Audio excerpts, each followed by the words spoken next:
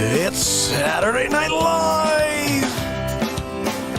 It's MARKPIRES. I was walking That is real talk. today, looking for another way To ease my mind help my living. and help my living. It's real talk! It's the daily variety show, MARKPIRES Real Talk. I'm here to connect with you, to amplify your current state. And I'm here with you on day 706 in a row of the MARKPIRES Real Talk show. And we're going to get into it like we do every day for the last 706 days. It's SNL. We're going to play music all night. We're going to laugh all night. And we're going to get into some really just great moments like we do every day. So how's everyone doing? I want to welcome you to the program. Head to YouTube, head to DLive, Twitch, subscribe, dig the bell, and let's get this party started. Bradley Smith is the winner of tonight's show. Look, he won. You have to deal with it. He's the winner. And then we have Monitor Dracon. I think I said that correctly. In fact, they said Trumper can speak with the dialect of the gods. Yeah. Basically that I could speak in tongues. Yeah. Anyway, D. Derringer, you're number 2 on the YouTube page, faux show. Moritor looks to be number 2. Legit number 2. Like, I mean, if we're talking about like election number 1, number 2, it's like kind of like that thing. It's a little murky. Anyway, Chris Donaldson, how you doing, my friend? I'm glad you're with me. We're starting it off. We're gonna get this party. Do you guys see How Dare You guy? This guy's out of his friggin' mind. How dare he? How dare he take us for a daily ride down the road and then leave us without a ride home? How dare he? Tom, my brother's in the house. And of course, look, we're going to figure it out as we go. The one thing I have to say I'm pretty excited about is we're kicking it off smooth tonight. That's right. How dare you, Scuba guy? I'll tell you what, I kind of want to watch that again. There are parts within every How Dare You guy that are so good. I was thinking about taking like the best couple of little bits. Like I don't know if you guys saw the one from today when he's doing this whole like scoop you down with the jaws of life thing and then like the claw. Remember the claw and you went to the bowling alley? The most frustrating game in the world. I put $1 in there. Hold on now, man. I just put $5 in the claw. You're telling me I can't even get a friggin' like stuffed ball? This friggin' thing, is it rigged? It's rigged like the election. How dare the people that own AMF Bowling? Wait a second, do they run the Democrat Party? How dare they take my $5 bill and not at least give me a stupid squishy ball? I tried for the Roger Clemens baseball card. I tried to get it. I also saw Derek Jeter like stuffed doll. That didn't work either. We need a woo-woo. How dare you not pay attention to the woo-woo? That's what I'm talking about. Did you listen? It's the woo-woo. Hold on now, man. Let me ask you a question. You ever gone to a concert before? And heard somebody do a woo-woo?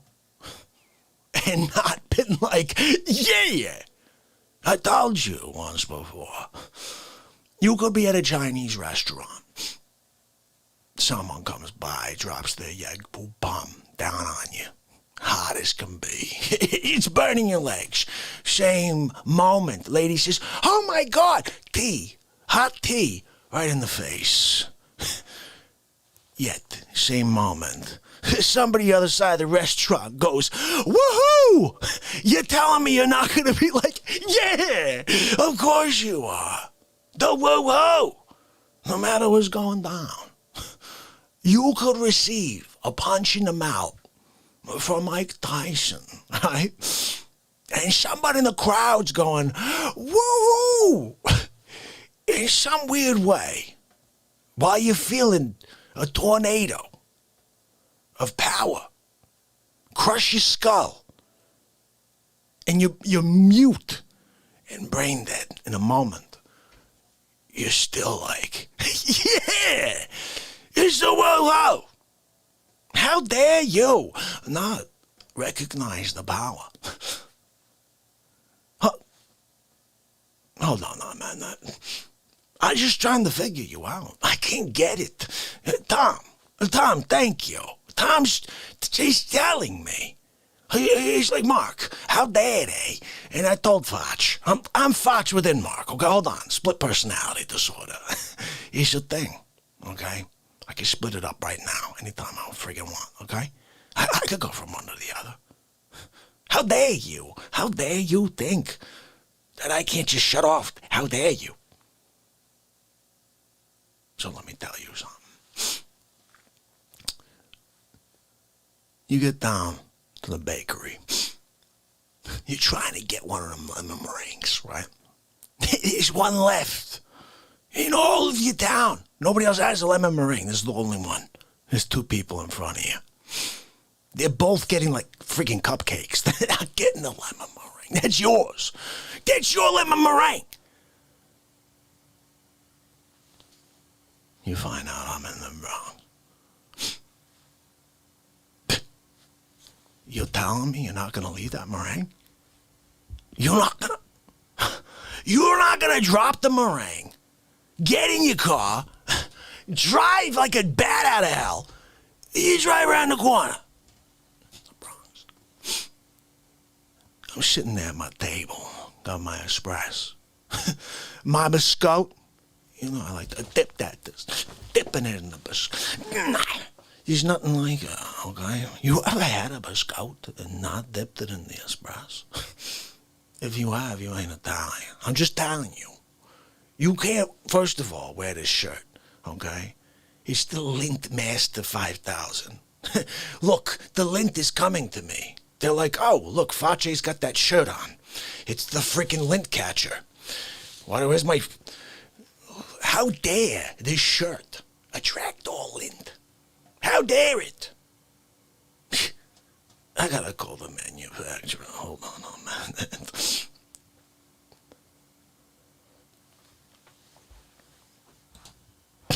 Yeah, who am I speaking with over there? Yeah. Oh, hi, Lori. How are you, Lori? Look, Lori, this is Dick Face. Yeah, that Dick Face. Look, I appreciate you're a huge fan. Look, Lori, I got a friggin' problem, okay? I'm here, right? What the... I got a shirt that your people made, okay? This freaking shirt, no matter what's going on, I could watch. It's like the sun attracting planets. I can see lint fly from 20 feet away. It just comes right at my freaking shirt. What are we gonna do about this, Lori? How dare they make, what's this fabric made out of? Is it made out of the friggin' like dark matter? Like, what are we doing? Can you talk to me? I look, I'm gonna burn it, okay? What are you gonna do? Okay? You want me to take a freaking lint brush to it every time I wear it and have it with me in my back pocket whenever I'm on my friggin' show? How dare you imply that my family wants to see me lint brush my friggin' arm every 20 seconds? How dare you? I see another piece is coming at me. It's like an asteroid right now. Oh, I just ducked. It hit me in the back. It hit me in the back, Lori. I could feel it. How dare this friggin' dark matter magnetic shirt? Is this a magnetic shirt? Lori, check it out. Description. I can't look I can't look while I'm wearing it, Lori. Can you friggin' pull it up? Do me a favor, Lori, okay? Let me ask you a question.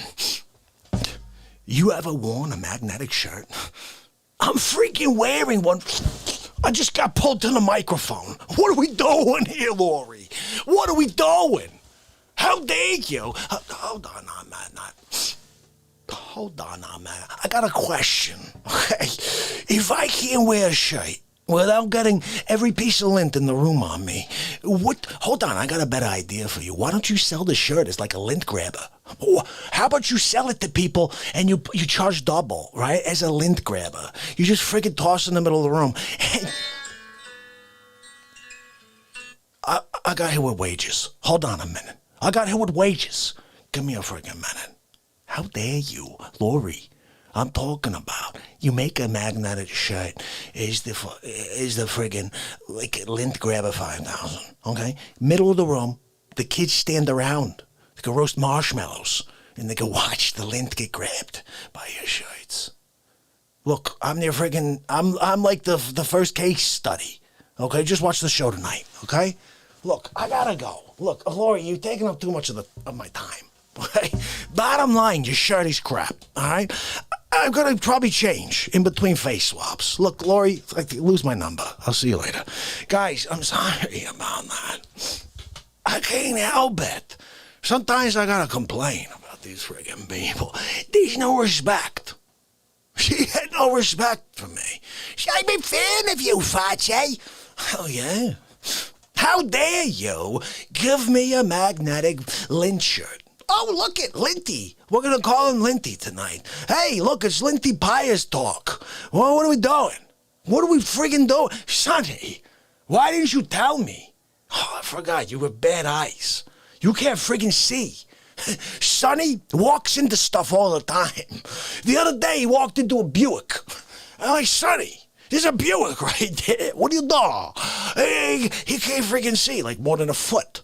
He's actually kind of funny. Sometimes I just push him into traffic. He's watching him just like Frogger. He's getting in and out there, rip it. Sometimes they do a flipperoo, hit him in the legs. He's like a freaking gymnast, this Sonny over there. Hey, Sonny, remember that time you were playing they were playing like pinball, like a pinball with you? It hit you from car to car. You spun around, and then you did a flipperoo, landed back on your feet. What are you, like a cat? How dare you, cat? Sonny the cat, we're going to call you. Look, just go settle down. Take a nap with Biden. Look, I got to tell you something. We spent like 8 minutes here doing this, guy. How dare you, guy? I think we come to a close. What is going on, my people? Holy cow. I'm out of my mind. I am out of my mind. That's all I can say. I'm going to head over here to the live show. Just make sure I log in so I can see all of my awesome people, my family kicking it with us. And we're going to play some music now. I can't believe I just went into a crazy how dare you again. Guys, thank you so much for the donations. I was obviously in the zone there, but MJ Mama, thank you so much. And let me see who else I missed. I think I saw, obviously, my brother, Tom Kicker. Thank you, MJ Mama. Thank you so much. MJ Mama, thank you so much. And then Tom Murphy, thank you so much. Guys, really appreciate when you support this program. And I'm not sure if you saw at the end of the last clip, but I'm going to type this in so you have it. You can buy a Teespring. You can buy the How Dare You shirts. Are ridiculous, guys. I'm going to show it to you in a minute. Teespring.com/How Dare You Guy. That's all it is. How Dare You Guy. And you could do the same thing with Hammerlin Jameson, which I'll show you that in a second. But that's how you get to How Dare You Guy. I'm going to click on it myself so I can show it to you guys. Okay. Let me see if I can show this to you. I actually like the mask, which is what I showed you guys, just because it says, how dare you? You could go to anybody and be like, how dare you? Okay, before we do how dare you guys, since I have Hammerlin locked in, let me show you Hammer. Look at this freaking hammer. This is the best thing I've ever done. I'm sorry, just because it's like C-Dick run, C-Dick hide, you know what I mean? That whole thing. Look at this. Hammerlin Jameson ripping the lid off fake news. Ripping the lid off while feeling fabulous on Jameson. And Hammer Time falls off the rails, crashes and burns. That's the bottom of the shirt. That's not it, Mark, because the best is yet to come. The back. See Hammer, don't be Hammer. Hammerlin Jameson, when Hammer realized he should have stopped at 5 bottles. And at the bottom, Hammerlin Jameson falls asleep on camera mid-broadcast. Holy cow, guys. I can't believe that shirt. I'm waiting for mine to come. Can't wait. But even like you got cool stuff like the Hammerlin Jameson ripping the lid off, the fake douche mask. And you can even get Hammer Jam socks. Oh, the Hammer Jam. Yeah, look at that still. Oh, man, my stupid mind. Oh, man, I love these. This bit is insane, guys. I love the bit of Hammer Jam, but that is the funniest right there. See, Hammer, don't be Hammer, of course. So anyway, the other thing I wanted to share with you is, oh no, that's not it. Hold on. So since you just saw How Dare You guys, since I did them for about 12 minutes there, this is what you can get if you go to the same Teespring. Hold on, man, that. Let me ask you a question. How dare you? Oh, I love it. And this is the best, though. Check this out.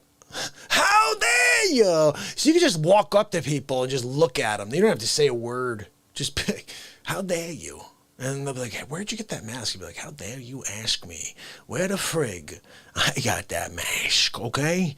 Because I'm wearing it, okay? It's the old Hammer Jammer. So, guys, I wanted to play something pretty cool. I think we should do this to start us off real quick. No jab, no job. Oh, my goodness. I'm really nervous about hearing stuff like this, especially when you think about the fact that all this news about what else they could be forcing into people. And then you hear stuff like, well, even if you had it, we want you to still get the vac. Well, why? Then you have to start saying why. You know what they said in that same article? Well, because there shouldn't be any harm if you do it. JP, did you see what I dropped? Oh my goodness. This whole idea came because of JP. JP, I have to play it for you.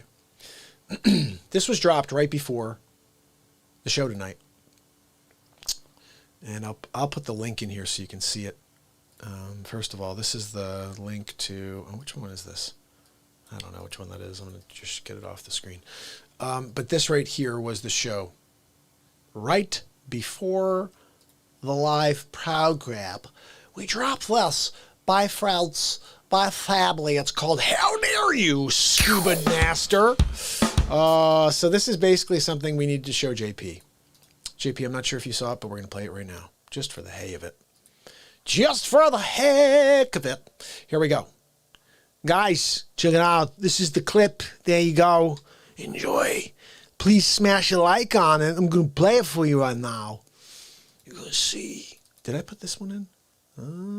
I did. All right, so I have a surprise for you next. We're going to get into something that you probably just heard the very first moment of. All right, here we go. This was... When school I got this idea, started the idea because of JP. Where remote learning can be as remote as you want. Ready, JP?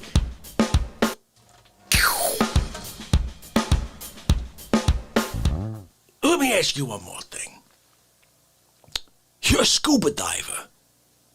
You're down with a lesson. You have a family of 5 with you. You get a call on your scuba monitor. Wait a second, this is too big. What? Scuba monitor? Scuba monitor? You got a call on your scuba earpiece made by Fisher-Price. I have to make this smaller. I'm in the Bronx. You can't swim away from the family? Survival of the fittest. You put on the extra long flippers. You could get there in half the time. You come out of New York Harbor, dripping, shaking out like a freaking dog. You take off the big flippers. You can leave them there. You hide them under a slip or something so no one takes them.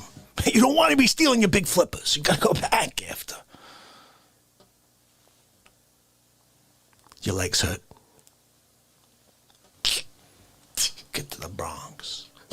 I'm sorry. I just finished my coffee. I just finished my espresso. I just took my last bite of the biscuit. You come walking around the corner? You expect me to somehow hang around for your respect? How dare you? How dare you? How dare you keep me waiting? I can't figure you. I told you I'd be leaving at 5 p.m. sharp. It's 5:01. You got the 5:01 blues. You should go get a job at Lee Jeans. Ask them. Are you at Levi's? I forget. One of them are 5:01 blues. I think it's Levi's. Anyway, go get them. Go get the friggin' jeans. Wear them.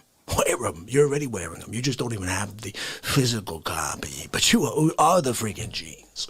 You're the guy. Sonny, can you friggin' figure this guy out? I know.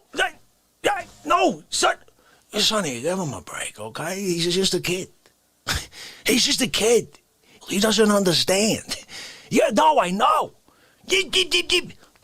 Look, Sonny, give me a minute here. I think I got it. Let me ask you a question. You just got off a flight. You're in Vegas. Yeah, baby. You're throwing double deuces. I don't freaking know what that means. You get there. You're in your room, right? You're just about to go down. You got a stack of hundreds in your hand. You can't wait to play 5 cards. You can't wait to sit down and throw those dice. You can't wait to go down there and put it on black. You find out I'm in the Bronx. You can't get up, leave your stack of bells on the bed, so Cassandra, the cleaning lady, can take it the following morning when she comes to fix your room. You can't just put it all beside, jump back on the plane.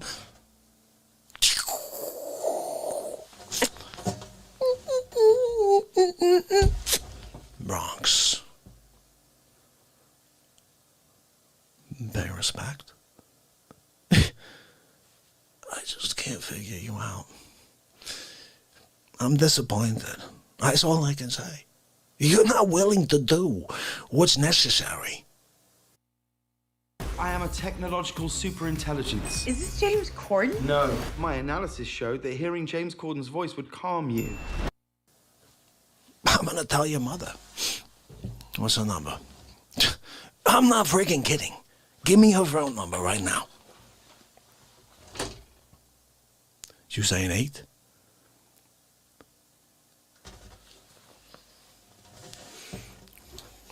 Listen, Joan? Hey, Joan. How you doing? Look, it's Dick Fauci. Yeah, Joan, look. I know you're a fan. Look, I got a problem, though. I'm with your kids. Yeah, Tommy, Derek, Janice. How dare they? Joni, what are you teaching these kids? Look, we got a problem here. They don't understand respect. Joan, let me ask you a question, okay? You're an astronaut. You're on the rings of Saturn, currently. You're going from ring to ring. Right now you're on ring 3. You got like a whole lot to go. You find out I'm in the Bronx. Let me ask you a question, because you know the answer. You're not going to open up a black hole? Open up the freaking black hole, squeeze through it. You come down in some sort of pot or something. Look, you figure that out, okay? That's on you, right, Joan? I know. You got down into the ocean, Indian Ocean. They didn't even get you in the Atlantic. They didn't even get you in the Atlantic. They're like, oh, let's drop her in the India. So look, you're in the Indian Ocean, right? They come by with like a boat with a crane. They come in like the jaws of life, pick you out of the water. Remember like the old put 50 cents in the machine thing at the bowling alley? Where you have a chance, like 3 chances in 60 seconds? And every time you grab like a ball or the toy you want, the jaws would grab it and it wouldn't work. Remember that, Joan? I know, Joan. It was, how dare they make it such a tempting lie with the jaws thing? I get it. Look, Joan, keep me on topic, okay? So, they pull you out of the friggin' water, right? on the boat, Indian Ocean. Oh, Joan, you were fantastic. We have to debrief you. We're going to debrief you over here in Indonesia. You look at the friggin' guy. You say, Indonesia? Take me to the friggin' Bronx. Joan, to drop them friggin' frames on me, Joan. How dare they? Joan! Joan! Your mother, she hung up on me. Do you know how rude that is? Look, I'd never do that to anybody. I'd never hang up and be rude, like your mother. Now I get it. Now I understand. One more thing. Let me ask you this one. You just had your left leg amputated last week. You gotta stay on the mend for 4 more days. Take the medications, right? You find out I'm in the Bronx.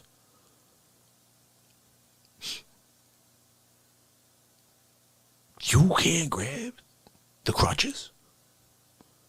Hobble out 1 leg at a time, or 1 leg, and get yourself to an airport somewhere? Just get on a friggin' plane somehow? I don't know what you do. Again, you figure that out. Fly through the air, 1 leg and all. What the hell is wrong with me? Back to the Bronx, I'm sitting there with my espresso, with my biscotti, dipping. I'm dipping that biscotti. I'm dipping it. It's delicious. The best biscotti I've ever had in my life. The espresso was squeezed from an Italian man. The best. You can't come. I'm paying respect. How dare you? Hold on now, man. You're at the DMV.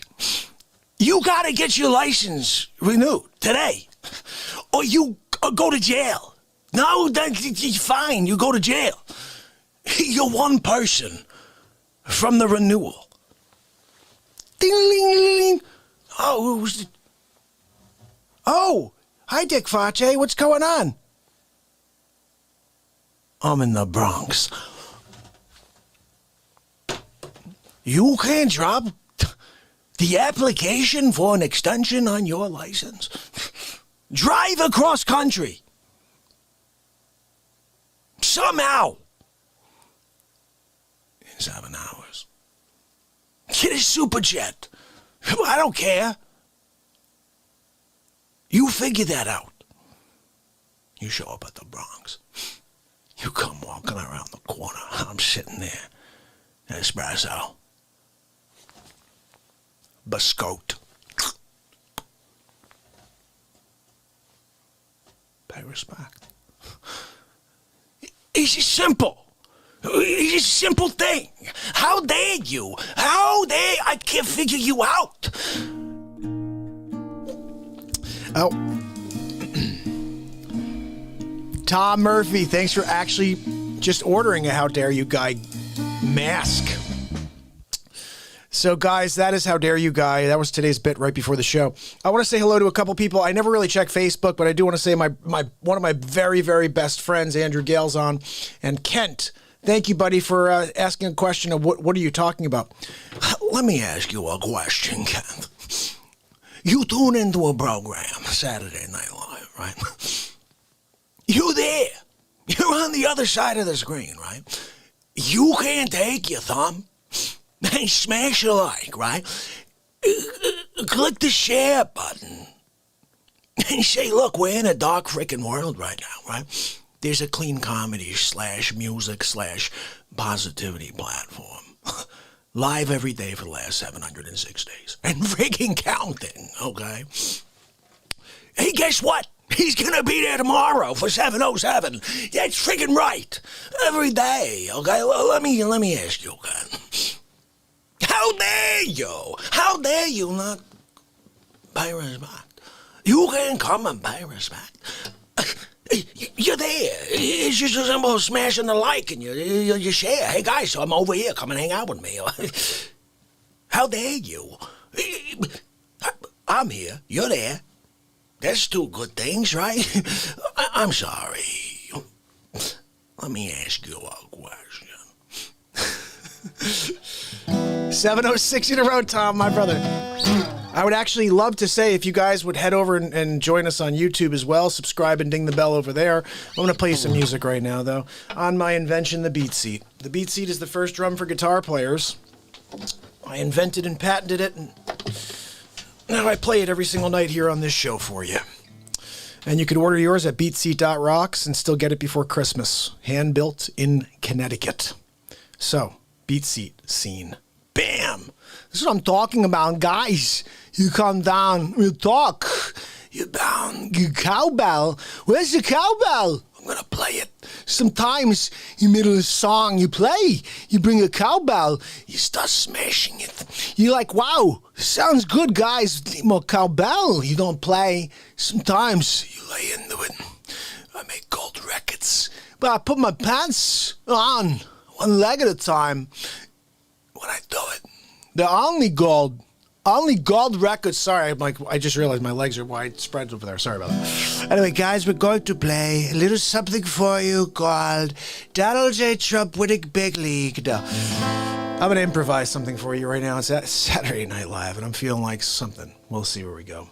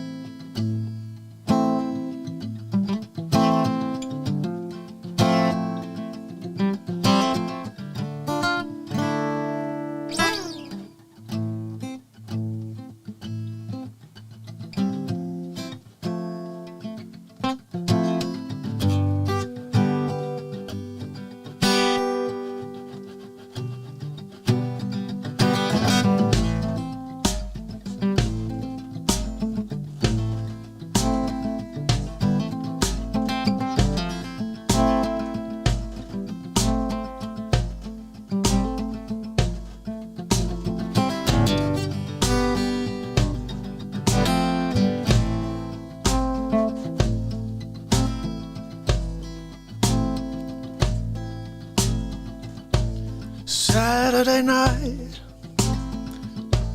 live, every night we play, every night we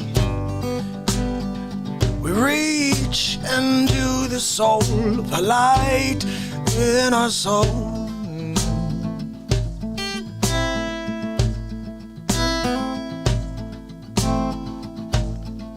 I think you're right. When the sun falls and the night comes, the stars shine down on me.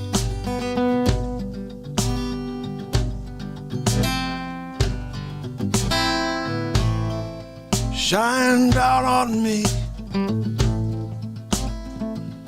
Shine down on you.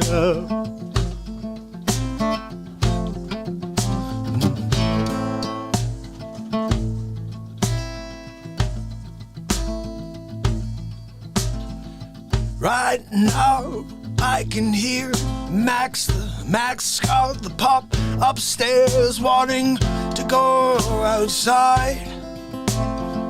Not sure if it's a number one or number two.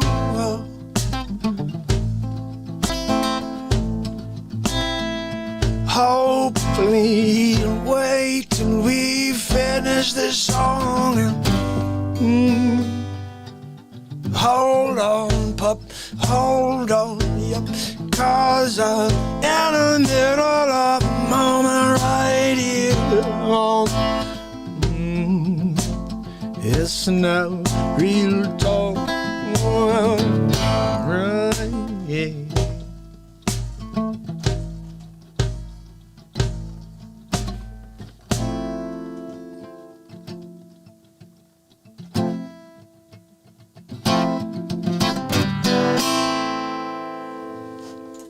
I don't know. The first bar through, I was trying to figure out what the sound was supposed to be like.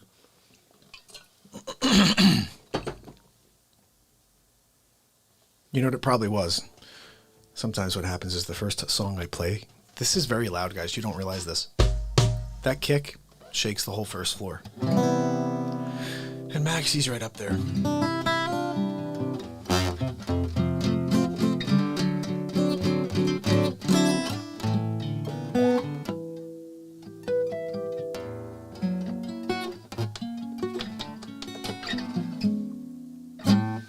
You know, there's a request for me to play a Dave Matthews song. You're funny, MJ. She said, how can you make a dog pooping sound pretty? It's funny. You could take anything and just sing about it, and you can make it sound pretty. If you just decided to. Maxie's the best, but he's getting big now. He just had a surgery the other day, so he really needs his rest. Let's see. So I'm going to play you, I'm going to play you one more quick tune. I was just going to try to find a DMV tune because that was a request. Why am I hearing an echo? Let's see. Okay, we should be good. Okay. So, DMV, what are we thinking here? Let's see, we could do typical situation. Crash.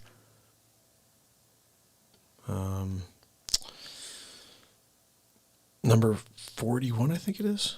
Number 41. Or Ants Marching. See, first one to say something.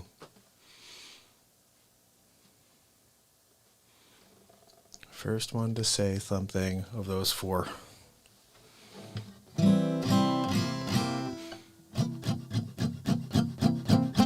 Got Crash, Ants Marching, Typical Situation, or what was the other one I said? Number 41.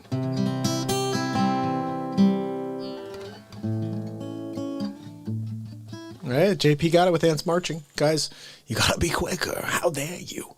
How dare you not get the Ants Marching or any of the other ones first? You lost. JP was the winner. It's funny, that whole thing about the flippers, just, I don't know where everything comes from with me, to be honest, JP. Like, I just was, like, thinking to myself, look, you could get double the size. You can go, like, get the half time. I'm just out of my mind. It's so silly. Oh, my goodness. Let's see, I'm trying to find the one I used last time. I found a decent version where I was able to actually see the song, because I just need to see the lyrics and be able to read it. All right, let's see. I may have to do this. Like halfway through, may have to scroll down. All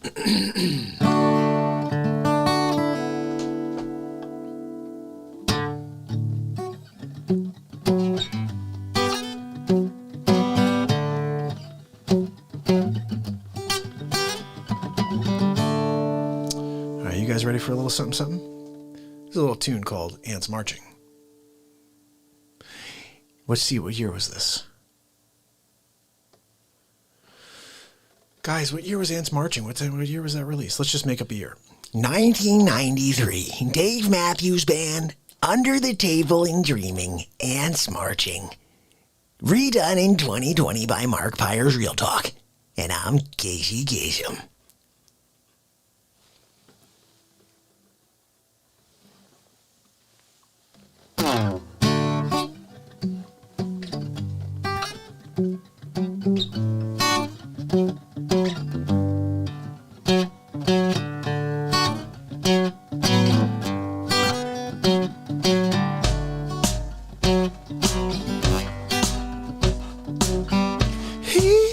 Up in the morning, does his teeth by to eat and he's rolling, never changes a thing. The weekend's the week again, she thinks. We look at each other, wondering what the other's thinking, but we never say a thing. These cries between us grow deeper.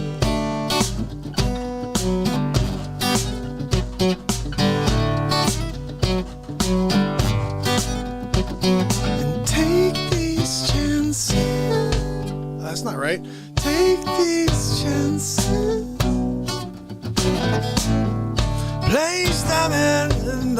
until the quiet time. Lights down, you up and night.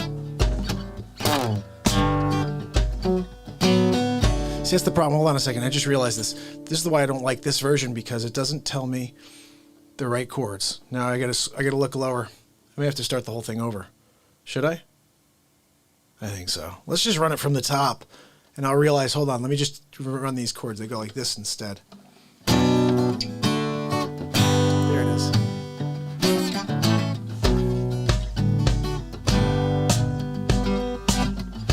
Take these chances, place them in impacts until a quieter time. Lights down, you up and I. All right, we're doing it over from the top. Plus 13, 16. Family members are showing. We're doing this from the top. A little sock. Are we doing it over already? 1983. 93? Yeah. 1993. Under the Table and Dreaming. Dave Matthews Band. Redone in 2020 by MARKPIRES Real Talk. And I'm Casey Kasem.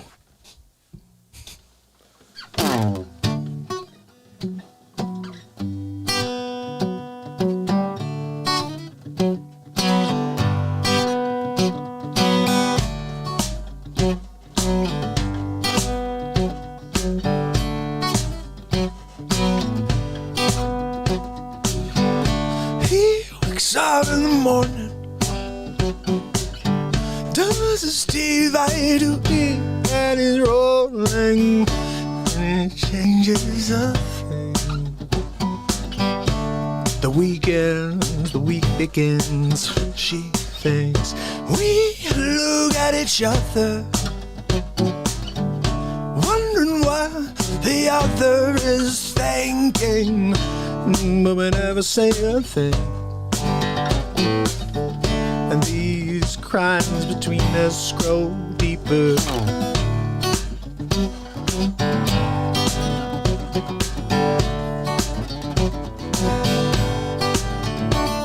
And take these chances, place them in inbox until a quieter time. Lights down, you up and I.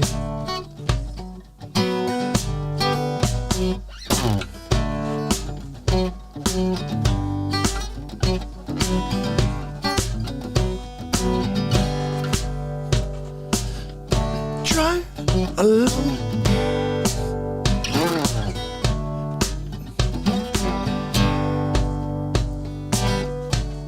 Drive. How's this part start again? I can't even remember it now. I got it. Driving along this highway, all the cars end up on the sidewalk, people in every direction. Words exchanged, no time to exchange them. All the little lands are marching, red and black and tan waving. They'll do it the same. They all do it the same way.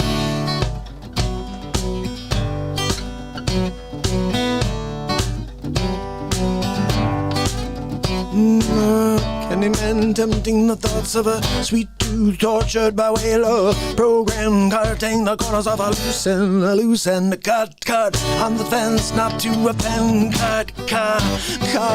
Take these chances, place them in inbox until quiet time. Lights down, you up and I.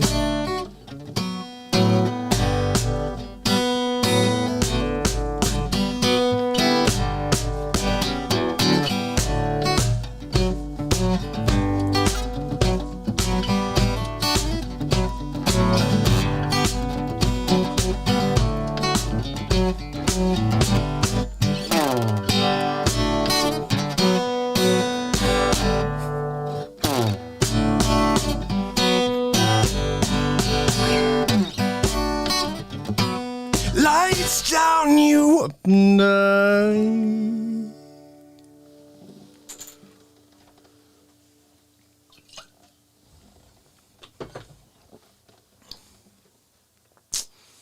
Little Lance marching for you. Letty's in the house. Lady Jan's in the house. Awakening the Patriot Supply in the house. What's going on? My family and friends, we're kicking it. We're going to play a little music for you. PJ's in the house. Paula PJ in the house. Oh, D. Derringer saw Dave Matthews. I had one of my favorite hats in history stolen off my head at a Dave Matthews concert when I first started playing guitar.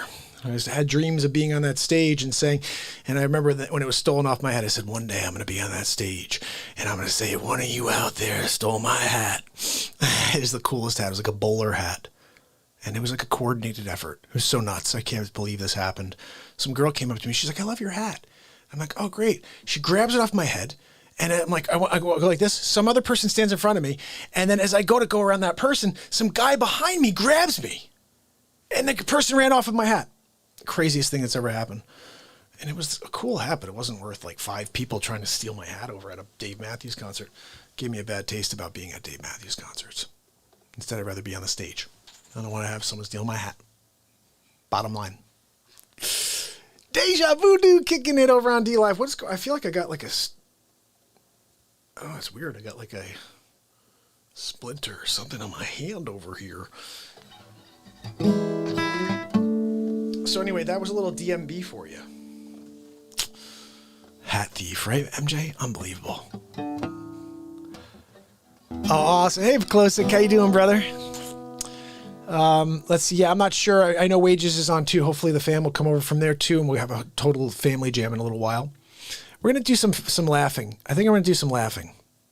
What do you think? One more song? One more song and then some laughing, okay? How about that? Because I got something planned. I locked in on the other page. In a moment, we're going to rock out a little something called the Dr. Evil Saga, episodes 1 through 8, which most people have not seen. It was one of the first things I did as face swaps, and they weren't in video form. They were like pictures of Trump and Dr. Evil and everybody else. It's pretty cool. It was like 8 episodes of silliness. And that's the stuff that Rochelle was talking about yesterday. He's like, Mark's old stuff. You got to check out the old stuff because he's right. That stuff was crazy. Oh, thank you, Packy. Guys, Pascaline goes by Packy. So you can throw that down on there, say, what's up, Packy? Because that's what her friends call her. And we are all friends here. I want to say hi to everybody over on Facebook, on Twitch, on every other platform. DLive. Head to DLive. Subscribe and get the bell. Go over to the page. Head over to YouTube. Guys, we're winning big league on YouTube. JP needs a laugh. Okay, we're going to go with a laugh then. I got an idea real quick then. Let's do this. And then we'll get back to some music in a little while. But I definitely have something in my hand. I could almost see something like... I'm looking for something metallic because I can't see wood. I don't know. Something's going on there. Anyway.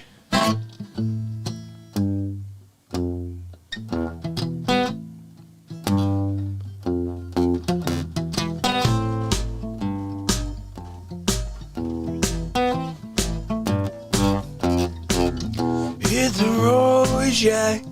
Don't you come back no more. No, no, no, no, no, no, no. Hit the road, Jack. Don't you come back no more. More, no, no, no. Hit the road, yeah, yeah, yeah, yeah, yeah, yeah, yeah. Hit the road, Jack. Don't you come back no more. No, no, no, no, no, no, no. Hit the road, Jack.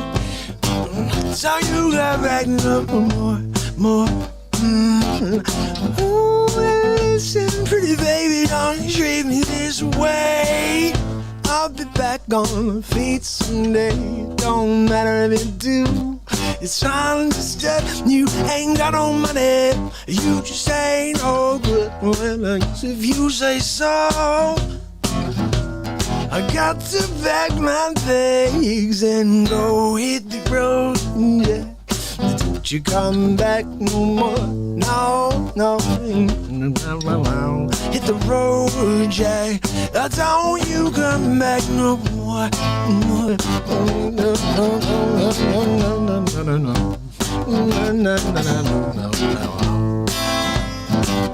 I think we gotta get a little Ray Charles. I think we gotta bring Ray Charles back for this tune. We gotta bring it up. We gotta bring the vibe to another level. Get Ray Charles on this level. We gotta get him back. Here we go. Bring him back to life. Let's do it. Hey, Ray, you there? Don't treat me this way. I'll be back on my feet someday. It don't matter if you do. It's understood. You ain't got no money. You just ain't no good. Well, I guess if you say so. I got to pack my bags and go hit the road, yeah. And don't you come back no more. No, no, no, no, no, no, no, no. Hit the road, yeah. Don't you come back no more. No, no, no, no, no, no, no. But don't you come back no more. But don't you come back no more.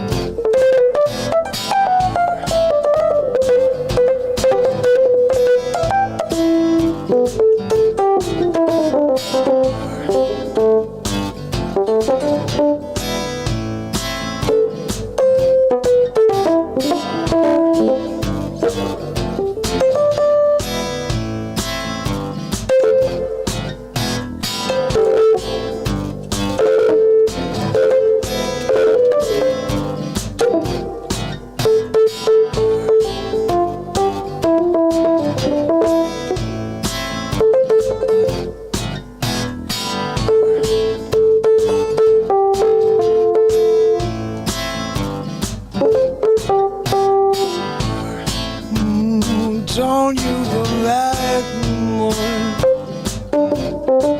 Oh, yeah, yeah, yeah, yeah, yeah.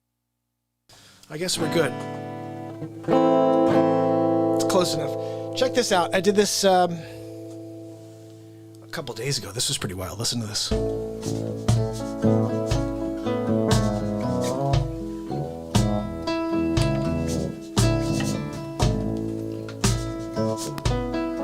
want to rock on something for Eloy.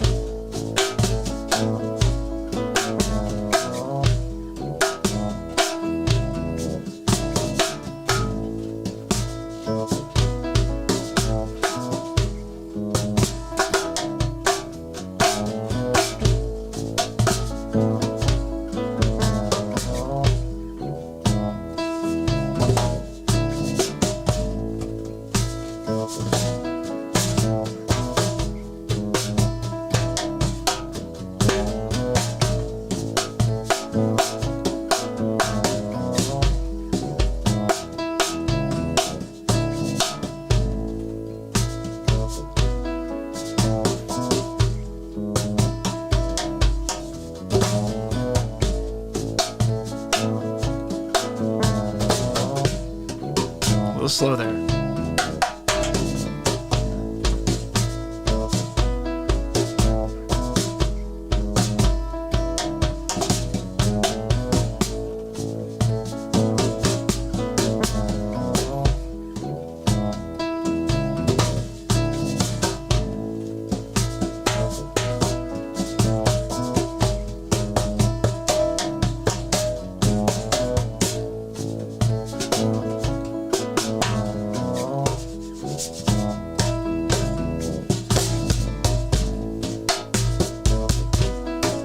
I think we got enough BeatSeat, right, guys?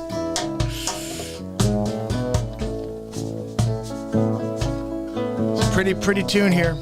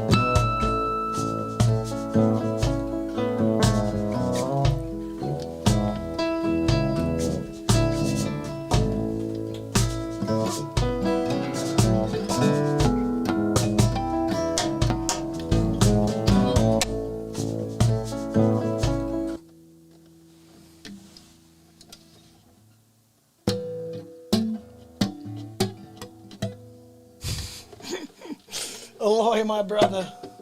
A little something, a little jam out for Aloy. Now I want to play you guys something because we need some laughs now. It is Saturday Night Live. First and foremost, as a reminder, Aloy knows this because Aloy is one of my friends and clients. Everybody knows someone who needs to buy or sell real estate. Okay, I'm just going to say something quickly. We'll move past it. We have something called the MARKPIRES Real Talk Referral Program. All you have to do is tell me you need help. And no matter where you are in this country or out of this country, I think it can help you because Berkshire Hathaway is massive. But if you're in this country, let's just use that as an example. Say Letty's getting her license. So let's say Pat. Pat was out in Missouri and she wants to sell her place. And she's going to interview people anyway. But she says, hey, Mark, can you find me something so I can interview another? Interview who you're going to interview already. Let me call someone from Berkshire. I don't just call, though. I do some research. I actually do a pre-interview for you of the agents and find a really great agent. I'm actually looking for someone like myself, someone proactive and someone who understands how to negotiate and has an ability to get the best deal, but also say it straight. You want transparency, and it doesn't you no good to hear things that aren't true. So you got to just be honest, and then your clients can listen to the market, and they can do whatever they want anyway. But as long as they know what the market is saying, then they're at least in good shape. So the good thing about the referral program is it costs you nothing.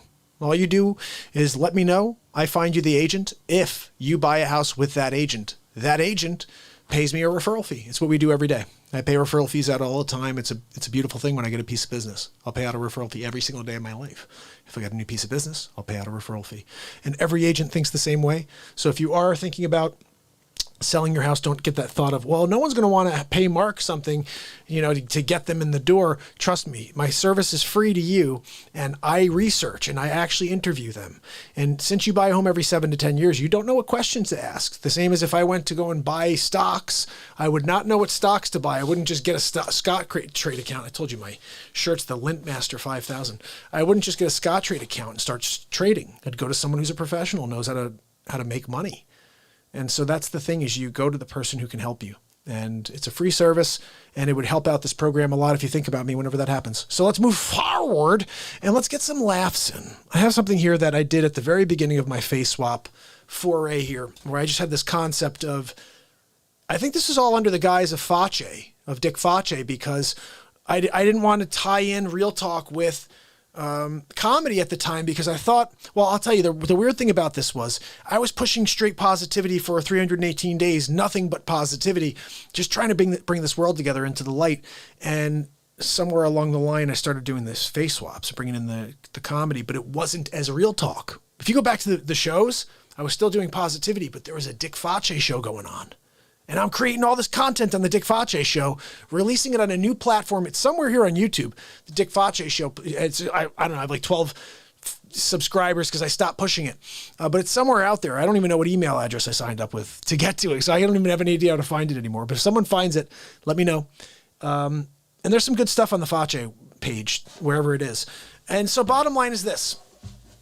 At a certain point, I thought, well, people will like Facce. They'll like this content with the real talk face swaps and the positivity. And my thought was, no matter how great the positivity is, no matter how great this idea of connecting is, there's going to be a huge part of the masses that doesn't like positivity, that doesn't like to smile, that wants to feel miserable and wants to get into that sort of thing.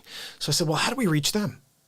Comedy, face swaps. We reach the people who would not be into real talk typically, with the face swaps, and we bring them into the fold, and they understand that they absolutely do need the positivity, that they absolutely do need to connect with us here and feel the light, because there's none of it out there in the world that we're living in.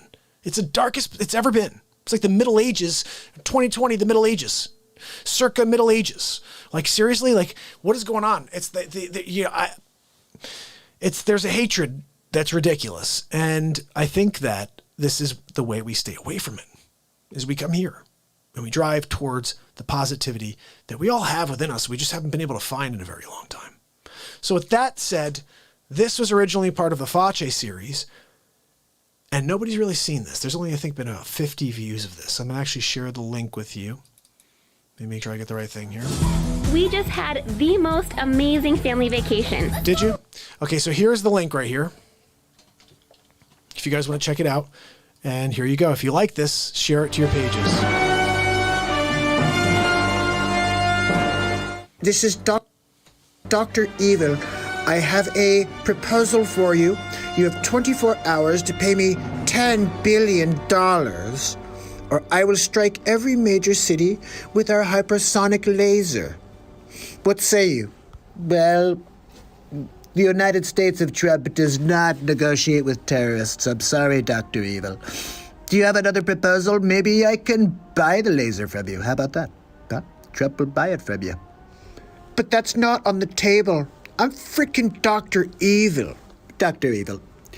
Obviously, you've never read The Art of the Deal by yours truly. Trump always wins. Big league. I'll buy the laser. That's it. Or you can laser your eyebrows off. Whatever. I don't really care. But I win big league. Read The Art of the Deal. Call me back. Bye. I don't agree. Hello? Did he just hung up on Dr. Evil. He just hung up on me. What the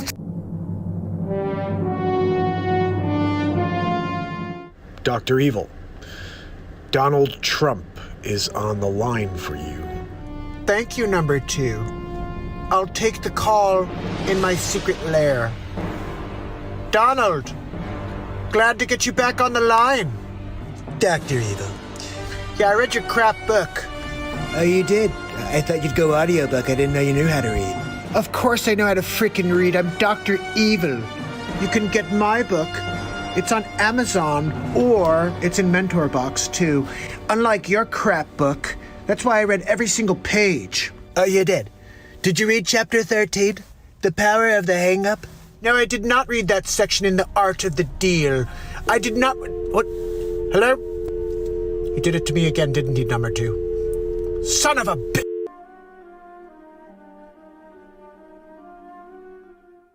Donald Trump. Dr. Evil. Dr. Evil. Third time's the charm? It always is. Perhaps. Dr. Evil, we're having an issue with the Evil monitor. Oh, Donald, hold on one moment. Number 2 says we're having a problem with the Evil monitor. Ooh, an Evil monitor. What's that? Dr. Evil Trump needs his own Evil monitor. Wait, what are you wearing? It's Dr. Evil Trump. You're freaking wearing Dr. Evil's clothes. Look, I know you took my wardrobe. This is what I wear at night. Yes, it is a wig. You know you stole your character from Dr. Trump. Dr. Evil, what is an Evil monitor? I've got to get one. Is it on Home Shopping Network? My Evil monitors were built from you. Hello? Donald? Number 2, he did it. He did it again, number 2. Motherfucker! Number 2. Did you see the latest? I've installed one of my own henchmen against Donald Trump. Can you please pull him up on the Evil monitor? Thanks. Hello, Mini-Me. Dr. Evil, I'm firmly planted within the facility. This is wonderful news, Mini-Me. If you want to try to take out Donald Trump, you're going to need Mini Bloomberg. It's going to happen. I have to be involved. I'm a billionaire. I'm going to put my money out there. You think I haven't dealt with bullies before? Number 2, get Donald Trump on the line immediately. Dr. Evil, I have Donald Trump on the Evil monitor. Donald, it's Dr. Evil. Dr. Evil. How you doing today? I'm Trump-tastic. How you making out against my friend, my henchman? Mini Mike? You may know him. That's my guy. Oh, you sent Bloomberg over? Oh, that's great. I'll play ping pong with his head. How about that? Oh, big league. We're gonna win big league.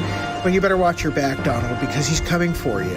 Oh, I'm really worried, Dr. Evil. I'm so scared. Oh, ooh, I'm shaking in my boots. Hey, Dr. Evil, hold this for me. And if you don't... Hello? What? Hello? Number 2. Again, number 2? You're supposed to warn me. Son of a bitch. Donald Trump, it's Dr. Evil. Dr. Evil. I understand you were in India. Were they in India? Did you hear that, number 2? I made a joke. And it was a very funny joke, Dr. Evil. India was phenomenal. Melania and I loved India. Thanks for asking, Dr. Evil. But I gotta ask you, have you seen the debates? I'm loving the debates right now, Dr. Evil. Have you seen them? I'm freaking Dr. Evil. Of course I've seen the debates. Have you seen Minnie Bloomberg? Oh, Minnie Bloomberg, my henchman. Of course. It's laughable. He's trying to go after Bernie. He can't feel the burn because Trump is gonna win big league. Donald, I just wanted to find out, have you seen my present? What present? Did you get me an evil monitor? COVID-19? That's what I did. We're winning on everything except for COVID-19, so thanks for sending that to me, Dr. Evil. You are so welcome. I gotta tell you, Dr. Evil, it's gonna be tough for Corona right now. I mean, seriously, who wants to go to a bar and ask for a Corona right now? Oh, what can I get you? Can I have Corona? What? No, I'm sorry, I meant a Corona beer. This stock must be in the toilet. Could you hold for 1 second, Dr. Evil? Okay, time to bed. You ready? Displays. Number 2. Oh, fuck.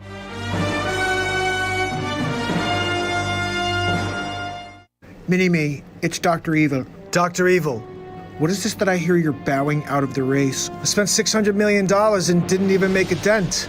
I did not give you permission to do that. I don't think Donald Trump could be stopped, Dr. Evil. I don't know. You may have to try another sauce, but I gave it a shot. Gave it the old college try, so to speak. You're supposed to be my number 1 guy. Mini Mike, out. I guess I have to put my weight behind Bernie. Let's see if I can get Bernie on the line. Number 2, please get Bernie Sanders on the line for me. Thank you. Dr. Evil, Bernie Sanders is on the evil monitor. Hello? Hi, Bernie. Yes, it's Dr. Evil. Oh, hello, Dr. Evil. Look, Minnie Bloomberg didn't really do what I was hoping, so I'm thinking that I'll back you. You take out Donald Trump. I get to take over the world. I can't be bought, Dr. Evil. Let's get with the freaking program. I'm Dr. Evil. Let's try to get him to feel the burn. Maybe after a while he'll want to know what it feels like to be burned. What? Number 2, I made another joke. Very funny joke, Dr. Evil. If you get me in office, I'll do whatever you want. This is wonderful news, Bernie. The Democratic Party, this is the 2nd time in a row. It's a coup, Dr. Evil. You call Donald Trump, I bet you he'll tell you the same thing. Number 2, please get Donald Trump on the line. Thank you. Dr. Evil, Donald Trump is on the evil monitor. Hello, Donald. It's Dr. Evil. Dr. Evil. How you doing today? I'm doing Trump-tastic as per usual. How are you, Dr. Evil? Dr. Evil's doing wonderful. Thanks for asking, Donald. Donald, is it true that the Democratic Party has it out for Bernie? Well, I would tell you this, Dr. Evil. I am pretty sure that the Democrats do not want Bernie in office. Interesting. They're just not going to give him the time of day. And the biggest chance of them actually defeating me is with Bernie. More of a challenge, I would say. I mean, let's be honest. Joe Biden, have you seen this guy? He can't even have a conversation. The guy is like he's falling asleep on stage. Sleepy Joe. Joe, what are you doing, Joe? You should be at home taking a nap. Oh, you're just doing it on stage. Oh, okay, good for you. But I'll tell you what, Donald, you're going to have to go up against Bernie. I'm not really too concerned. Do you want to back Bernie? Go ahead. You want to back Joe Biden? Whatever you want to do, I'm Trump. I'm going to win big league. Well, you better watch out for him, Donald. He's coming for you. You're going to feel the burn, Donald Trump. I'm Dr. Freaking Evil. Be prepared to feel the burn. Oh, hey, hold on 1 second. Did you see this one, Dr. Evil? And I'll tell you what. Hello? Number 2. What the frig, number 2? Son of a bitch!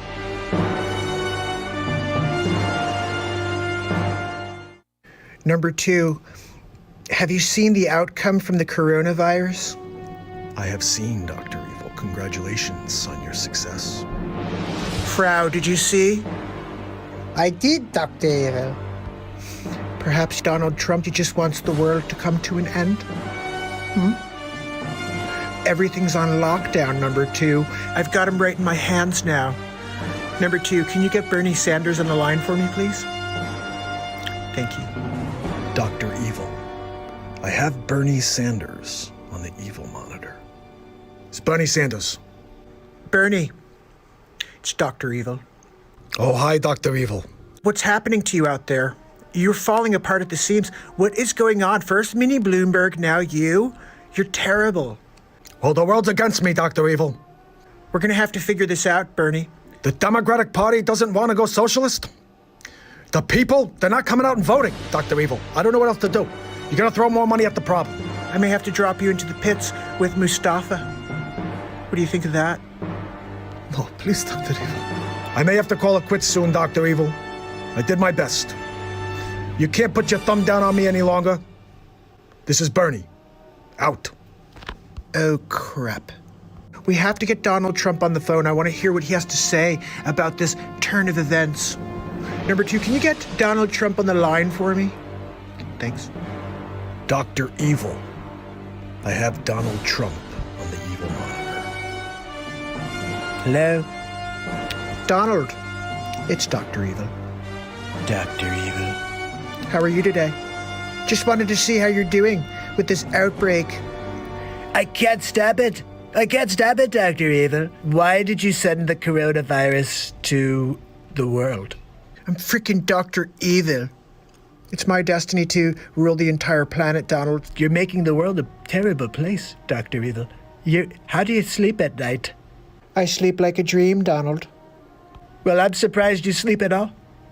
I can't believe you sleep at all, Dr. Evil, because it is vile what you've done. Donald, look, I will rule the world. Well, you know what? I'm going to tell you 3 things I don't like about you, Dr. Evil. You've got a temper. That's number 1. I don't like people with a temper. Number 2 is your number 2. I don't like number 2. Oh, but I love number 2. I have a problem with number 2, okay? I'm going to send Mike Pence for him. Mike, I need you to go and do that for me. Anything you need, Mr. President? As soon as we can find his location, I will we'll basically drop a number 2 on number 2. Okay? Thanks for coming out. And number 3, Dr. Evil? Donald, hello? Number 2, you're supposed to warn me when that happens. Son of a bitch! Number 2, get me Donald Trump on the line. Wait, no. Get me back over there. I didn't want you to take me away. Look, here's the plan. I have the antidote to COVID-19. We're going to have Donald Trump pay us $10 billion. Dr. Evil, I have Donald Trump on the line for you. Donald, it's Dr. Evil. Dr. Evil. I understand that you may have the antidote. I have the antidote. All you have to do is pay me $10 billion. And I will release the antidote. $10 billion? No, I don't think so. Are you negotiable on that figure, Dr. Evil? Are you negotiable on that $10 billion? Because I'm willing to pay you $9,999,999.00, but not a penny more, Dr. Evil. It's just $1 less than my asking price. That's right. Are you really willing to let your people die over $1? Absolutely. I'm willing to walk, Dr. Evil, over $1. And everyone said I was crazy. I only need to win by $1, Dr. Evil. All you have to do is say yes. No, I'm sorry, Donald. I can't do any special favors for you. I'm freaking Dr. Evil. Don't forget, Trump always wins, Dr. Evil. Big league. Perhaps you could just write me a check out of your own personal account? You know, Dr. Evil, I think I've got a much better idea. You could just write, hello, Donald? Hello? Number 2 with the free. Oh my goodness. So that is episodes 1 through 8 of the Dr. Evil saga. And basically, hey Shyla, how are you? So good to see you. I'm so happy that you're here. I'm so happy that you enjoyed that. Thank you very, very much. You know, it was interesting today. I did, not interesting, but today we did bury my grandfather and had, you know, the funeral, it was a full mass. It was an interesting thing because, you know, the whole world is like on a rise with CV-19 and we're like in a church. And so I was a little nervous about that. But I think we were okay. We were very safe about the way we were doing it, you know, but we're trying to be as safe as possible. Anyway, long story short is it was raining pretty terribly today, and I didn't get to speak like I was hoping to. I didn't get to say anything. So I listened in, and the priest and then a couple other people had things that were ready to go, and I was just kind of random, you know, in the mix possibly. It didn't work out. Anyway, long story short, I did want to share one story that I figure I'll share with you guys. So, my grandpa was a very interesting man. He was extremely quiet. He was the opposite of me. You know, he really kept to himself. He was able to keep his thoughts together. He was very friendly, but he kept to himself. And he loved, you know, sports. He loved the Mets. And he would always be like, hey, how are the Mets? You know, we'd talk about it. It was really sweet, you know. But I don't have tons of memories about my grandpa because I was the youngest, and as he got older, you know, we saw him, but it wasn't like he was the young guy doing all these things. My older brother probably knows the most, you know. Long story short, my grandpa never really said much about anything. Every time I was dating someone, he never really made any note, never said to me, no advice. And because he was so reserved and kept to himself always, what I'm about to tell you was so extraordinary.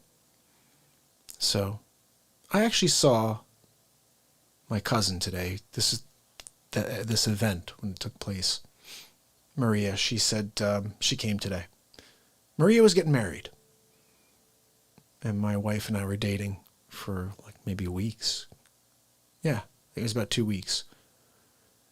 And I asked her if she'd come to this cousin's wedding.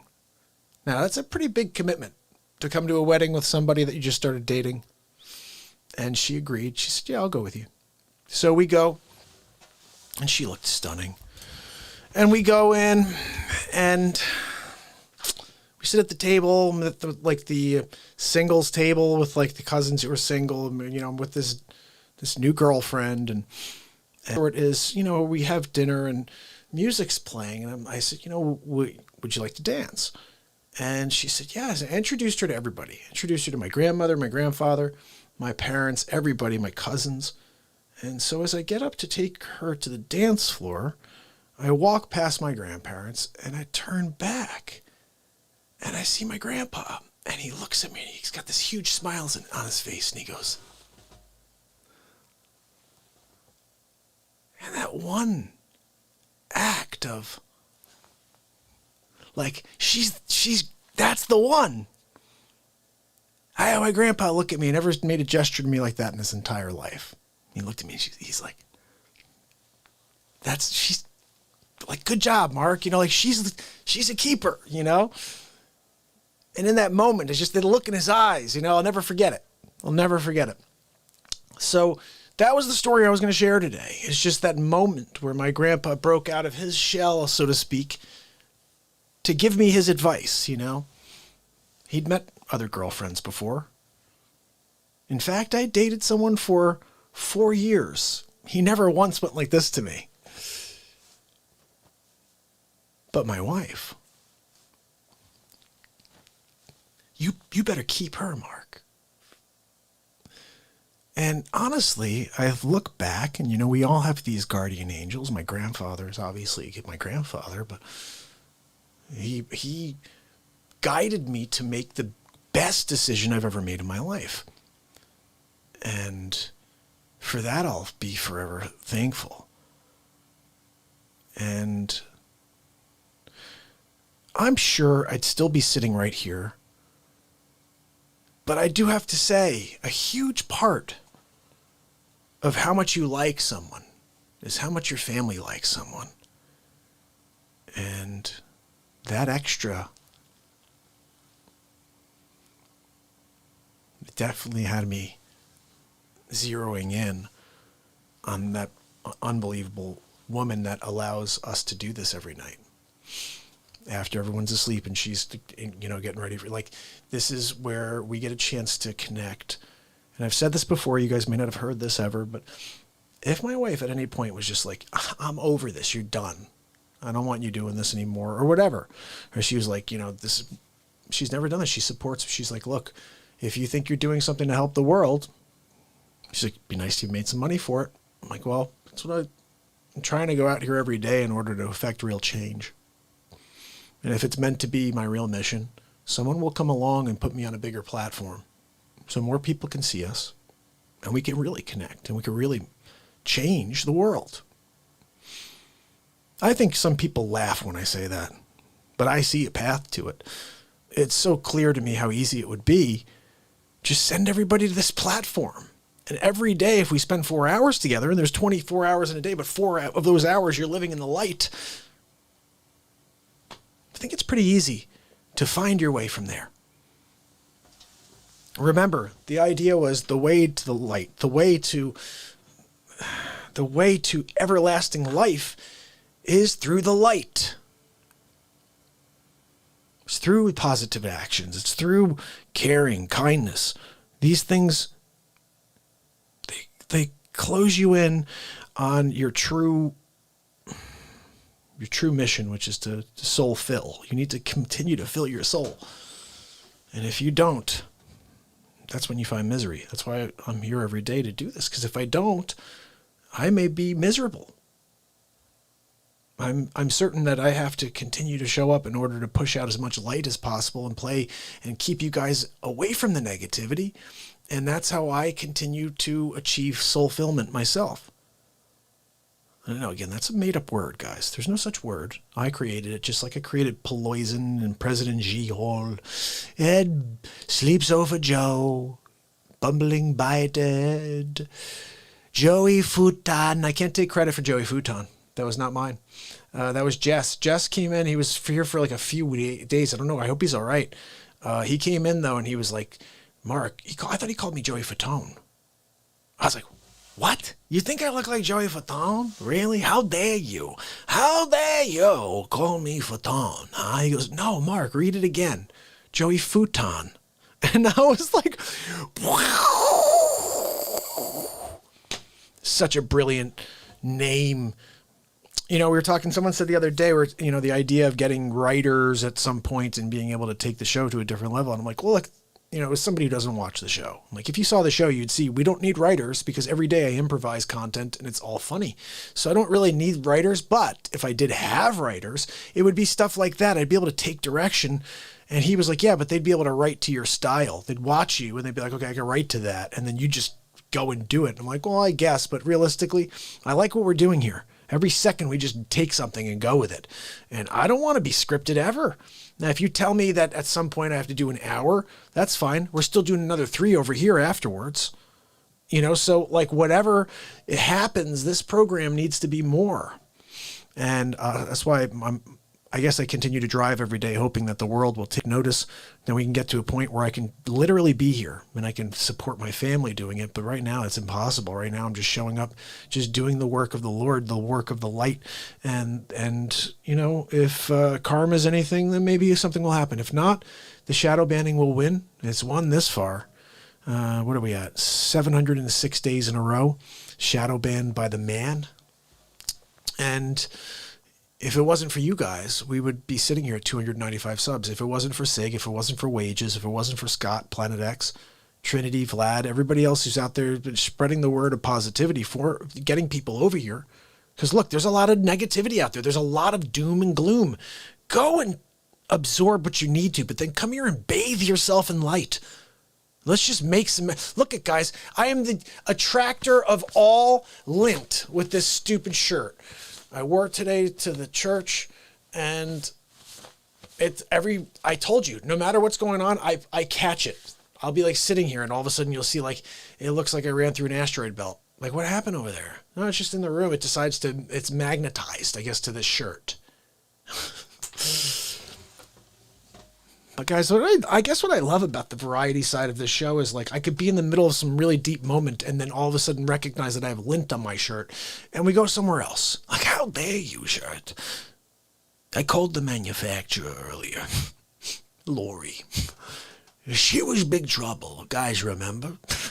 She's like, oh, sorry, Fache. I didn't realize we gave you the magnetized version. I said, why don't you just sell it? It's like a lint catcher in a room. How dare you? How dare you sell it to me as something I can wear instead of putting it on a friggin' stick so I could plop it into something in the middle of the room. Look, then I could wear this shirt. You know what I mean? Give me one on a stick and then one that's not on a stick, all right? I'm going to wear the one that's on the stick. The one that's not on the stick, I'm going to just toss it on the friggin' ground. We're going to see what happens, all right? The one on the stick is kind of weird. Just fits on one arm, but still, something. We should probably take some pictures for like a branding thing for the product. You're going to have to find me in the Bronx, though. Tanis, how are you? Oh, so good to see you. Guys, we're about to get down crazy. Now, I wanted to ask you guys something.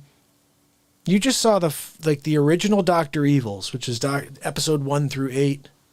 Good stuff, yeah. But do you want to see the real Dr. Evil? Do you want to see the mini saga? Do you want to see Dr. Evil Gates? Do you want to see Vladimir Putin and Donald Trump and Frau? Who else? Oh, George Soros. Who wants to see that one?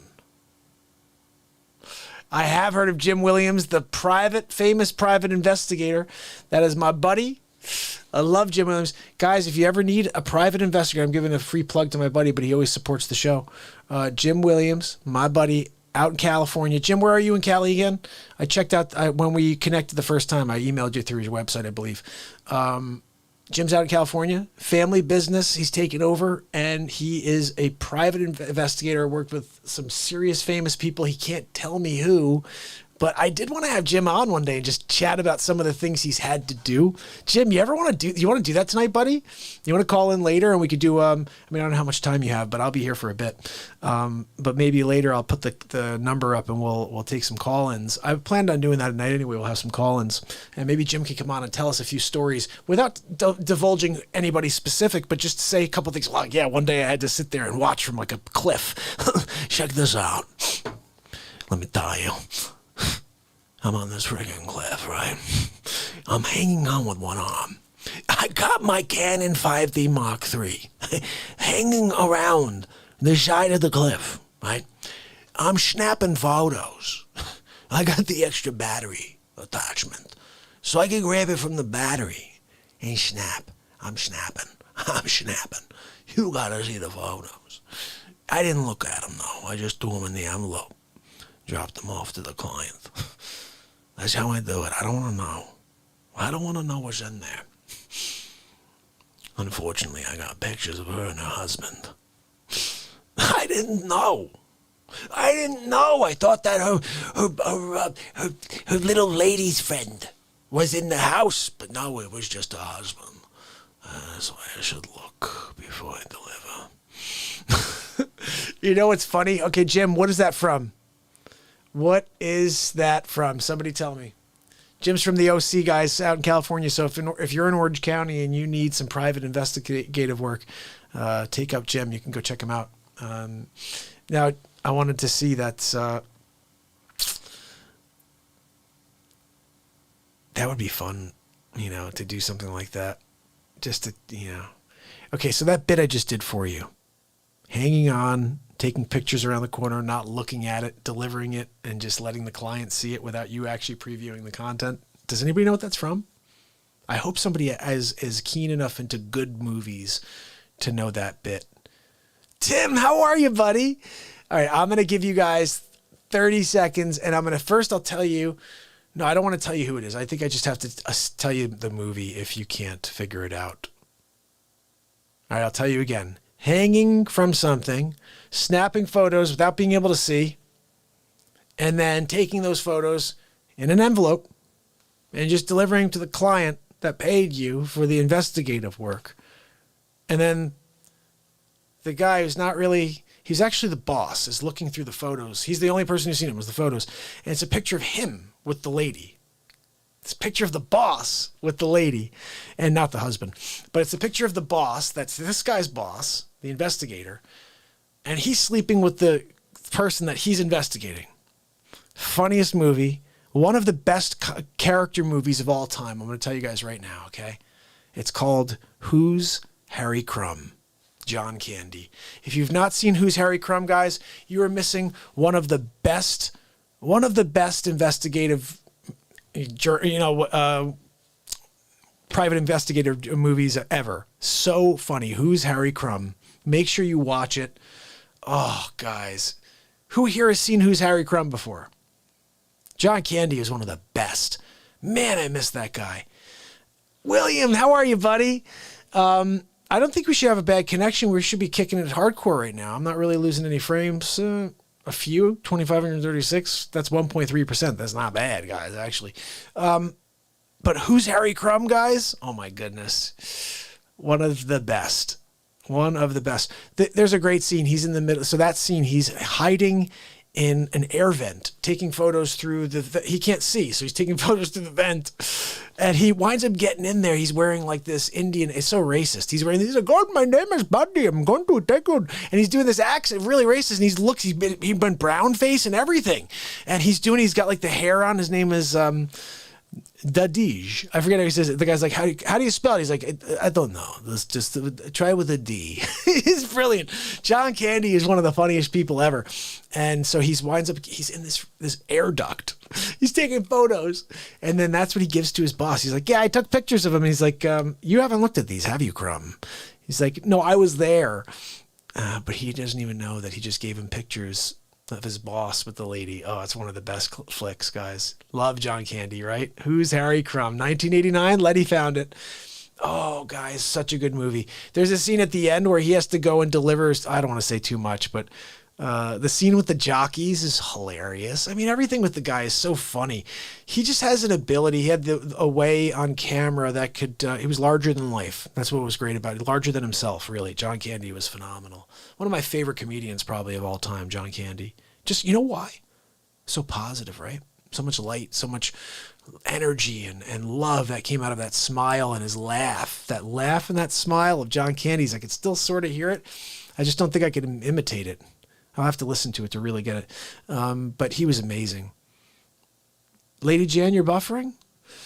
I'm seeing over on, I got the laptop open over here. I'm not seeing any buffering though, but I'm not buffering on my platform, so it's got to be something else.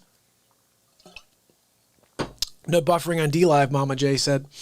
No spoilers, so you haven't seen it. The other one I want to share with you guys, okay, one of my favorite movies of all time, okay? This is another one that's ridiculous. Bill Murray. Look, I was in a movie. It was called The Man Who Knew Too Little. You guys ever seen The Man Who Knew Too Little? Oh, my goodness. That could be one of the best movies ever, and no one's ever seen it. But it's so good. So good. The Man Who Knew Too Little concept. Ready? There's a movie called The Man Who Knew Too Much or something like that back in the day, but this is the concept of Man Who Knew Too Little. Bill Murray goes over to England to see his brother for his birthday because his brother sent him money for his birthday. So, thank you, Mama. Thank you, Mama. So I went over to England and I'm like, hey, Bobby on the sherry to you. And so he goes to England and he goes to see his brother.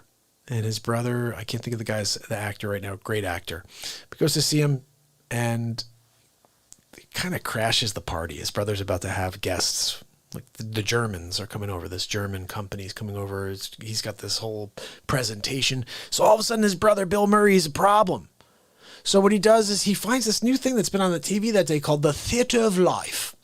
And for £550, you can experience a real-life theater experience. And so he basically says, look, £550, get my brother out of the house for 3-4 hours to be a part of like this live action whole theater where you go from like a gun scene to like car chase, all this crazy stuff, right?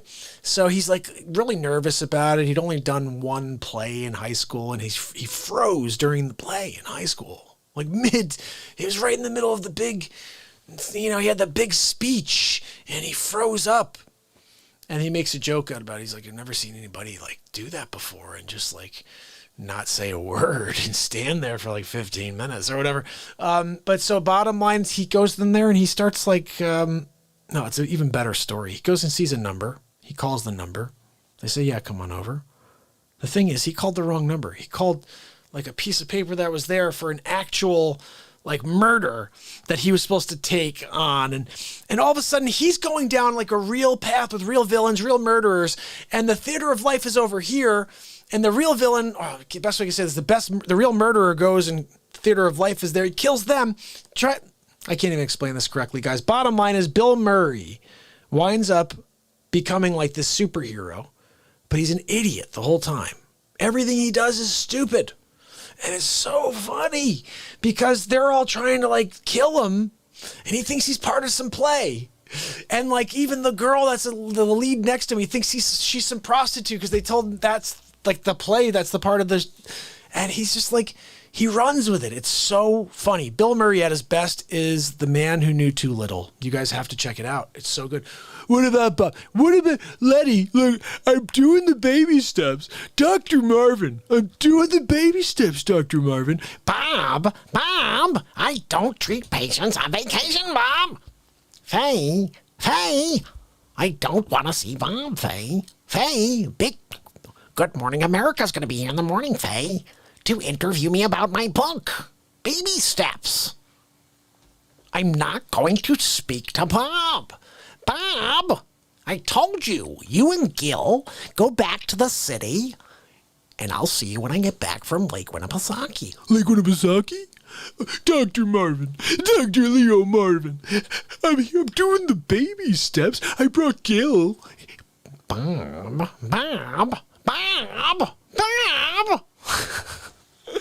That is one of the best right there. I brought Gil. He was all right. He was a little nervous on the way, but he's fine now. Yeah, we do. Bob, I'm here with my family, Bob. What About Bob is one of the best ever. Holy cow. Now, what I'd like to do, the 1-2, check it in the room. I feel like we should play California Love. I mean, I wanted to play Dr. Evil, but I feel like we should play a little California Love. Guys, how dare you? How dare you not play California Love by a Tupac Shakur? But it's not really by a Tupac. It's by a guy named MARKPIRES Real Talk. They did this thing. It was called California Love, right? And while they did it, it was like Donald Trump. And it was like Joe Biden. And it was like Christopher Walken, right? And they were doing a rap to California Love. Yeah. No, it was crazy. We're gonna find it. We're gonna look for it right now. Give me a moment. Look, I'm going Boston all of a sudden. What the frig am I doing? I started with New York, and now all of a sudden I'm going to Boston. I'm gonna stop and I'm gonna go grab myself something from the market. When I get back from the market, I'll let you know what's going down. All right, hold on. Here it is. Found it. Guys, Joe Badass. Whoa, guys, we're gonna get down. We're gonna get crazy. Whoa, check this out. I want to explain something to you. First and foremost, okay, here's what we're talking about. This is the link, because you guys know I like to give you the link, and then I'm gonna pin that. Let me drop this in here so you guys know what's going down in the hood. Smile Direct Club has a better way. Okay, ready? Here we go. We're gonna get down to this right now. What? Wow. Check it. Guys, come down. California Love. Wow. California knows how to party. No. Of course they know how to party. They shake it down, they get down with the trumper, Melodia. And everybody get down, get pairing up. We're gonna dance. Ready, Melodia? Here we go. In the city of Compton, we keep it rockin'. Melodia, keep it rockin'. Here we go. Don't go to the gold toilet. And let me welcome to the LBC. I had to throw the gold toilet thing in there. Are you kidding me? Guys, are you kidding me? Oh my goodness. I cannot believe California Love. Yeah, Tupac. We did here on the show. Done. Did it. It's in the books. It's on the YouTube page. The crazy thing is, I kind of wish I had the music in the background and we could have done it because then it would have been even better. Now I'm thinking we should just play it in the background right now and let's sing it. Let's do it, because the way I did it, I did the lyrics so that I just threw music over the background and it was like, poopy scooper. Yeah, I know. It was. It was like Joe Biden did it. Well, he did. He actually sang a lot of it. And when he did, the people all came around and fell asleep. He's really good at getting people to fall asleep. Okay, here we go. It was California Love. Yeah, check it out at the LBC. It's at the Trumper. Then we got the UNB. Something like that, I forget. California Love. Let's do it. Let's just pretend we know. Oh, I think this is it right here. What do we got? Oh, you may not hear it in the background, though. What? Can you hear that? What? Yeah.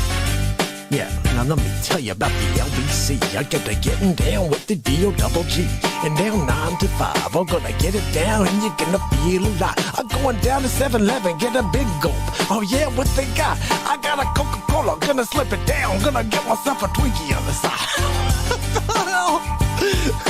I just love this freaking song. Am I gonna get in trouble for playing it though? Probably. Someone could have stopped it right now. Cause you know, I gotta say, that's a brown cow. And then there's a black one over there. And a white one with spots. And you know I gotta say, yo, this thing is hot. We're gonna go California Love till the sun come down. Gonna go up with the mo. Oh, guys, I don't think we could do it. We're gonna try. We're gonna get down. Eat some small fries. We're gonna get some sauce on the side. Dip it in. Oh, God, wow. I got it has to raise it then. It's like a wheat thin. And I got it with the Triscuit. Then you know I'm gonna have it with the biscuit. Gonna dip it in the gravy. Guys, I'm out of my freaking mind. I know, sorry. I just love that tune so much. I just have to find California Love lyrics. Hold on. I'm going to get in trouble for this, I'm sure, but whatever. We're going to do it because it's just too freaking awesome. The song is awesome. Lyrics. There we go. All right, so guys, you ready? You guys ready for this? I don't know how it's going to go, if we're going to get in trouble if I know this, but we're doing it anyway.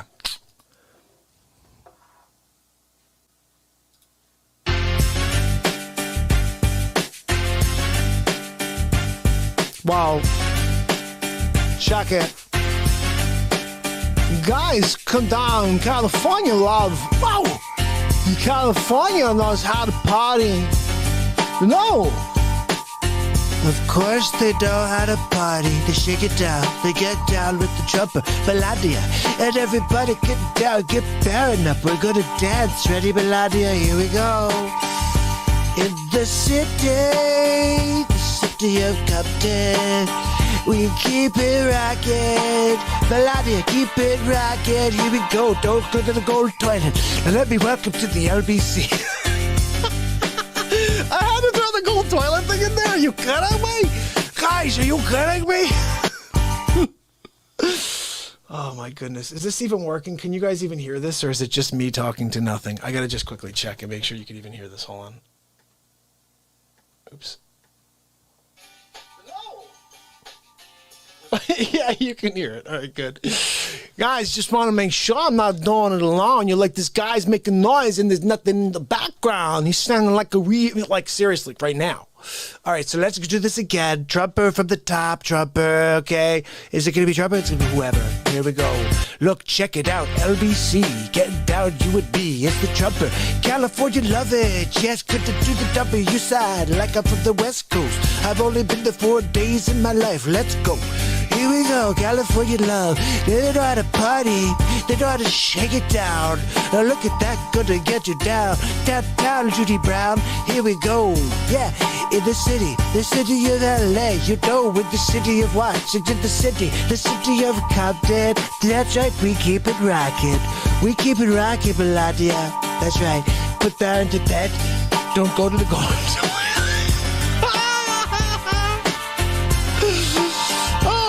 Now let me welcome everybody to the Wild Wild West. Oh my goodness, guys, I'm killing myself here. Wow, now let me welcome everybody to Wild Wild West. It's standing on top, super like alley and master track. It's the air drum like slug in the chest, the pack of vest and the Jimmy and the Sammy and sucks. And we in the Sunshine State, the bomb ass hemp. Let's see, look, I don't even know how the part goes. I messed it up. Hold on, I missed the hemp beat. I don't know, that part's gonna go backwards. Can we slow it down? Tupac, I told you to send me the slower version. Could somebody please get me Tupac on the line? I know you have to call like 15 people and find him underground in Puerto Rico. But please, tell him I need to talk to him. Does he have a slower version for the drummer? Because Trump can't do it this fast. It's too fast for Trump to speak. Maybe Joe Biden could do better. Let's give him a shot. Here we go. Joe Biden on California, dreaming. That's right. Look, we're going to win this election thanks to California and the 53 electoral votes we got from them. California knows how to party. Hey, Chameleon, get over here. Check it out. California Chameleon knows how to party. I picked her right, because she says she wasn't Indian. Now she's black. I don't know which one she is. She takes it a different way every day. That's literally a thing with her. But anyway, let's get to the song. Here we go. In the city of Watts. Oh, this is the big reveal. Here we go. Now let me welcome everybody to the Wild Wild West, a state that's untouchable like Elliot Ness. A track hits your eardrum like a slug in the chest, a pack of vests for your Jimmy Sue in the sex. And then we joan in the Sunshine State with the bomb ass beat, and start down the pain with the dance floor empty, and put some mission on the greens. A lean, mean money maker machine, a serving greens. My Aunt Judy said so, and the bean and the greens. I've been in the game for 10 years making rap tunes ever since Honey's wearing Sassoon. Now it's 1995, clock me in the watch with the diamonds shining. And look, my Aunt Judy sent me, and she said, you're gonna win, Joe, just keep on going. And don't tell them that you're corrupt, because they already know. And I'm trying to find the lyrics, and they're just going really slow. Shake it, baby. I said, shake it, baby. Shake the ballot box, baby. We're going to find a couple votes for the Trumper. We're trying to find 50 billion more for the Biden, because he only had about 20 million votes. That's right, 55 million fake votes, because people never vote for a sleep sofa. Nobody likes sleep sofas. They don't want a freaking sleep sofa anymore. They don't want a sleep sofa. It's not good for them. I have to shut off the tune before we get the baboon showing up and say, what are you doing? You can't use the song, man, because Tupac's gonna come from Puerto Rico, hit you with the gotcha. Say you can't do that. You see, it's not okay. Shake it, baby. I shake it. Whoa, check it out. It's the Long Beach in the house. Oakland definitely in the house. Pasadena, where are you? Whoa. Everyone always up to no good, in the Hollywood trying to get a piece of the baby. Sacramento. Wow! Sacramento! We at Christopher Walken trying to be a cat in the night. Gonna prowl. Gonna jump out on that brown cow I talked about earlier. Holy cow, guys, seriously? Are you freaking kidding me? This is something we should have had done. Who needed Tupac when you had Donald Trump? We could have made a big league. We could have won big league with Donald Dre. We could have said Donald Dre. That's right, the Tupac to Dre. We're getting ghetto down with the Trump. Let's get the Tupac Trump. We're getting down with the say. We're getting down every day. That's right, the big league. Big league. Guys, I know I'm an idiot. What the hell is something fun to do on a Friday night of the Real Talk Show? I have to try to see what this is real quick. Easy, but Grammarly can help. So, this sentence parachute. is grammatically I created correct, this in real time. but We're gonna it's play wordy and hard to read. Oh, let me see. Giggle said something. Parachute by Guster. You asked me about Guster yesterday. I didn't get a chance to see or listen to any of that yet, but I will tell you this, okay? Parachute. Where did I put my pick? Here we go. Parachute. I told you the way this show goes. If I don't know the song, I have to write a song with the same title. So I have to write something right now called Parachute.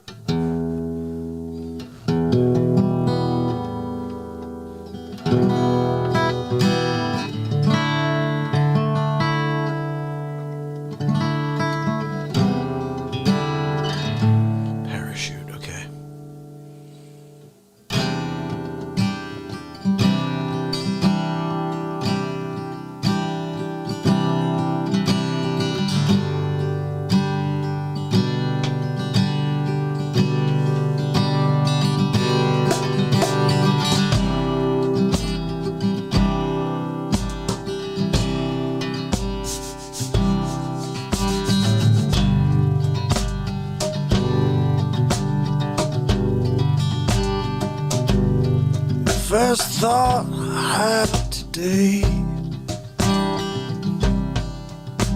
is what am I thinking?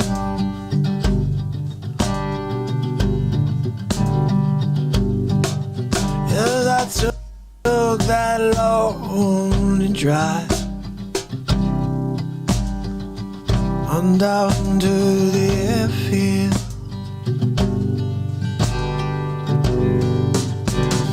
And as I put on my gear, my life flashed before my eyes. But still I keep soldiering on, embark on this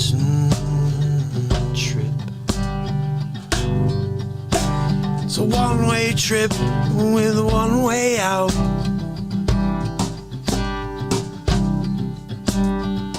Out the side door. There's a long way down till I pull my parachute. Lots of time for me to live out my ever moving moment slip away from me like the cord in my hand as I reach for it to pull it. I need that parachute more than ever before.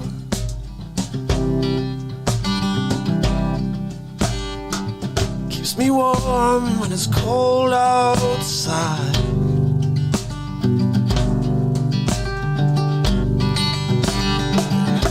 20,000 feet to the ground.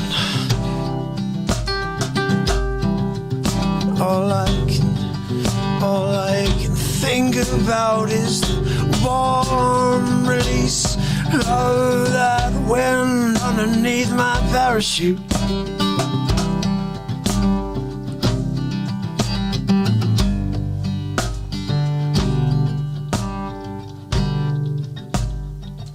There's no other feeling like it, I swear. And as my feet touch the ground, I have not a care. Oh, this world could use a parachute of its own to pull the ripcord and save our souls while there's still time.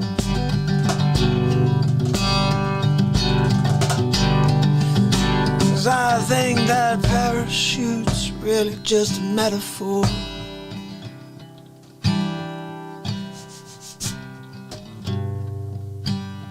safety. We all are lacking right now.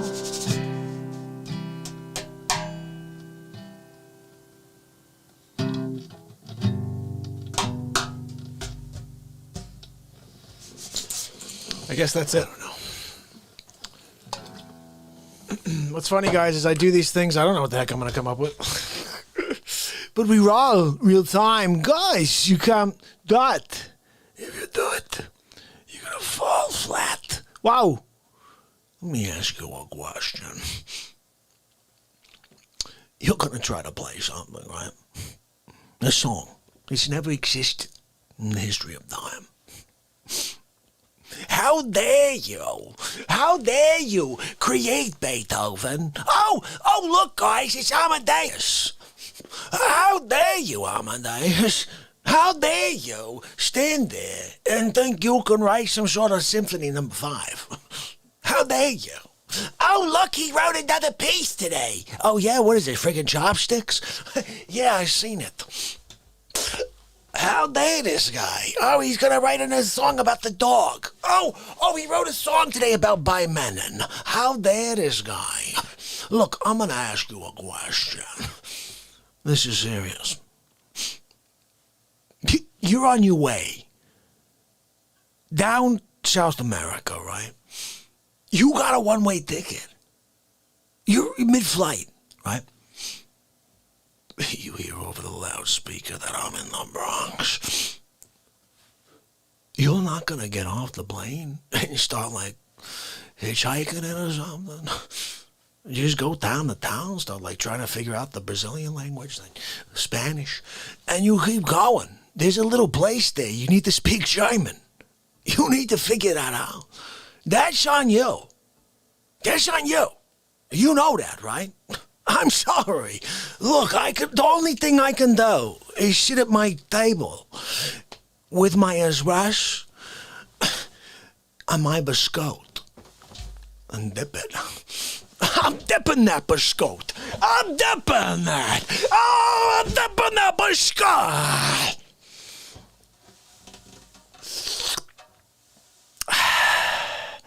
Biscotte the spray.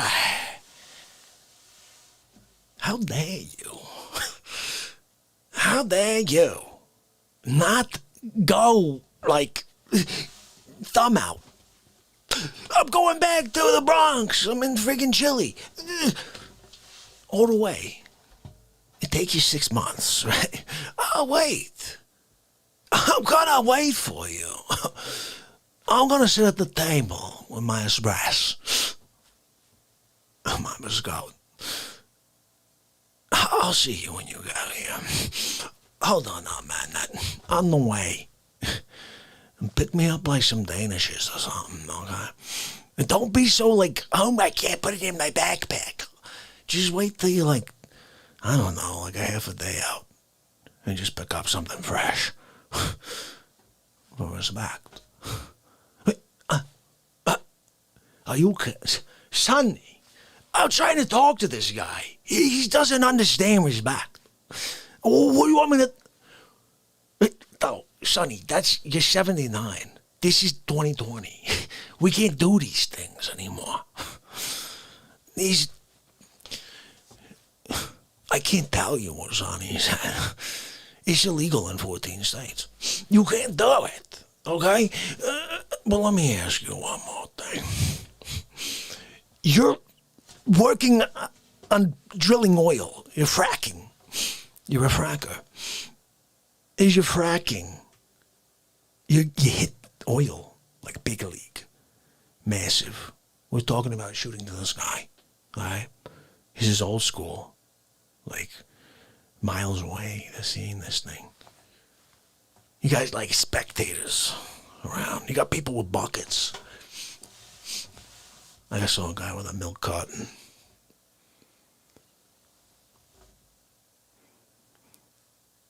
You're telling me you're not going to walk away from the geyser of your lifetime? You're not going to walk away from what looks like Moby Dick having the greatest explosion of his life to come to the Bronx? Embarrassment. How dare you? You're not willing to leave the geyser? How could you not leave the geyser to come meet the Foch? It doesn't make sense. You don't make any sense. I can't figure you. I can't figure you out. Hold on now, man. Let me ask you a question. You're in, like, Afghanistan, right? You don't speak English. Okay? You hate America. You're one of those. You're there, hating America, right? And you hear them in the Bronx. You're not going to get over your bias, your hatred for America. Learn the freaking English language. Like everybody else who comes over. You come here, you learn the freaking language, okay? It's just a Vache rule of thumb, all right? So you're in Afghanistan. You're sucking up like this hand everywhere. You're like, I can't even talk. Hold on, man. I'm trying to tell you a story. Are you paying attention? Sonny, it's like with these people. No attention span anymore. How dare they? Sonny, I got it, Sonny. One more thing, Sonny. Guys, if you don't start listening and start reacting correctly, like a human being, Sonny's gonna come over and do some of the things that are illegal in those states we was talking about. So let me get back, okay? So you're in Afghanistan sucking up sand like a freaking straw. You went to kind of get a sip of you went in to grab a sip from your straw. There's water.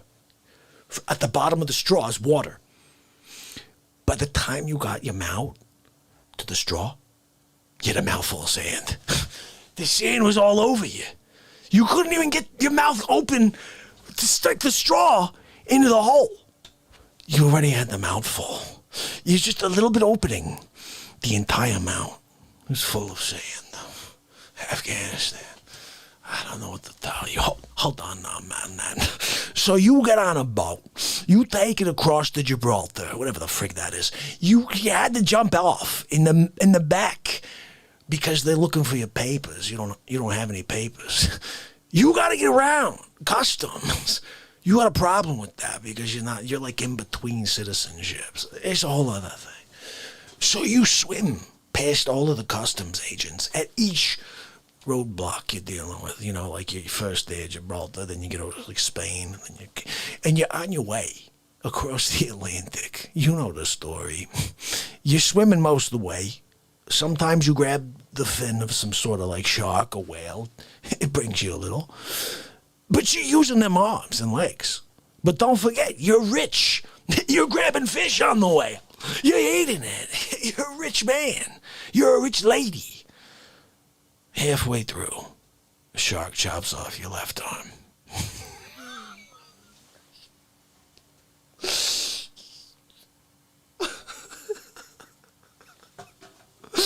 I can't.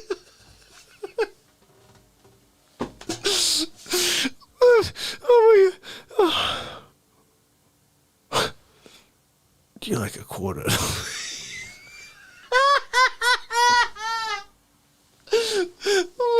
Oh my goodness. Okay. You're. Hold on. I can't. Are you kidding me?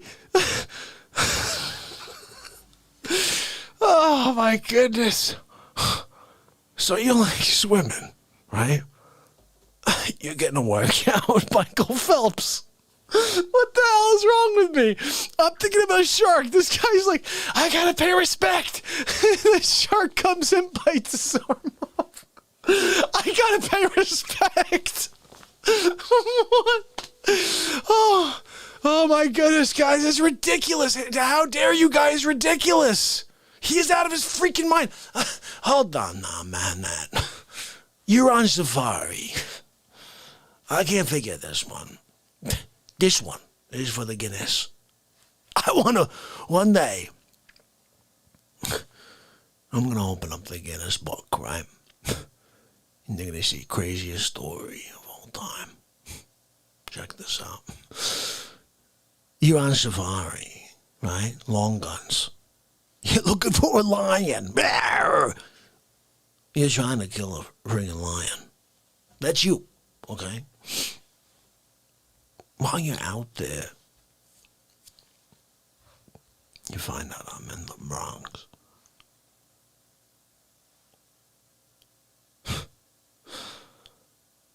You're telling me you won't drop the double barrel long gun?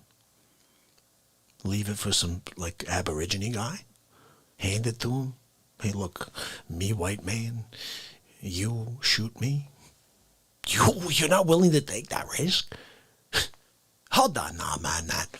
So you're not willing to jump back in the Jeep CJ5 and tell your guide that you gotta get to the Bronx? You take the ferry. You're on the ferry. You go for a plane ticket or whatever.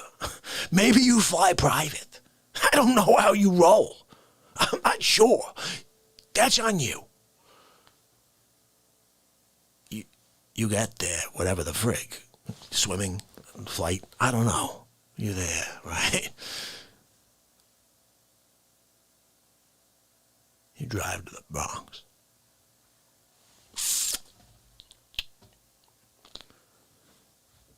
You come around the corner, right? Your Camaro. You're driving that Camaro. That's right. I remember. You got the old one. Yeah, the one that leaks oil. Oh my goodness, guys, what the hell's wrong with me? I can't believe I can't keep it going, but the one that leaks oil? Oh my goodness. Oh, wages, hey buddy, thanks for coming over. Darren, how you doing, buddy? Christine, how you doing? Virgo, how you doing? And Layla, how you doing? Let me see who else is kicking it with us. Tom, guys, you are awesome. Oh, guys, how dare you, guy? He gets me every freaking time. I don't know what to do. I don't know what to do about how dare you, guy. He's killing me. But guys, we were in the middle of playing a few different things here. What did we do first? What we did first was California Love, which is pretty much ridiculous. But since we already did that one, what I'd like to do for you next is another one called "My Just Playing Tricks on Me." And look, my mind is playing tricks. Playing tricks on me. And it's a song from the 1980s by a band called the Ghetto Boys. Yeah. And I did a recreation as Donald J. Winning Big League, really. Oh, here we go. Look, there's only 91 views on the planet from this view. Oh, hold on, people. I'm going to put it in like we always do, okay? Hold on.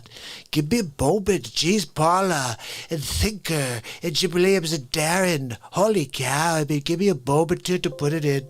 And look, there we go, AG. Look, check that out. Guys, I'm going to do a little pinaroo real quick. Oh, actually, let me... thank you so much, guys. You were so awesome. You being here with me right now is really all I need in order to finish off this day with the respect that it deserves.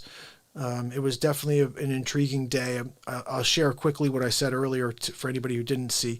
I don't know why that didn't come through. I thought I just put the link up. Rob Rebel, how you doing, buddy? I think I put it up again. Anyway, so here's the bottom line, guys. Today, my grandfather was put to rest, and I was there. Obviously, it was a weird thing being in a church and all the stuff that I don't want to do, which is to go into like a enclosed space.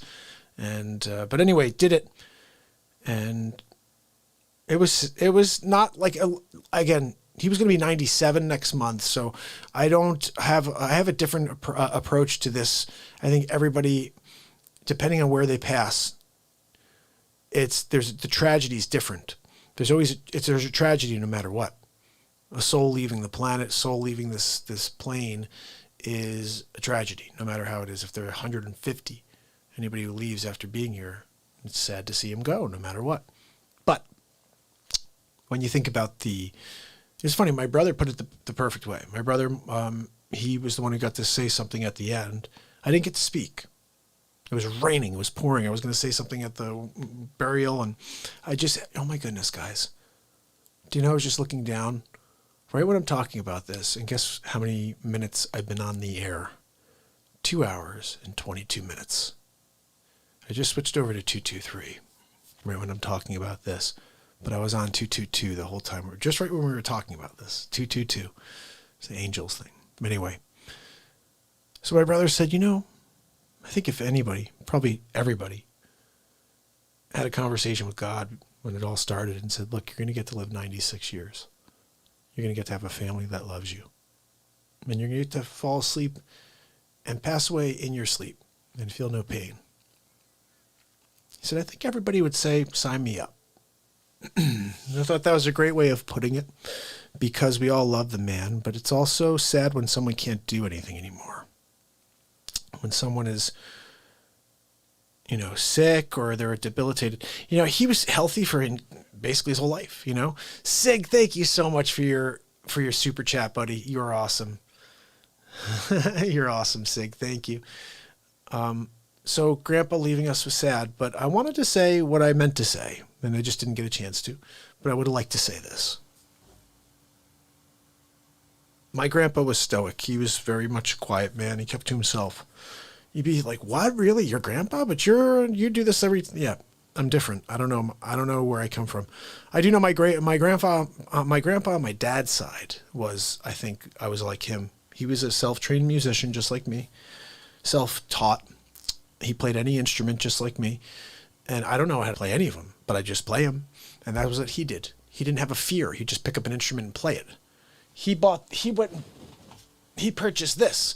The day he bought this, he was rocking out on it at the music store. And someone said, oh my goodness, can you teach me how to play? And he said, I've never played in my life. He bought it, but he's like, I've never played before. I can't teach you. He's like, I just play. I find something and...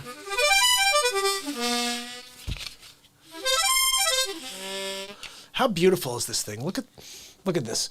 This is my grandpa's. This is not the one who just passed. This is the one who passed in 1986, my grandpa Pires. And I think I have a picture of him. I'll try to find the picture. I have a picture of him.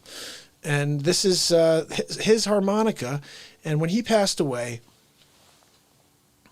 I received most of his musical instruments. The only one I didn't get was his organ. His organ. When I was a kid, I remember laying on the floor and hearing him play that organ. I remember the music, how bright it was. And then I started understanding the story behind that organ. And while I was a professional musician, I was writing music. I was like attempting to do something massive with music. That organ was at a cousin's house, and they gave it to some guy. Instead of saying, oh, you know what, who in our family would like to have Grandpa's organ? They just gave it to this guy who fixes organs and sells organs. And I'm like, wait, huh? Why did I not get this organ? I collect instruments. That's a thing I tell people. I got a stand-up bass. I got 9 guitars. I got a balalaika. I got a mandolin. I got all kinds of stuff here. Saxophones. I don't know how to play them, but I could play them. I could play the white notes on the saxophone. It sounds like I know what I'm doing. I don't know what the hell I'm doing, though. Flute. I got a flute somewhere. I can make some noises on it. I don't know what the hell I'm doing.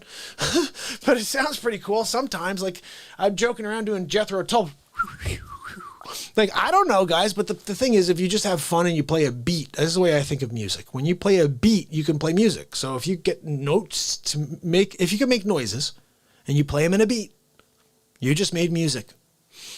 So I hear things as a beat, I guess, is the best. And then tone. I hear different notes, several notes ahead, and that's when when you hear me do things, that's what's going on.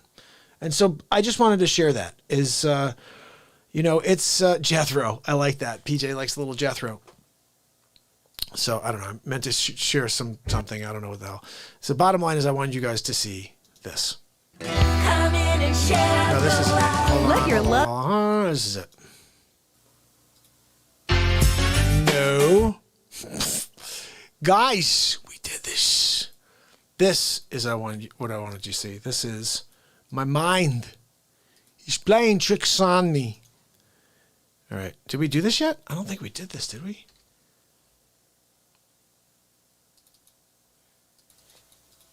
All right. Here we go. Check this out. All right. Well, here we go. Oh, yeah. Check it out. Check it Donald J. And I bake big money. I drive big cars. Everybody does me. I'm like a movie star. Really like the president of the world. I'm going to take over the NWO Trump.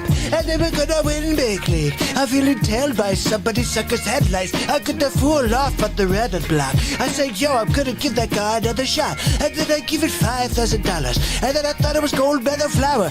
But it wasn't under my seat. I grabbed my papa and the sucker's head and ain't lying. Look, I said, Papa, just play tricks on me. Gonna do the,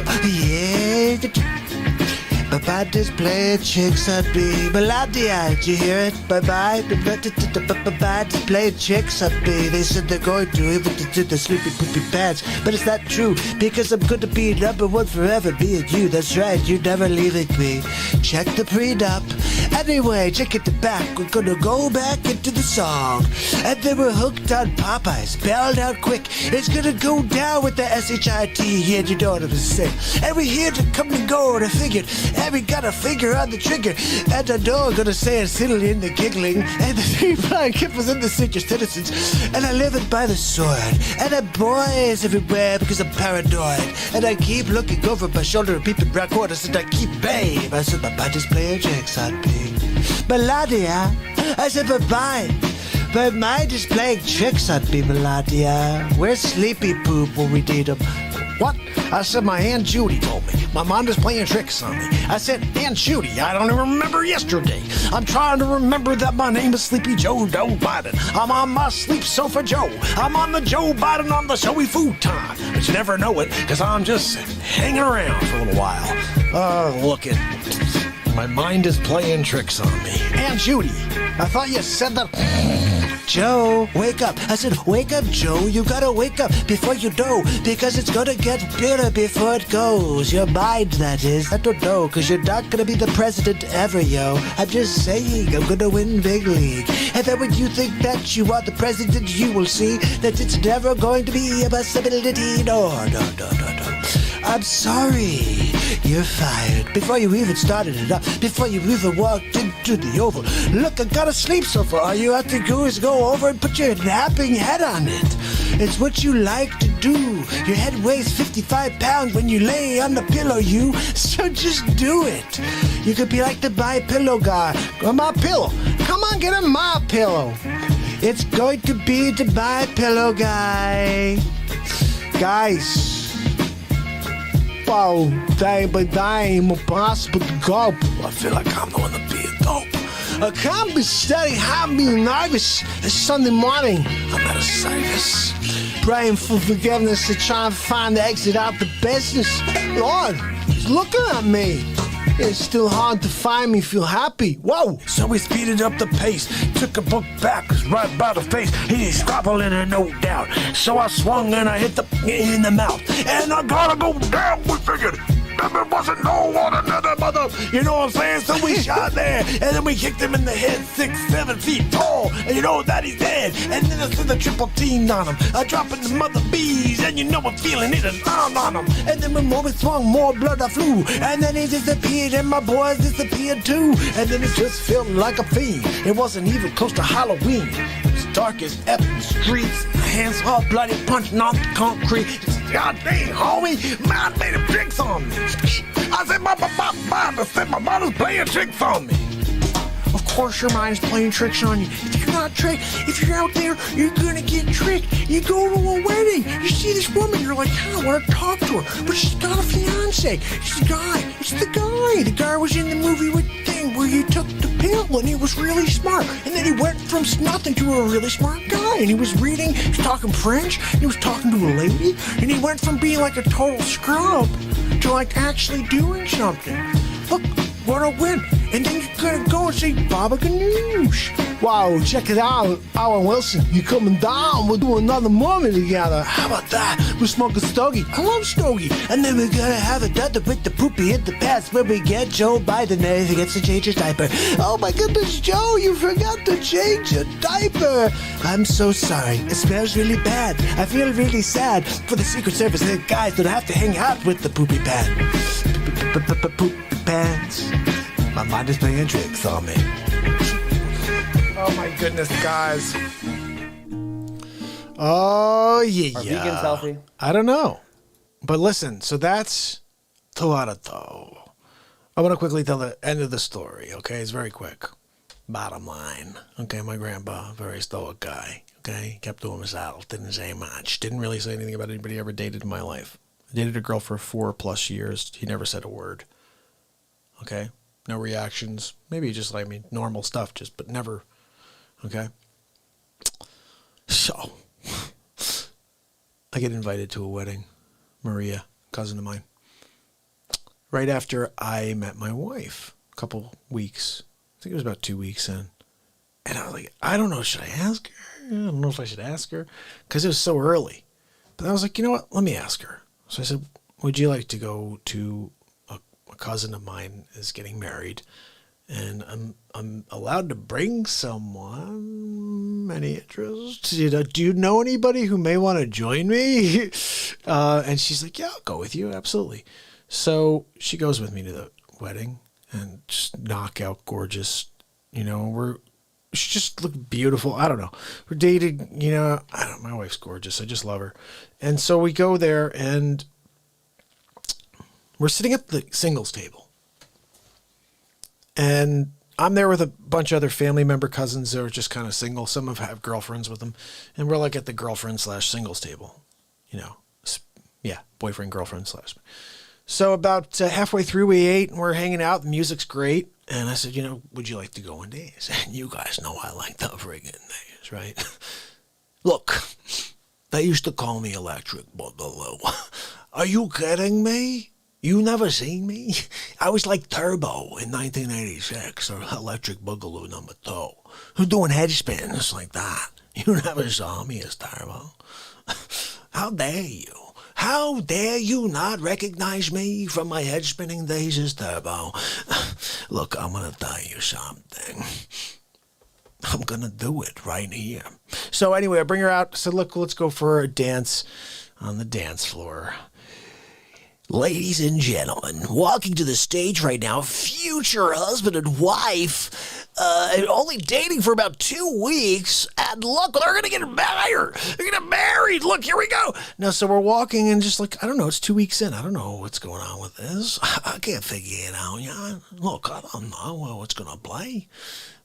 Maybe it was 3 weeks, 2 weeks, 3 weeks, very early. And as I walk by, my grandma, my grandpa, both now deceased. All my grandparents are gone. That's the thing that's a little like, it sucks. They're great though. They were awesome, and they are on a better place, and I'll miss them. But they're always with us, right? They're always with us. So I walk past Grandma and Grandpa. Grandpa, I look back at him, right? And he goes like this. It was the best. He looks and he goes, like, that's a keeper. I put my head down from there. I married that one. So, something to be said about Grandpa. That he provided me with the best decision I ever made in my life. And he gave it to me in the first couple weeks of the relationship. And that was something that allowed me to see, what was in front of me fully, So I didn't get to tell that story today, but I did now. So at least I had a chance to say it, and I think Grandpa heard it. And so bottom line is this, guys. We're here to connect. We're here to stay positive, and we're going to Planet X, my brother. Scott, how you doing, buddy? Scott's, it is, it's 1:19 in the morning, guys. It is definitely morning. Holy cow. So, I'm going to see something here. I'm going to play you guys something. We have to get to the third and final rap song. This one's a freaking crazy mess. I can't even figure this one, okay? Hold on now, man. Let me ask you a question.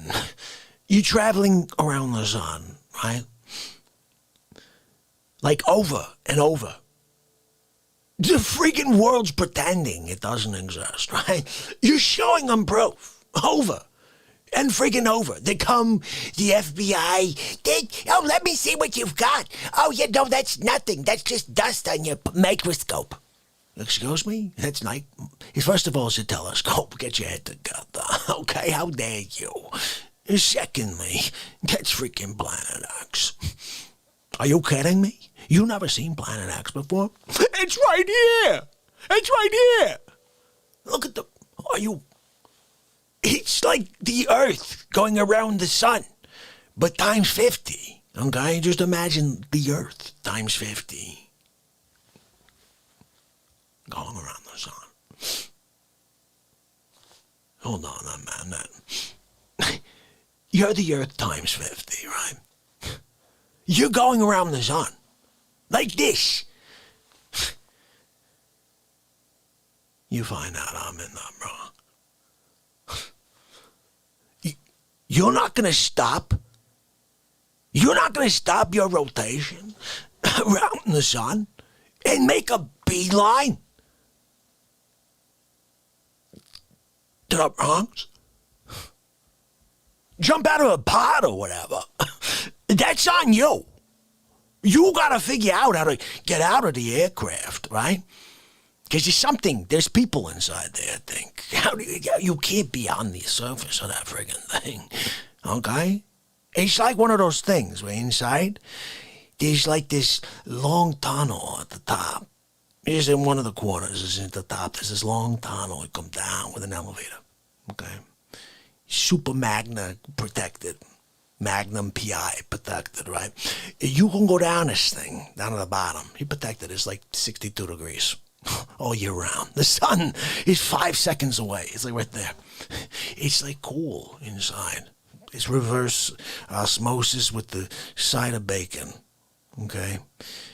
Bottom line is this. When you get there and you hear I'm in the friggin' Bronx and you're not willing to somehow, like, get some freaking serious gas from the sun to push you here quick, I got a problem with you, because you owe me respect. You owe Planet X respect. You come by now, so the world needs to see it. You come and land here in the Bronx. I'll be here with my Express and my biscotte. Dipping that. There's nothing like my biscotte. Are you kidding? Pepperidge Farms, are you kidding me? I get my biscotte from some guys from Italian. He's from Italian, okay? He actually comes from Italian. He comes over. I just spilled my espresso. How dare you? Hold on. He's some best espresso. This is over here, Luigi. He squeezes it out of the friggin' coffee. He squeezes it. You call it a French press. I call it a freaking Luigi press. Are you kidding me? So, hold on, man. I just dropped my biscotte. I forgot this when I did improv. When you're holding something, you can't freaking just drop it. Hold on, I gotta put down my little espresso over here. Let me grab another biscotte. I got my biscotte. It's too hard. Hold on, man. Stay right there. That's dripping now. Shh. God almighty. Hold on a second. Ain't nothing like my I'm keeping it to myself. You can't have any. How dare you? Sonny, they think they could have a bite of my biscotte and my espresso. First of all, it's CV-19. You can't have some of mine.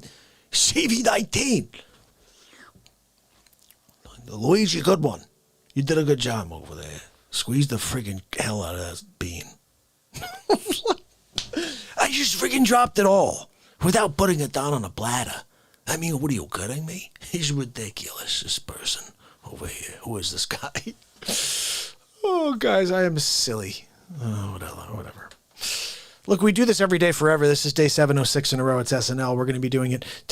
How long are we in? 2 hours and 40 minutes now? Something like that? Let's see. We're doing the last one, guys, which is probably one of my favorites. The reason this is one of my favorites is this song used to get stuck in my head as a kid. And it is hilarious. Oh, it's funny when I type that in, Mine is one of the first that comes up, but only 107 people in the world have seen this. So I'm going to drop this on the page for you guys to see and see if you like it enough to share it on your pages. And remember, anything you share helps the world see the content that's being shadow banned by YouTube. This how. And Mark Zuckerchooch. Here we go. After 30 days, I could not believe my before and after picture. I literally rolled back the... We're going to try this. Do you guys remember this song? This is probably one of the best songs when I was a kid. Oh, yeah. Oh, yeah. Uncle Rick, could you tell us a bedtime story? Huh? What, kid? Please. Here we go. Once upon a time, long ago, people wore pajamas, life lived slow. We was the star and the justice stood. People were behaving like they ought to know good. There lived a little boy who was misled, but another little boy is what he said. Me and you, Ty, we're gonna make some cash, robbing old folks and making a dash. They did the job, and better keep with ease. But oh, what stopped? It was like a disease. He tried to daughter, and his sister had had Judy. Tried to rob a man, was the TT undercover. The grab get robbed, started to erratic. He said, keep still, boy, you need to rob static. Punched him in the belly, he gave him a slap. But the boy didn't know the little boy was strapped. He kicked him with the gun. He said, what you hit me? And barreled straight for the cop's kidney. He said the cop was scared, the kid. He started to figure, I'll do years if I pull this trigger. So he called Dad straight around the block. Cop radios to another lady cop. Whoa, I think around in the tree. He said there's his sister shot her in the head and then he missed her. Look around good for expectations. So he decided at the subway stations what was coming that made him laugh. He was running top speed, he was out of breath. Knocked an oven down, so I killed him. And then he made his move about the building, ran upstairs, up to the top floor. I opened the door. Guess who he saw? He saw Dave, the dope fiend, shooting dope with Hunter Biden. He was loaded with this man. And for soap, he said, need a bullet, hurry up, man. And the dope fiend brought back to the spigot shotgun. He was outside, and there were the cops were all over. He dipped into his car, it was a stolen Chevy Dover. They ripped up the block, I do at 83, crashed into the tree, dead University. Escaped alive, though the car was battered. He ran a tat with the cops scattered. He ran into bullets, it's still static. He ran the pregnant lady, pulled out the batic. He said, put it to her head, he said the gun was full of lead. He told the cop, oh, that he's dead. He said deep into her heart. He knew he was wrong. He started to let the lady go, run on. Sirens sounded, and then a bit along, then got surrounded. Whoa, and before the little got surrounded, dropped his gun and went to glory. End of the story. He was 17. A madman's dream. Wow, the cop shot the kid. This is BLM story. You laugh. It's just another case about a wrong path. Shut narrow. Yo, the soul is cast. Good night. Whoa. I said knock him out the box, Rick. I said knock him out the box, Rick. I said knock him out the box, Rick. Knock him out the box, Rick. I said knock him out the box, Rick. Knock him out the box, Rick. I said my Aunt Judy knocked him out the box. My Aunt Judy rocks him out the box. Whoa, yeah, that's really good. You get it down, it's out there, Trump. I'm gonna kick it to go with the dog pound. With Snoop Dogg. Snoopy, come on, Snoopy Dogg, come here. My shizzle, my nizzle. Wow, guys, you crazy. Knock him out the box, Chris. Knock him out the box. You knock him. Christopher Walken style. You knock and clack him. You gotta take him down Chinatown. Do it. Knock him out the box, quick. Good night. So on that one, you actually could see all three versions at the very end. The last scene there, you can actually click on the first two. Say box of rocks. Knock him out the box, Rick. Knock him out the box, Rick. He said, knock him out the box. Wow, sometimes you're out of the box. Sometimes you are the box. You don't want to be a box, inanimate object.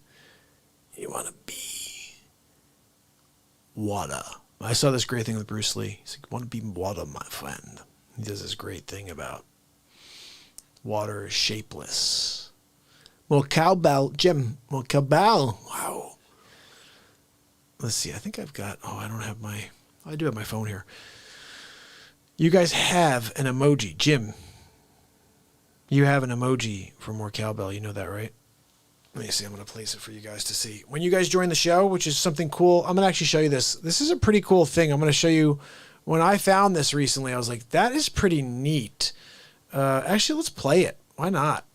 Let me show you what I saw just the other day, and I was like, this is kind of cool. How do I get people to see this? And maybe this is another way they can realize how they could support the show. Okay, check this out. This is called membership to the show. Now, a lot of you guys are already members of the show. Wages, Jim. Anybody who has a cool logo, Layla, anybody who has a cool logo there is already a member of the show. But I'm going to show you this. I'm going to put this link in here, and then I'm going to show you what it is, actually. Let's pop it. I've never showed it to you guys. I watched it once, and I was like, this is kind of cool. Smile Check direct. this out. Why didn't that work? Sign in to become a member? What the freak? I am signed in. Are you kidding me? How dare you? How dare you not let me do what's going down when I want to see it? All right, so I guess it's not going to work that way. But somebody who's already signed in should click on that link and check it out. And at least you'll know what's going on. Actually, you know what I'll do is let me see if I can write that again. But if I could put in... That's probably not going to be a link if I don't do this right. Let me show you this. This is the Christopher Walken. So when you're part of the show and you join and you become a member, you can do stuff like that. You can pop Christopher Walken up on the screen. It says, "Nemo cowbell." Wow. Used to have 2 cowbells. I never had one. I just have the one here. It's not really cowbell, but it's this close to it. When I got...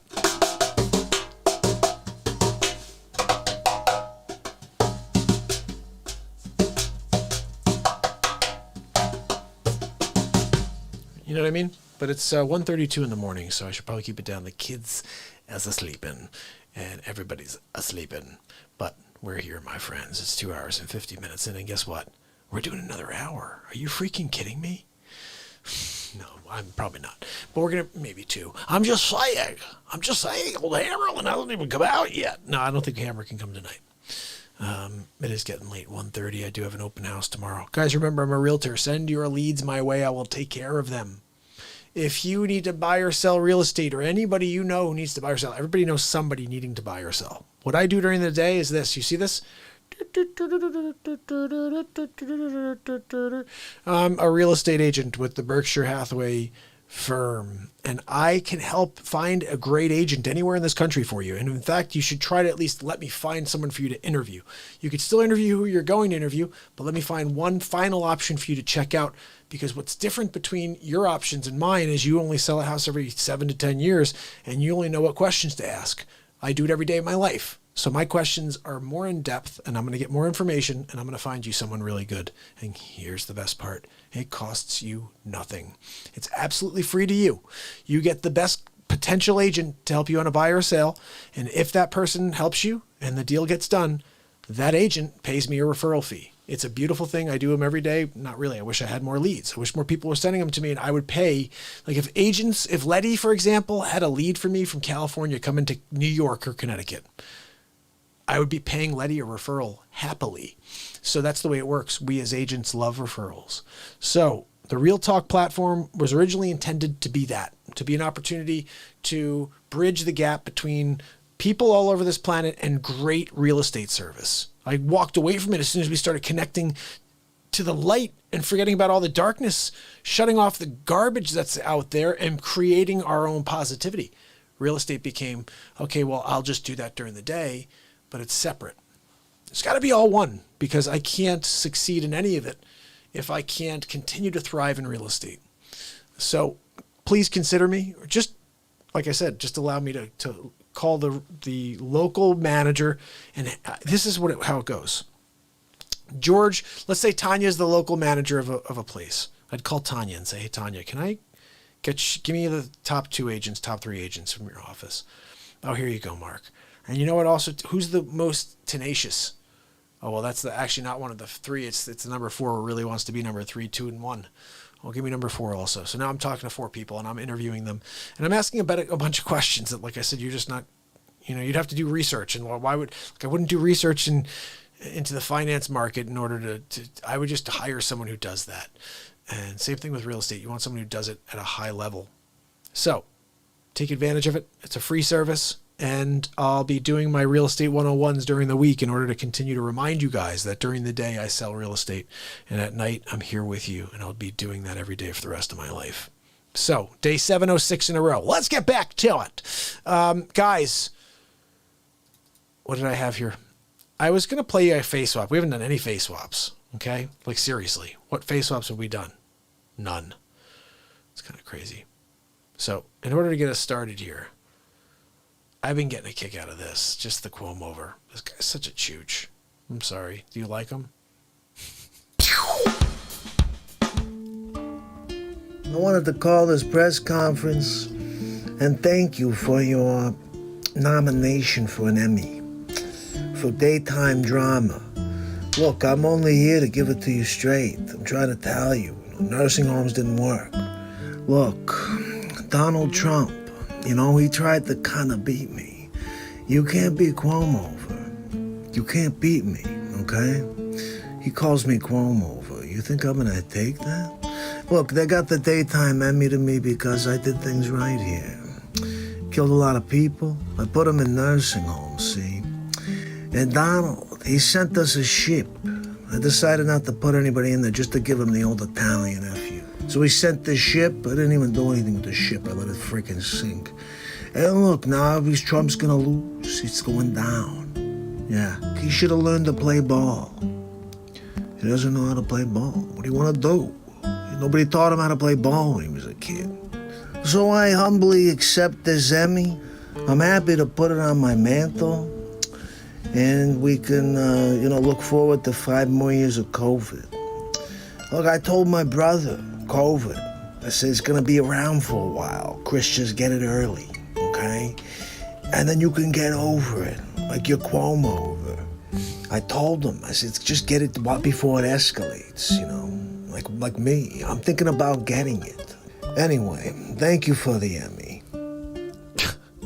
You can get over it like your Quom over. How funny is Quom over saying, you can get over it like your Quom over? I told my brother Chris, I said, you can get over it, Chris, like your Quom over. Just continue to just think about it being a good thing for you. Remember, everything you do is crap. We've been watching you. We laugh in the background. He's going into Fauci. All right, so listen, this, guys, I think is probably one of the silliest things, but it needs to be seen because you know what? These people are trying to steal, and they really did steal the election. And it looks like it's going to stand, isn't it? Is there anything that's going to change? Does anybody know? Somebody tell me, because it doesn't seem like it to me, and I don't like it. I don't like it. But I have no control over anything, as do any of us, so we have to hope that Kamala Chameleon doesn't push up down the stairs, or he doesn't pretend to get COVID-97. Do you remember that from yesterday? Yeah, he's like, look, I got COVID-64. I'm like, you're a freaking craphead. So, face swaps. I'm finding a bunch of random stuff over here. All right, I'm going to give you something here that I think is just a lot of fun. It's episode 22 of the Donald Trump Show, which was day 600. How about that? A lot of voices coming at you. I think that's kind of fun. Anyway, here we go. Enjoy. It's Hammerlin Jameson with episode 22 of the Donald Trump Show. Ladies and gentlemen, Donald J. Trump. Thank you. Thank you very much for inviting me to speak at the 600th episode of the MARKPIRES Real Talk Show. It's been quite a journey. I have to say, he's done a lot of face swaps. He's done a lot of different shows about the Trumper. But on top of that, he's got some episodes of the Trump Show that are pretty good. Making fun of Poison, Sleeps Over Joe. We're calling him Joey Futon now as well. is a futon. You can get futons or sleep sofas when you stop by Sleep Sofa Joe's warehouse. Comes in 7 fabrics and sizes. The Senator, it's a lumpy mess. Just like the sleep sofa, really. Look, I've got a few people that want to say happy 600th day to Mark, so let's get into it and see who we got. Number 2, it's been 600 days, and he's still alive. No matter what we try, Dr. Evil, he keeps broadcasting. But Dr. Evil, he did not follow our projections. Silence! Enough of this insolence. Everybody gather around. Look, I've got a plan. If we can just... Wait, no, hold on. Where are you taking me? Wait, let me go back because I'm trying to share my plan with them. Okay, let's send in the murder hornets. Are you kidding me? Dr. Evil called? Look, I'm kind of pissed at Dr. Evil right now. Pocket dialed me last time, and I think he's working with Fauci and Bill Gates. That's right, Evil Gates. Anyway, that's another story. What else we got? Yeah, I got one for you. It's MARKPIRES' 600th day in a row. And I called Artie to see if he wants to say anything. Hey, Artie. Yeah, I'll say hi. 600 days. That's freaking crazy. Congratulations. You know, I don't know about you, but I miss that tag team duo. Seriously, Norm Macdonald and Artie Lang? That's a match made in heaven. I'm wondering if God had that plan. Look, if we put these two together, they're going to make magic happen. Anyway, what else we have? Hi, Mark. It's Mark Zuckerberg. Look, congratulations on 600 shows, but I'm going to continue to block your show because I don't like your content. Maybe if you didn't talk about Donald Trump, I wouldn't suppress your program, but I zuck. So wait, let me get this straight. So you censor the Real Talk program, and then you're going to call and say congratulations? Oh, congratulations, Mark, for broadcasting and me blocking you every single time. You're doing great at getting it nowhere. Anyway, what else we got? My name is Chuck Schumer. I'm here to talk about Sleep Sofa Joe and MARKPIRES 600 days in a row. It's pretty impressive if it was not MARKPIRES. If it was a Joe Biden or a Democrat, I would really think it's great. I gotta tell you, I almost hate this guy as much as Peloisen. All right, who's next?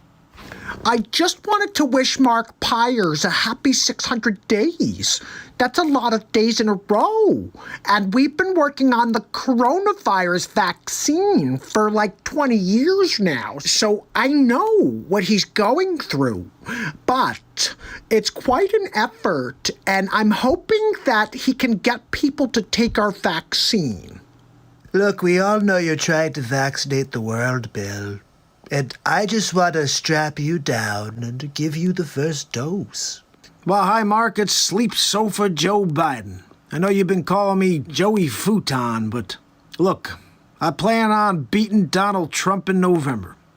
The fact is, I got an earpiece in. They're telling me everything to say. And if I don't say it right, I got the teleprompter as a backup. My Aunt Judy told me I could be a heck of a president, Mark. So I'm counting on you for your vote.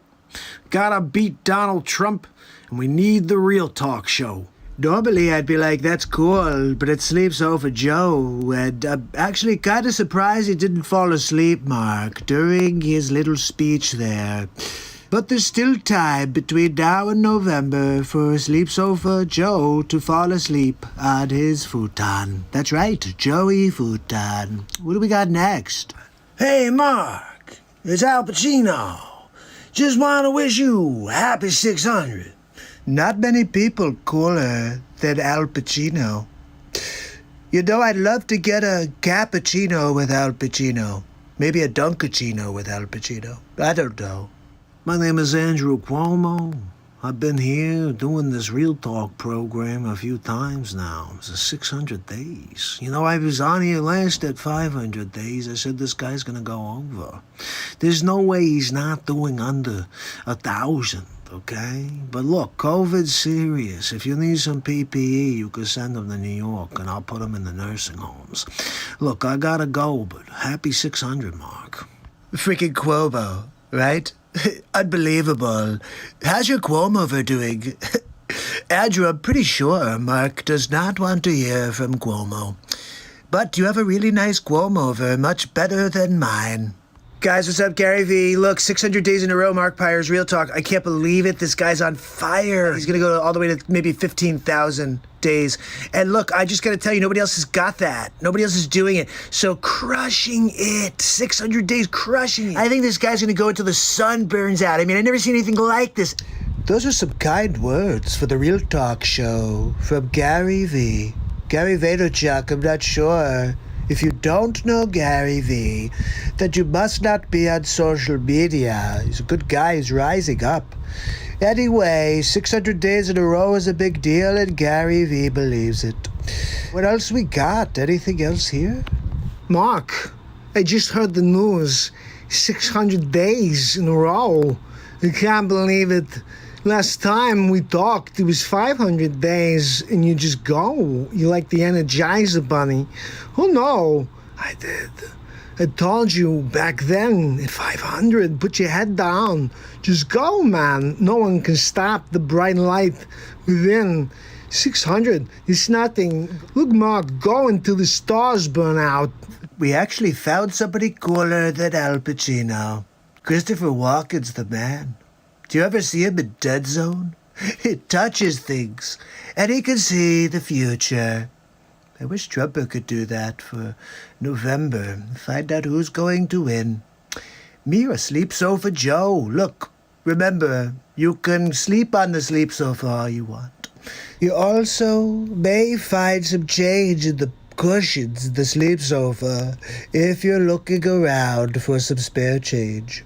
That's all Sleep Sofa Joe has, is kind of like loose memories. And also he takes naps on his Joey futon. That's right. I'll see you guys on the next Donald Trump show, but 600 days of Real Talk. Looking forward to hitting 700, 800, all the way to 1,000. And then we go and put our foot on the gas. That's right, people. We're just getting started. It's going to take time, people, but we're going to win big league. Have a good night. Trying to find March 13th, guys. I went to a food store right when this thing was going down, and it was completely nuts. I'm wondering if I type in, you said March 13th, right? Let's see what I type in. MARKPIRES Real Talk. 3:13 you said, or 3:30? You said 3:30. 20. Let's see what that says, what that does. If I could find this, guys, it's so silly, but it was ridiculous what I went through. And I wanted to make sure the world saw it, so I filmed the entire freaking thing. It was ridiculous. Did anybody find it? George, did you see it yet? I'm looking for it, guys. I mean, it's pretty clear. I think I shot in vertical. And I don't know. I'm going to stop looking for it. I'll let somebody else find it. If you see it, I will pop it in here. I just keep hoping that I'm going to see, the next one I slide to is going to be it. I don't know what the hell I titled it as, but it's just, totally nuts. George found it. I just don't know how he found it. Maybe you just scrolled back far enough. I think it's easier when you're not the owner of the page to go back and see all the videos. And if you scroll back you hurt your hand and scroll back long enough, you can get to March, I suppose. I put out so much content. To get to March, you'd have to be sitting there for 3 or 4 minutes, just going like this. Sig wants to see Scuba again. Do you want to see the Scuba again? Okay, guys, so check this out. This was released right before the show today. You guys should go and download this. I'm going to share the link with you. This is it right here. And I'm going to play it. Okay, so there's that, and let me play it for you. And at the same time, I'm going to drop the link for you for How Dare You Guy, so you guys can go and pick up some gear. How Dare You gear. Smile Direct Club has a better way to brush.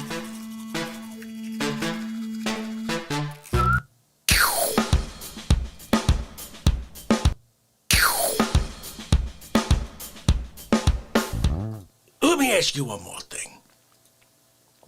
You're a scuba diver. You're down with the lesson. You have a family of 5 with you. You get a call on your scuba monitor. What? Scuba monitor? Scuba monitor? You got a scuba earpiece made by Fisher-Price.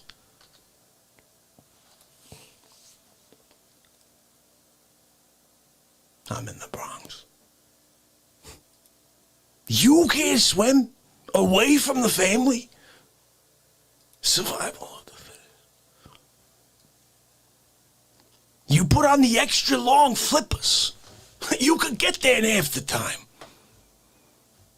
You come out of New York Harbor, dripping, shaking out like a freaking dog. You take off the big flippers. You can leave them there. You hide them under a slip or something so no one takes them.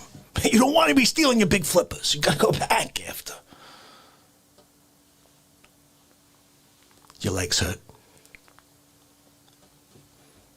Get to the Bronx. I'm sorry. I just finished my coffee. I just finished my espresso. I just took my last bite of the biscuit. You come walking around the corner? You expect me to somehow hang around for your respect? How dare you? How dare you? How dare you keep me waiting?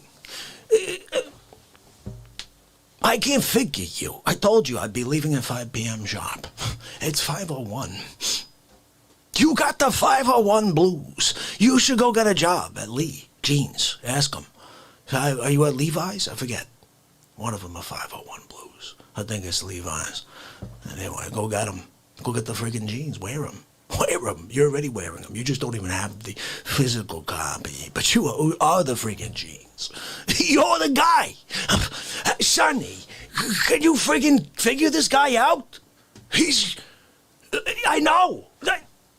No, Sonny, give him a break, okay? He's just a kid.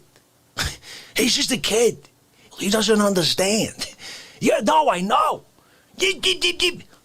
Look, Sonny, get me a minute here. I think I got it.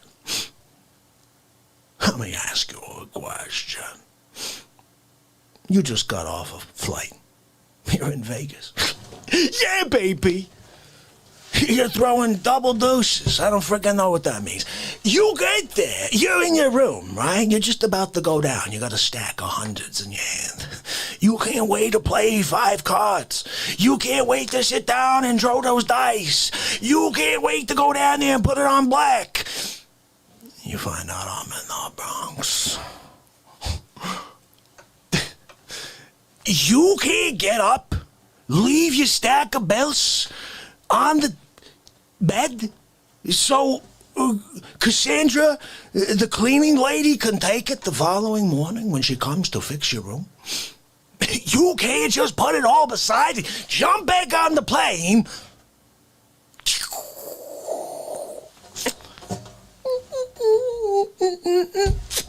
Bronx. Pay respect. I just can't figure you out. I'm disappointed. That's all I can say. You're not willing to do what's necessary. I woke up next to a dead man. The flight attendant, she knows more than she's saying. The whole night it just flickers. Why'd you clean it up? I don't know. I feel like I'm losing my mind. You did nothing wrong. Nothing. Oh, God.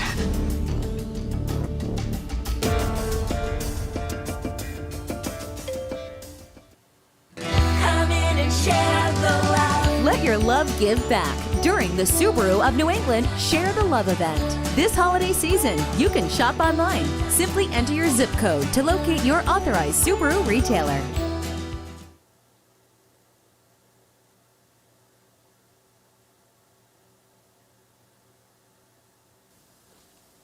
I'm gonna tell your mother. What's her number? I'm not freaking kidding. Give me her phone number right now. You saying 8?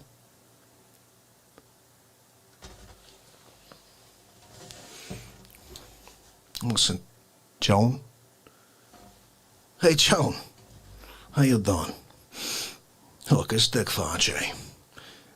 Yeah, Joan, look. I know you're a fan. Look, I got a problem, though. I'm with your kids. Yeah, Tommy, Derek, Janice. How dare they? Joni, what are you teaching these kids? Look, we got a problem here. They don't understand respect. Joan, let me ask you a question, okay? You're an astronaut. You're on the rings of Saturn, currently. You're going from ring to ring.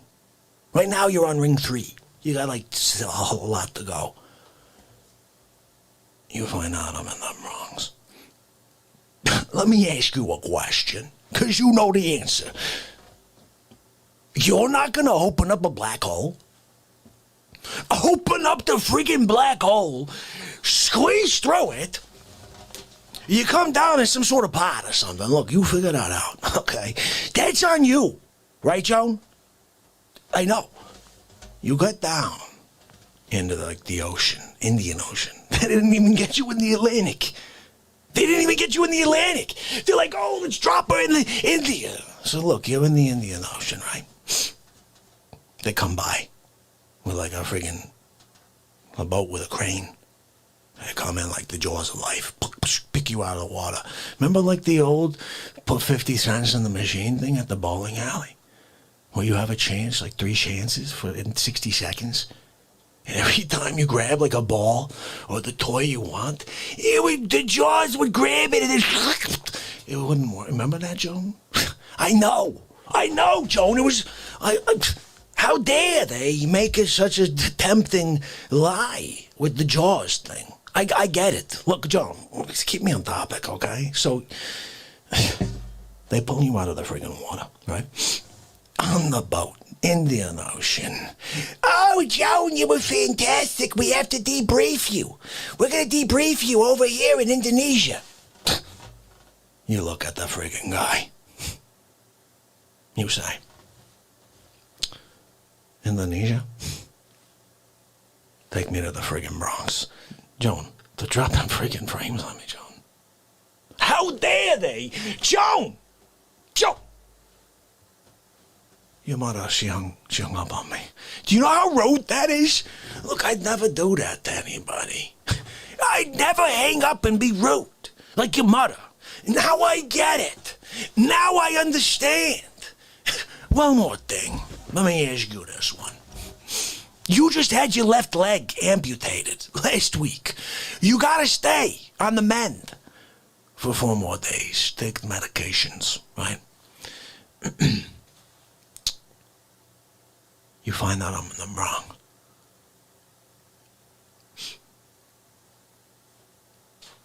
You can't grab the crutches? Hobble out 1 leg at a time, or 1 leg, and get yourself to an airport somewhere? Just get on a friggin' plane somehow? I don't know what you do. Again, you figure that out. Fly through the air, 1 leg and all. What the hell is wrong with me? Back to the Bronx, I'm sitting there with my espresso, with my biscotti, dipping. I'm dipping that biscotti. I'm dipping it. It's delicious. The best biscotti I've ever had in my life. The espresso was squeezed from an Italian man. The best. You can't come. I'm embarrassed, Mark. How dare you? Hold on now, man. You're at the DMV. You gotta get your license renewed today, or you go to jail. No, that's fine. You go to jail.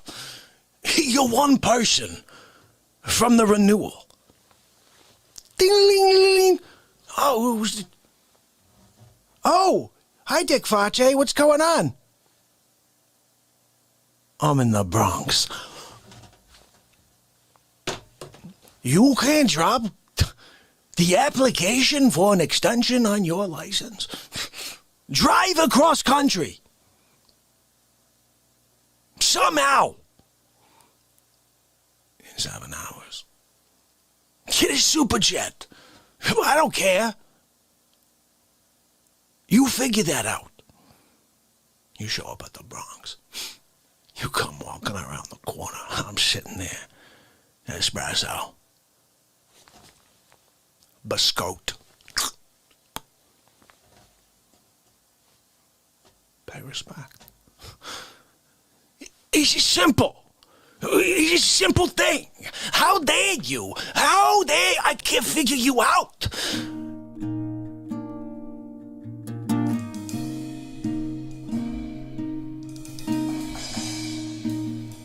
How dare you? So I want to thank MJ Mama, and I think MJ's the one who found this. Absolutely. I know everybody's looking.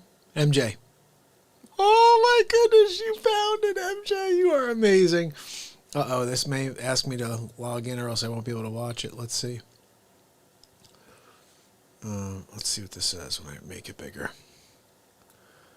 Not now. Let's see if this allows me. Oh, it's letting me. Okay, good. So we're having a little fun here. This is the MARKPIRES Real Talk Show, live and exclusive from the food store. Wait a second. It's 11 minutes to the one that I'm looking for. Hold on. We have to find the full version. Where do we find the full version? I have to find the full version. Does anybody know? Has anybody else seen it? George, did you see the one? Oh, I see. George has one here too. Let's see if this is the same one. It may be the same one, but let's see. I'm looking for one that's like... It was like 9 minutes long is what it was. And it was like, holy... Oh, this is it! No, it's 57 seconds.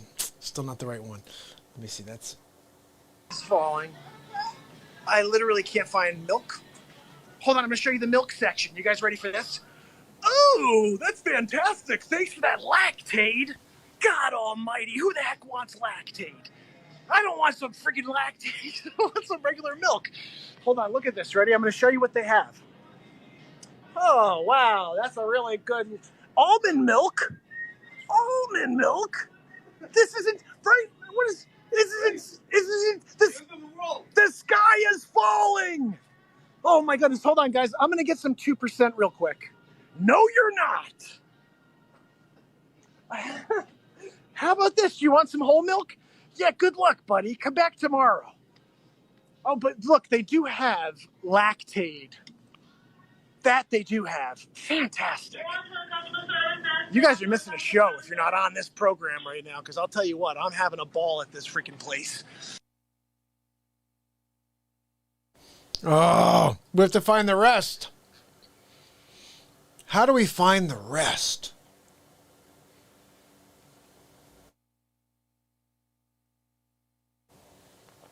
That I have to figure out. Let's see. What did I call it? What did I say? Wait, I said something there. I'm pretty sure I titled it whatever I said right at the beginning there. What did I say? Sky is falling. Sky is falling. Hold on. Hold on, guys. Sky is falling.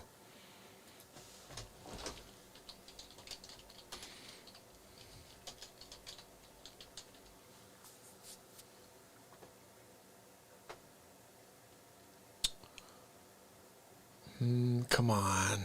I gotta find this thing. I don't see it.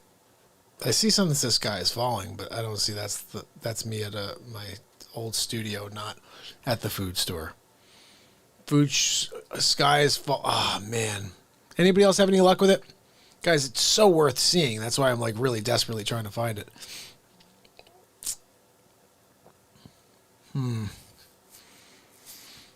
I'll find it for tomorrow. Okay, let's do something else, guys. Let me play you You know what a good thing for us to play here would be...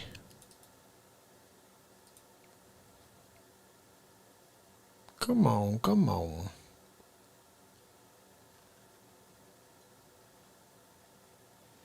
You know, if anybody ever talks about defunding the police again, tell them you have a better idea. Hammerl and Jameson in the studio ripping the lid off. Donald J. Trump putting together an elite task force of special operatives. Thank you. Thank you. Please take a seat. Thank you so much. I'm here to talk about police reform. Of course, it's the hot topic subject out there, besides the race war, of course. But I thought what we should do is reform the police departments. And we're hiring some heavy hitters to help us on the streets. A couple that you may not know about. As you've heard of Cobra, no doubt. Sylvester Stallone. He'll be coming out of retirement to play Cobra in the United States Police Force. We need to have all kinds of superheroes that are great police, like Dean Cain. Thinking about calling Dean Cain. He played Superman once as well. And also Steven Seagal will be coming out of retirement, taking his ponytail out and pushing people and flipping them over with his Steven Seagalness. And look, I'm thinking about also calling in Chuck Norris because, as you know, he was Walker, Texas Ranger. If we could use Walker, Texas Ranger to maybe help us save the police departments. So we're thinking maybe, I know we had a problem, but I'm thinking about calling up Arnold Schwarzenegger, kindergarten cop. That's right. He is a very, very gentle police officer. Also, we're hiring Peter Weller. That's right, RoboCop. We figure maybe we could get RoboCop out there to start fielding some criminal activity. He doesn't see color. RoboCop does not see color. He sees crime. So I'm thinking about bringing RoboCop on and making lots of RoboCops. Look, it's 2020. Why don't we have RoboCop 2020? Peter Weller edition. I already called him. I already called Peter Weller. You called Weller? Yeah, that's right. RoboCop. No racism here. It's RoboCop. He sees crime. I love that one.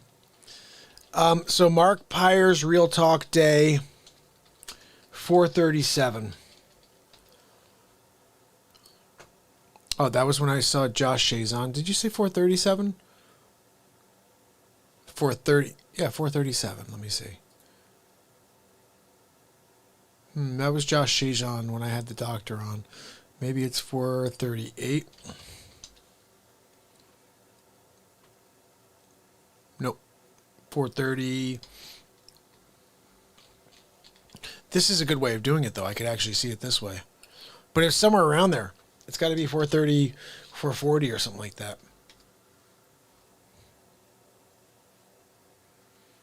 I'm going to keep looking because now we're getting close, I think. This is a great idea. I didn't realize I could do it this way. I'm actually seeing... I know I played it at the first part of a show once, the whole thing as well. So maybe that's what you... Maybe I don't think I did it with Chazon, though. Let me look. We're going to get close. We're going to see if we can find this thing. As if we can. This could be some good stuff, okay? This could be some good stuff. You see, George, did you find something, or is that something different you found? I'll play whatever you found anyway.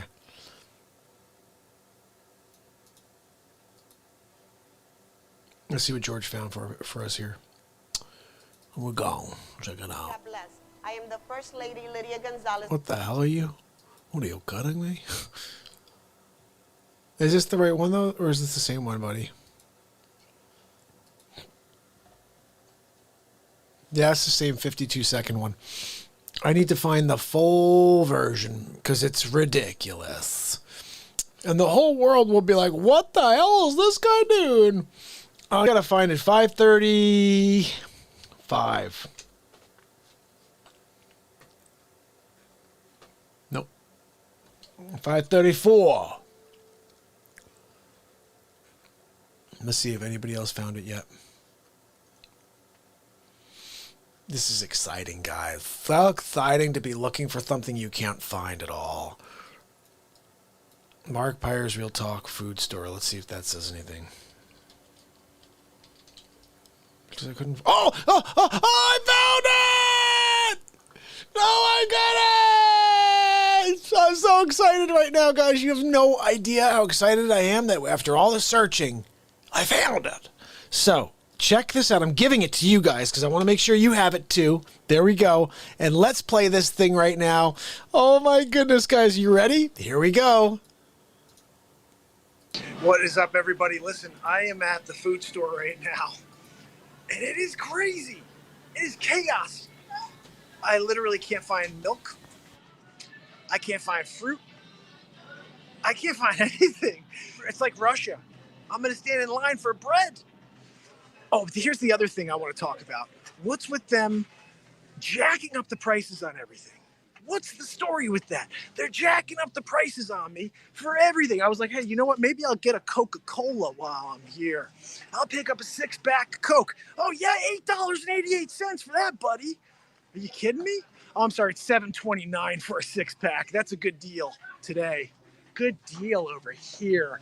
Oh, wait a second. Look at this. I could get, check this out, guys. Oh, wow, I could get 24 Cokes for $9.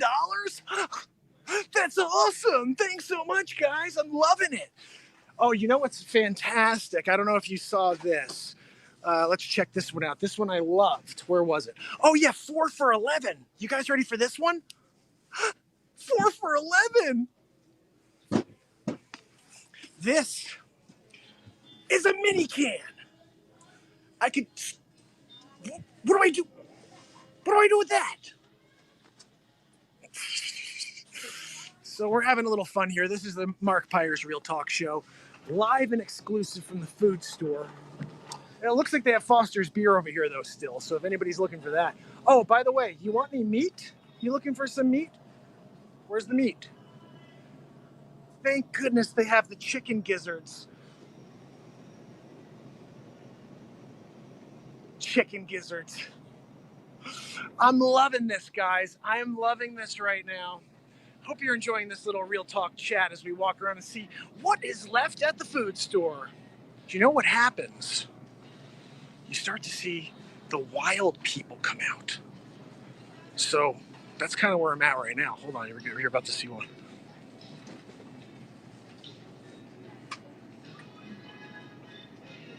Really? All right, what I'm worried about here, guys, at the store is what happens if I walk through a mist of somebody who had the coronavirus? What happens? Hold on, I'm going to show you the milk section. You guys ready for this? Oh, that's fantastic. Thanks for that Lactaid. God almighty, who the heck wants Lactaid? I don't want some freaking Lactaid. I want some regular milk. Hold on, look at this. Ready? I'm going to show you what they have. Oh, wow, that's a really good... Almond milk? Almond milk? This isn't right. What is this? The sky is falling. Oh my goodness. Hold on, guys. I'm gonna get some 2% real quick. No, you're not. How about this? You want some whole milk? Yeah, good luck, buddy. Come back tomorrow. Oh, but look, they do have Lactaid. That they do have. Fantastic. You guys are missing a show if you're not on this program right now, because I'll tell you what, I'm having a ball at this freaking place. Hold on a second. I got to go and get some paper towels, guys. I need to get some paper towels. No, you don't. Oh, my goodness. It's complete insanity. Complete insanity. But you know what? This is the life we're living. The sky is falling. Coronavirus everywhere. This is real talk like you've never seen it before. Unleashed. Craziness in the streets here at the food store. Okay, hold on a second. I do need something from this aisle, if I could find it. I really do need napkins. Found some. My wife is like, get whatever pasta they've got there. So let's see what's here, guys. Let's see what they have in the pasta aisle. Oh, the world is coming to an end? Well, it would seem like it when I look at these friggin' shelves. Ooh, oh, hey, how about I get some of the bird's eye stuff? Good luck on that with the bird's eye. Nothing there from the bird's eye perspective. I think I either missed the pasta or there is zero pasta left. Marty, the sky is falling. My buddy Marty's here. The sky is falling. Sky is falling, buddy. Listen, hold your breath as you walk. That's all I can say. That's all I can say. Hey, guys, you need some bread? Holy cow. This is complete chaos. I found actually 2 loaves of bread earlier, and I saw someone eyeing me. I saw them. They were eyeing me. They were trying to take me out for my bread. Listen, I'm not letting that happen. I will throw an elbow to someone's faccia. If you guys don't know who Dick Faccia is yet, go and check him out. How dare you? My man over here, he knows what's going on. We're all dealing with the same craziness. It is the end of the world, my friend. That's exactly what he just said. And do you have any pasta left? No pasta? No pasta! How am I in a world with no pasta? Where would it be if there was and I could try to search? Cold pasta? No, like any tortellini, that type of stuff? That would be in what aisle? 22? So we're pretty far away, guys. We're going back. Thank you so much. We're going back. And if you have tuned into my show before, you'll understand I've been live for 437 days in a row. And I just come on to just put up positivity in this world, to try to affect positive change one person at a time. And it's a mission, guys. It's a mission. It's been a lot of days, and I'm just showing up again tomorrow. But today, we are in Bizarro World. This is the Twilight Zone. We just went, if you want to go back and see, you missed the milk section. Hey, guess what? So did I. There's no freaking milk here. It's crazy. That's crazy. You know what? We're all in the same boat here. Madness in the streets. It's not long before people are going to start taking their guns and doing some things they shouldn't be doing. And the bottom line is this.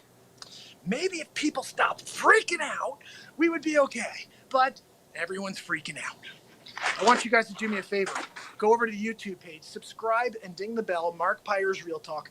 I'm live every single day. Tomorrow, I'm going to be live even longer. And the next day, even longer, because if this thing continues and I can't sell real estate, I will be live for 18 to 24 hours a day. I'm going to go crazy with it. I'm over here on this aisle. What the frig am I doing over here? I have no idea. She said 6. We're in 7. 7 is different than 6, guys. Guys, I'm at the food store. They've got nothing. I'm getting Melania. Oh, what? It's Bernie Sanders. I'm going to find some food. Hold on. I got to find some pasta. Oh, my Aunt Judy likes it when I get pasta. She sits on my lap. I like it when they sit on my lap. You guys know it's Joe Biden. Donald, it's Dr. Evil. Hi, Dr. Evil. You know you stole your clothes from Dr. Trump. Dr. Trump? That's right. You got to check it out if you want to get a laugh. I'll tell you guys, I've never seen this in my life. And I've seen, you're talking about crazy snowstorms. I've never seen this in my life. It was probably one of the silliest things I've ever done. Walking through this food store and seeing stuff like this. The sky is falling! And I'm in the middle of the food store doing all this because I don't give a crap. Seriously, I'm freaking out over here myself because I'm walking by people that look like they got the coronavirus.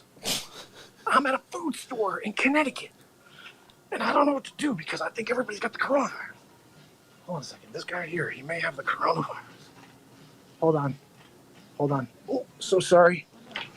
They both have it. They both have it. I gotta get away from everybody. Okay. I'll see you guys tomorrow on the next Real Talk. It's MARKPIRES. And it's sort of like a real talk. It was more of a fun talk. Have a good night. Oh my freaking gosh. Are you kidding me, guys? That was the most ridiculous thing I ever did. But I got to do more stuff like that. This is the reason why I love bringing out clips like this. Is like, I got to do more stuff like that because having props is like something unbelievable for a comedian. Just be able to walk through and pick up that freaking rice-a-roni. It's the San Francisco treat. Are you kidding me? You can't grab a rice-a-roni while you there for quarantine shop? I'm gonna grab a rice-a-roni with beans. Just friggin' do it. Just do it. Okay?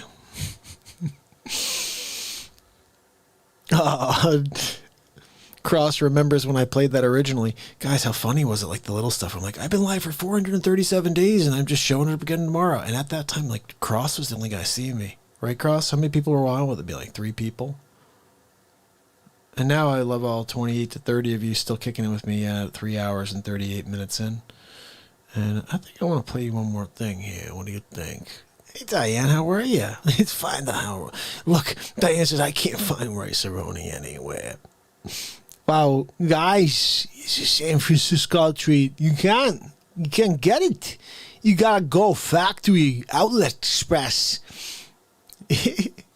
So look, let me play you guys one final clip here, okay? Before we call this an evening and we get ready to do it all over again tomorrow. We've been leaning on a lot of funny stuff from How Dare You Guy.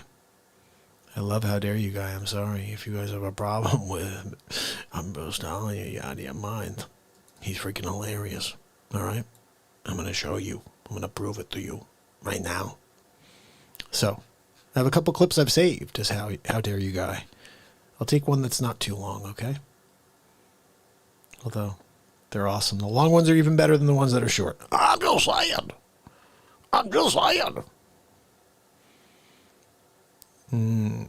Like, I think we should watch... You guys up for watching one long one? We're going to watch this. Right here, check this out.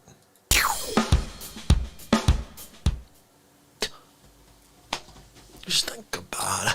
Think about it. Are you kidding me? Are you kidding me? How dare you? How dare Sonny, what are they doing to me over here? I can't figure it out. I'm telling them the right way. You understand? Sonny was with me from the beginning. He knows. He gets it. You can't do that to me. You can't. Okay? One more.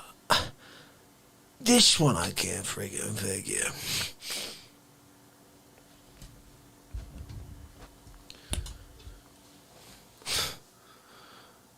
You're from India.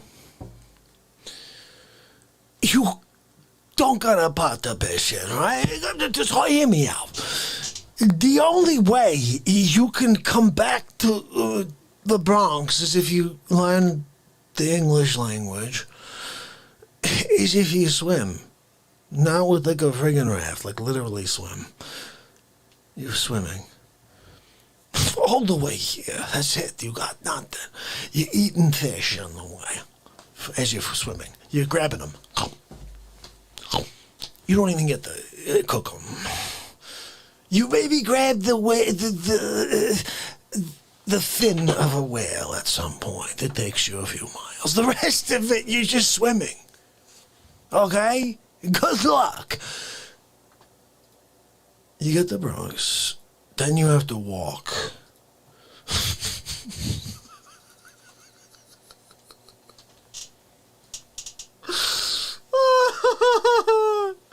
This was just so stupid. What is up? Oh my goodness. And you gotta go over to the Bronx, right? Pay respect. You can't swim 6,347 miles through the night, through the day, 2.5 years. No raft, no freaking piece of a tree to stand on and hold on to, hoping you don't get eaten by a shark. You're grabbing fish, though, on the way. You're a rich man. Oh, my goodness. I'm such an idiot. Oh. Because it really is pushing us towards that inevitable conclusion, which is me with you all day, every day. I'm talking about the first Mark TV. I'm saying it. Like, you want to talk about it? Like, oh yeah, we're gonna do Ed TV. Yeah, we're gonna freaking do it right here. You don't think I'm building up the stamina for that? 694 days in a row. We're 2 hours and 20 minutes into this show, and I got another burst of energy. I'm ready to do another 4 hours.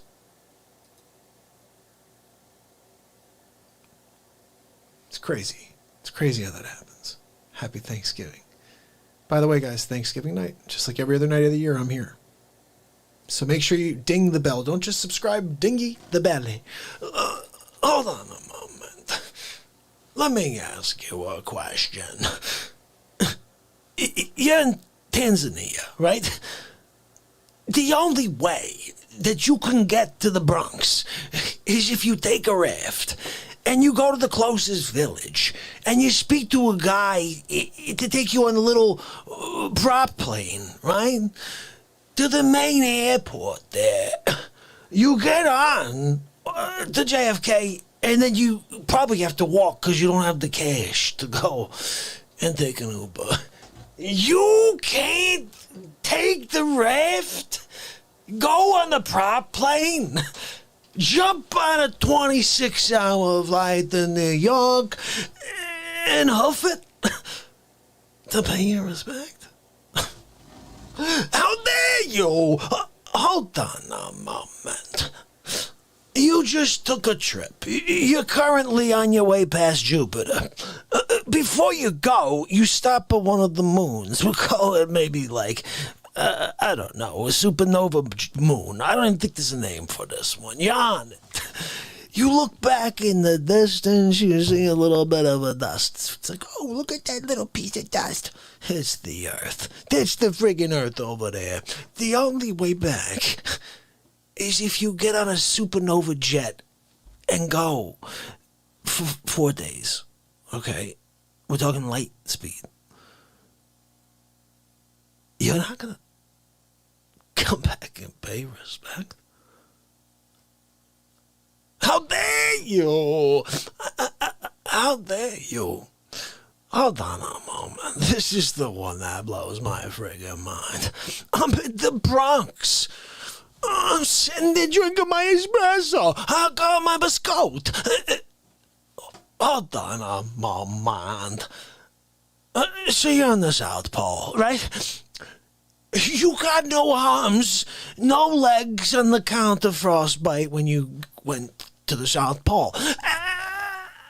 You can't shimmy your body across ice in certain death and pay respect? How dare you? Sonny, can you believe this guy? He's not gonna shimmy across certain death. No arms, no legs, and account the frostbite in the first place. You can't come and pay respect. Who's his mother? Who's your mother teach you? How dare you? You say what? Hold on a minute. Hold on a minute. You want me to come to you? You want me to come to you? How dare you? I'm at my friggin' table. It's my table. This is my table right here. I can't go away from the table. How dare you? Oh, look, he's going down with the tip. You got no arms, no legs. You're not going to shimmy over. You want me to leave my table? How dare you? How dare you? I also got a bunion problem, and we talked about this. You can't ask me to get up. I got a bunion problem. I know you don't got no bunions. Well, I got bunions. Okay? Look, sometimes Laura will come down to the table. She has some biscuit.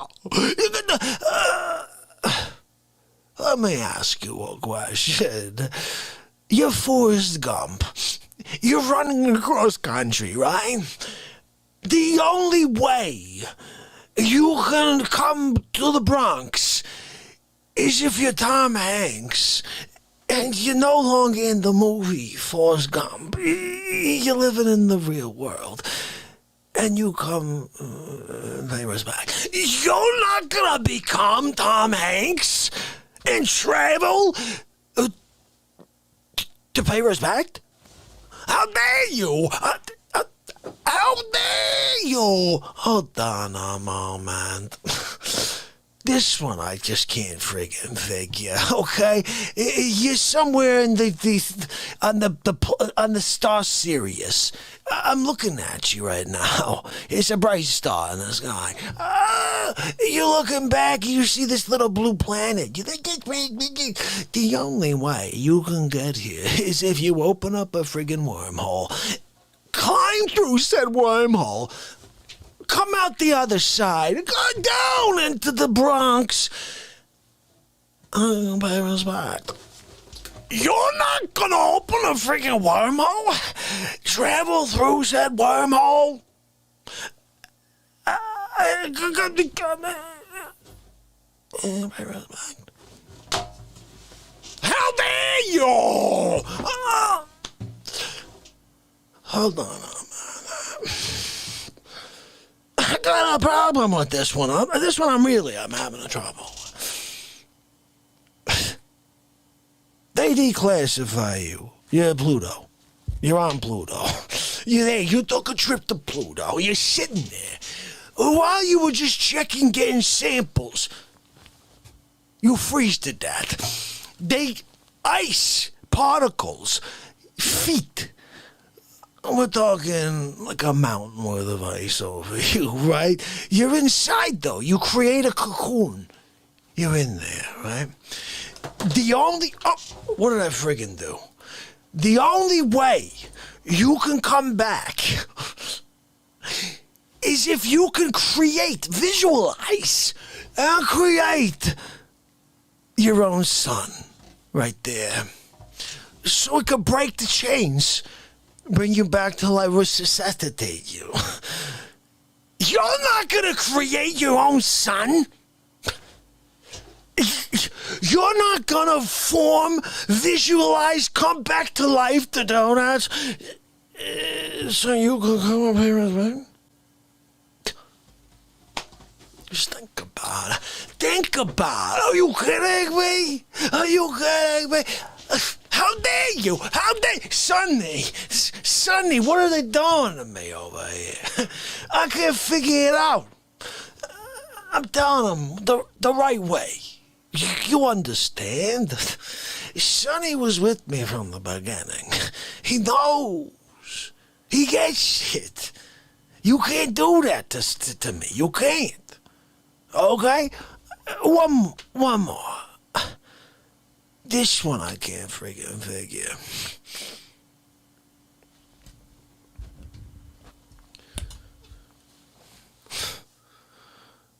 You're from India. You don't got a pot to piss in, right? Just hear me out. The only way you can come back to the Bronx is if you learn the English language. Is if you swim. Not with like a friggin' raft, like literally swim. You're swimming. All the way here. That's it. You got nothing. You're eating fish on the way. As you're swimming. You're grabbing them. You don't even get to cook them. You maybe grab the fin of a whale at some point. It takes you a few miles. The rest of it, you're just swimming. Okay? Good luck. You get the Bronx, then you have to walk.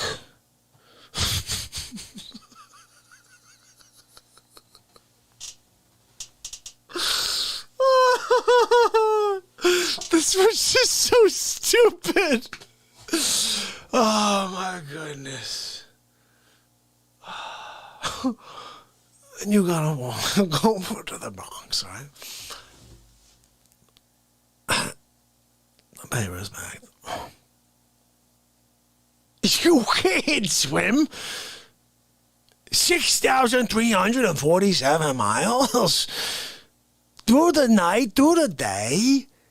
2.5 years. No raft, no freaking piece of a tree to stand on, hold on to, hoping you don't get eaten by a shark. You're grabbing fish, though, on the way. You're a rich man. Oh, my goodness. I'm such an idiot. Oh, holy cow. You're a rich man. You're grabbing fish. You're eating it on the way. You're a rich man. Oh, my goodness. The stupidest thing I've ever said in my life.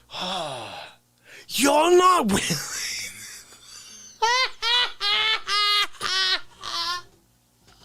Oh, my God. I can't. My stomach hurts. I was thinking about that. You know, here's the thing. I start visualizing these things. It's like some guy from India. He's like, I'm gonna go. I gotta pay respect. I gotta pay respect. Oh, there we go. You're not willing to take the trip? You're there in freaking India. You can't just jump in the water and go. Wind up in there after 3-4 months. You find your way there. You maybe grab a whale. You maybe grab a shark, get chomped, whatever. You show up. And you come on. Yep. Oh, there you are. Are you kidding me? You wouldn't friggin' do that? You're as bad as the guy with no arms and no legs. You're just as bad as the guy who's on friggin' Pluto who can't develop his own sun so he could crack the shell and come back. You're just as bad as the guy who's sitting on the friggin' Sirius Star looking back and he's like, open up my wormhole. You can't open up the wormhole.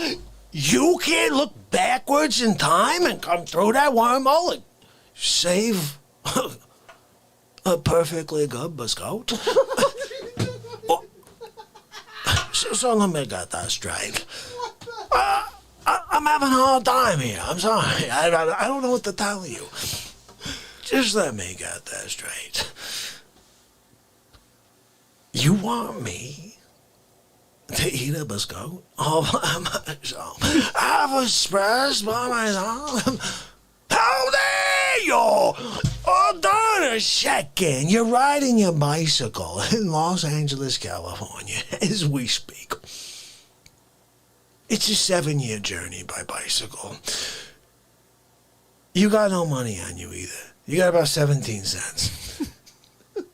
You can't leave right this freaking second. 17 cents in your pocket, bicycle, huffy, old wheels, and come to the Bronx and pay respect. What's wrong with the youth today? What's wrong with the youth today? You can't get anybody to pay respect. I'm not sure what to do. What's that, Sonny? No one, no. I'm telling them right now, the youth of today, Sonny. No one's teaching these kids. It's about respect. It's about freaking respect. If you can't respect a guy sitting there eating a biscuit, drinking a coffee. I don't know what to tell you. You're not going to heaven. That's all I can say. I'm sorry. I'm sorry. I'm not supposed to judge. I know. The Lord said, don't judge them. Just tell them that they're being stupid. I know. But look, if you can't, no arms, no legs, come from the South Pole, shimmying your way like a snail, you can't swim from friggin' India across the Atlantic. Maybe you go the other way, and you get to Los Angeles, and you walk to the Bronx, whatever. The travel destination of choice that you go with is fine by me. Okay, just as you wind up in the Bronx while I'm sitting there, biscotti in hand. Espresso. I'm dunking that biscuit. I'm dunking that biscuit. That was the first time I said that. Oh, I did it. I broke character again. Holy cow. I'm dunking the biscuit. Oh my goodness, guys. Oh my goodness. Holy cow. At least we know what content I'm dropping tomorrow. So that was something. That was something.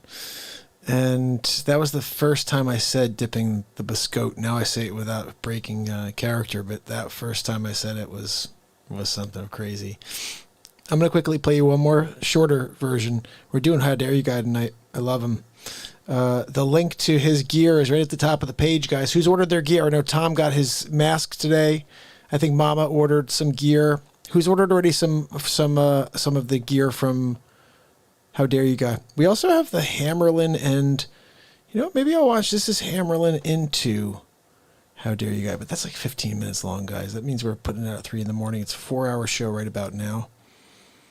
Let's just keep it short. We'll do the one I did for Planet X. This is I did for Scott. I think he's already gone for the night, but check this out. Here we go. Oh, no, this is Sloth. I love this one. The house has been there 350 years. I'm like, hold on a second. Wait a minute. Hold on a minute. Let me ask you a question. House has been there since 1764. Current owner decides to throw a bunch of temporary columns in there like 3 years ago. You're gonna tell me that it may be it may not be structurally sound. 1764. How dare you? How dare you? You're gonna tell me 1764? That's the year of the doubloon from the Goonies. You're gonna be... Hold on a minute. You're John Matuzak. You're in Goonies. Is Sloth. You're flying through the air going, hey, you guys! You got to the other side, right? You come down the ship, the mast, with your knife. You grab some jewels. You got the big melon head. You grab some jewels. You stuck them in your pocket, right? And you go, and you jump off the ship, right? You're telling me you can't come by after all that and pay your respect? Sloth, can I call you Sloth? Look, how dare you, Sloth? How dare you, Matuzak? You were decent on the razors, much better as Sloth. Hey, you guys! Yeah, that's it, dead on. I know. Look, hold on a minute. I'm trying to tell you a story. There's a guy, okay? He's wearing a friggin' melon hat. He's pretending to be a thing called Sloth. He's there with Chubbs. Remember Chunk? He's there. He's like, do the truffle shuffle. He's like, the truffle shuffle was my jam back in 86. Hold on a minute. I'm telling you a friggin' story. You paying attention? Sonny, they don't pay attention no more. I know. It's like they didn't learn anything from their pops. Who's your dad? Give me his number. I'm gonna call him. I'm not even freaking joking. Right now, give it to me. Oh, okay. What's his... Thomas? Hey, Thomas. Hey, Thomas, look, this is... I guess my name is Dick Fonche. Look, I'm here with your son. And with your daughter. And with the friggin' world. Look, Thomas, what's wrong with the youth today, huh? Look, I'm sorry. What, you in the middle of eating, like, friggin' steak dinner or something? Oh, what are you doing? You changing a tire? What's going on? You mowing the friggin' lawn over there? Hold on a minute. I'm trying to talk to you. What, are you packing luggage for a trip? Oh, wait, you can't give me 2 seconds? What, you got a toothpick in your mouth or something? Hold on a minute, Thomas. I'm trying to tell them something, and you're just as bad as your kids. How dare you? How dare you, Thomas? Are you friggin' kidding me? I'm here. I'm trying to talk to him. Oh, I like mashed potatoes. Look, Thomas, what's your friggin' address? I'm coming over, okay? Steak and mashed potatoes. Are you kidding me? Sonny, he's got steak and mashies. Yay! I know. Look, we're coming over, okay? Me and Sonny. No, Sonny's like a 74-year-old, like, I don't know, mildly stupid. He's a good guy, though. Don't worry about it. He eats like 1 piece of steak, okay? What are you doing to me here? Are you hanging up on me? Thomas, how dare you? You friggin' daddy hung up on me. Are you kidding me? Sonny, I don't think he liked you.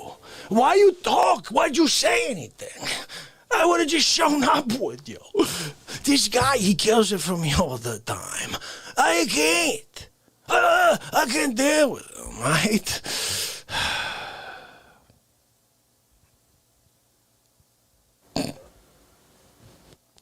How dare you? How dare you? Hold on a minute. That's my favorite. I love that bit right there. All right, let me see. Mama has this one right here. I think I've seen this before. Are we allowed to watch it, though, is the question without getting in trouble. If so, we can get right to the thing. Let me just see if I can view it real quick before we...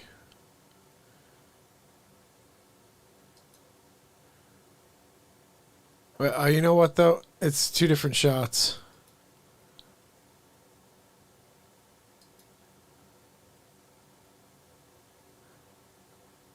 Yeah, there's... From what I'm seeing here, and this is just a very brief look, Mama, but that one, if that's the one where they're looking down and there's the guy standing there and all of a sudden there's a tire on fire and he's gone. If you look, there's also a guy standing in the corner in the first shot where he's laying on the ground or whatever. And in the second shot, they're both gone. But I'll take a look at it when I get it, because I do have it open on a different page. Guys, we are here 4 hours, 5 minutes in. We just officially dipped below 20 people, but you 19 are freaking awesome. Freaking awesome.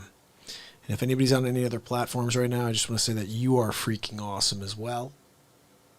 And I can't wait for tomorrow where we do this all over again. Because you know this is the show that never ends. That's right, my family, my friends. We did it again. 706 days in. Tomorrow we hit 707. It's probably going to be a little earlier, so make sure you ding the bell. Don't just subscribe, make sure you ding the bell too. Right to the side, there's a couple of notification options. Hit the bell option and you'll hopefully get notified. Tomorrow, I'm sure I'll have some stuff to drop for you from tonight. I'll have to review mentally and figure out what we did. Oh, I have an idea. If somebody out there is... I don't know how dedicated people are to this show. If anybody out there is somebody who's like, I watch, whether I can get in here live or I watch after for a replay, and you are someone who watches like that, where you check out the full show all the time, I'm looking for help in one way. If somebody's interested in taking like basic notes of what the show is about, because I say usually what the name of the song is and whatever, but I never have a chance. Someone asked me recently, can you have a description of what every episode is? But I don't have time. I'm trying to sell real estate right now, and I'm trying to also kill it with content with you guys, so you always have new stuff. Describing the stuff is harder for me to do. I just don't have the time. So if anybody out there feels like they'd want to help in that way, where they want to just quickly write descriptions for the shows, even skim through and write down what the basic description is. That would be so helpful. And you could even leave it as a comment, and I'll grab it and post it in each video or something each time I see it. But I have to tell you how much I love getting comments from you guys. It means so much to me. I was here for that first 608 days. Wow, tomorrow, no, 2 days from now, will be 100 days from when Wages found the show and started sending you guys over. 100 days. In 100 days, we've gone from 295 subs to... Where are we right now? Anybody know? Let me see. I'll go an accurate count. I'm going to go to the back end. I'll tell you to the number. Hopefully it's good. You guys have been spreading the word unbelievably. You're so amazing. Thank you, because the shadow ban is real, as you guys know. We're at 2,869 subs from 295. You know, it'd be pretty cool if we could somehow buy, I don't think it's possible, but if there's some way we can buy that 100-day mark, get to 3,000 or to 2,000. No, 3,000 would be pretty much. That's 131 more.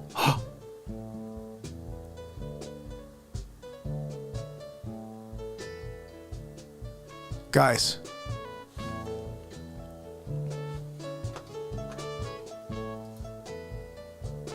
Does anybody else, I haven't seen Glynis in a little bit, but she would have just been like, what? When I said that. 131 from 3,000. 131. 13 is my number, guys. 13 backwards. 13 and then 13 backwards. 131. I tell you, every single time I look, I see a number, and it just continues to drive me towards truth and light. It keeps telling me, you're right, Mark, don't stop. And you may be feeling like you're in a hole and getting nowhere, but keep going. Don't ever stop. 131. Again, I'll say that. I say this all the time. It could have been 135. Could have been 137. 131? The one time I go and look? Mama, the one time I go and look? 131? I never look at that. I look at the main number. I'll see like, oh, well, we went to 2.26, 2.27, whatever the number is. That's amazing. So, although I know it, and I've always known it, and that's why I keep coming every day, and even when you saw during that grocery store, and you could probably even sense with me the way I was talking, like, hey, I know nobody's watching, but I'm here every day, and I'm going to keep showing up. And no matter how much they try to beat me down and how much they continue to shut this show down, I won't ever give up. My strength and my resolve for being here for you will never wane.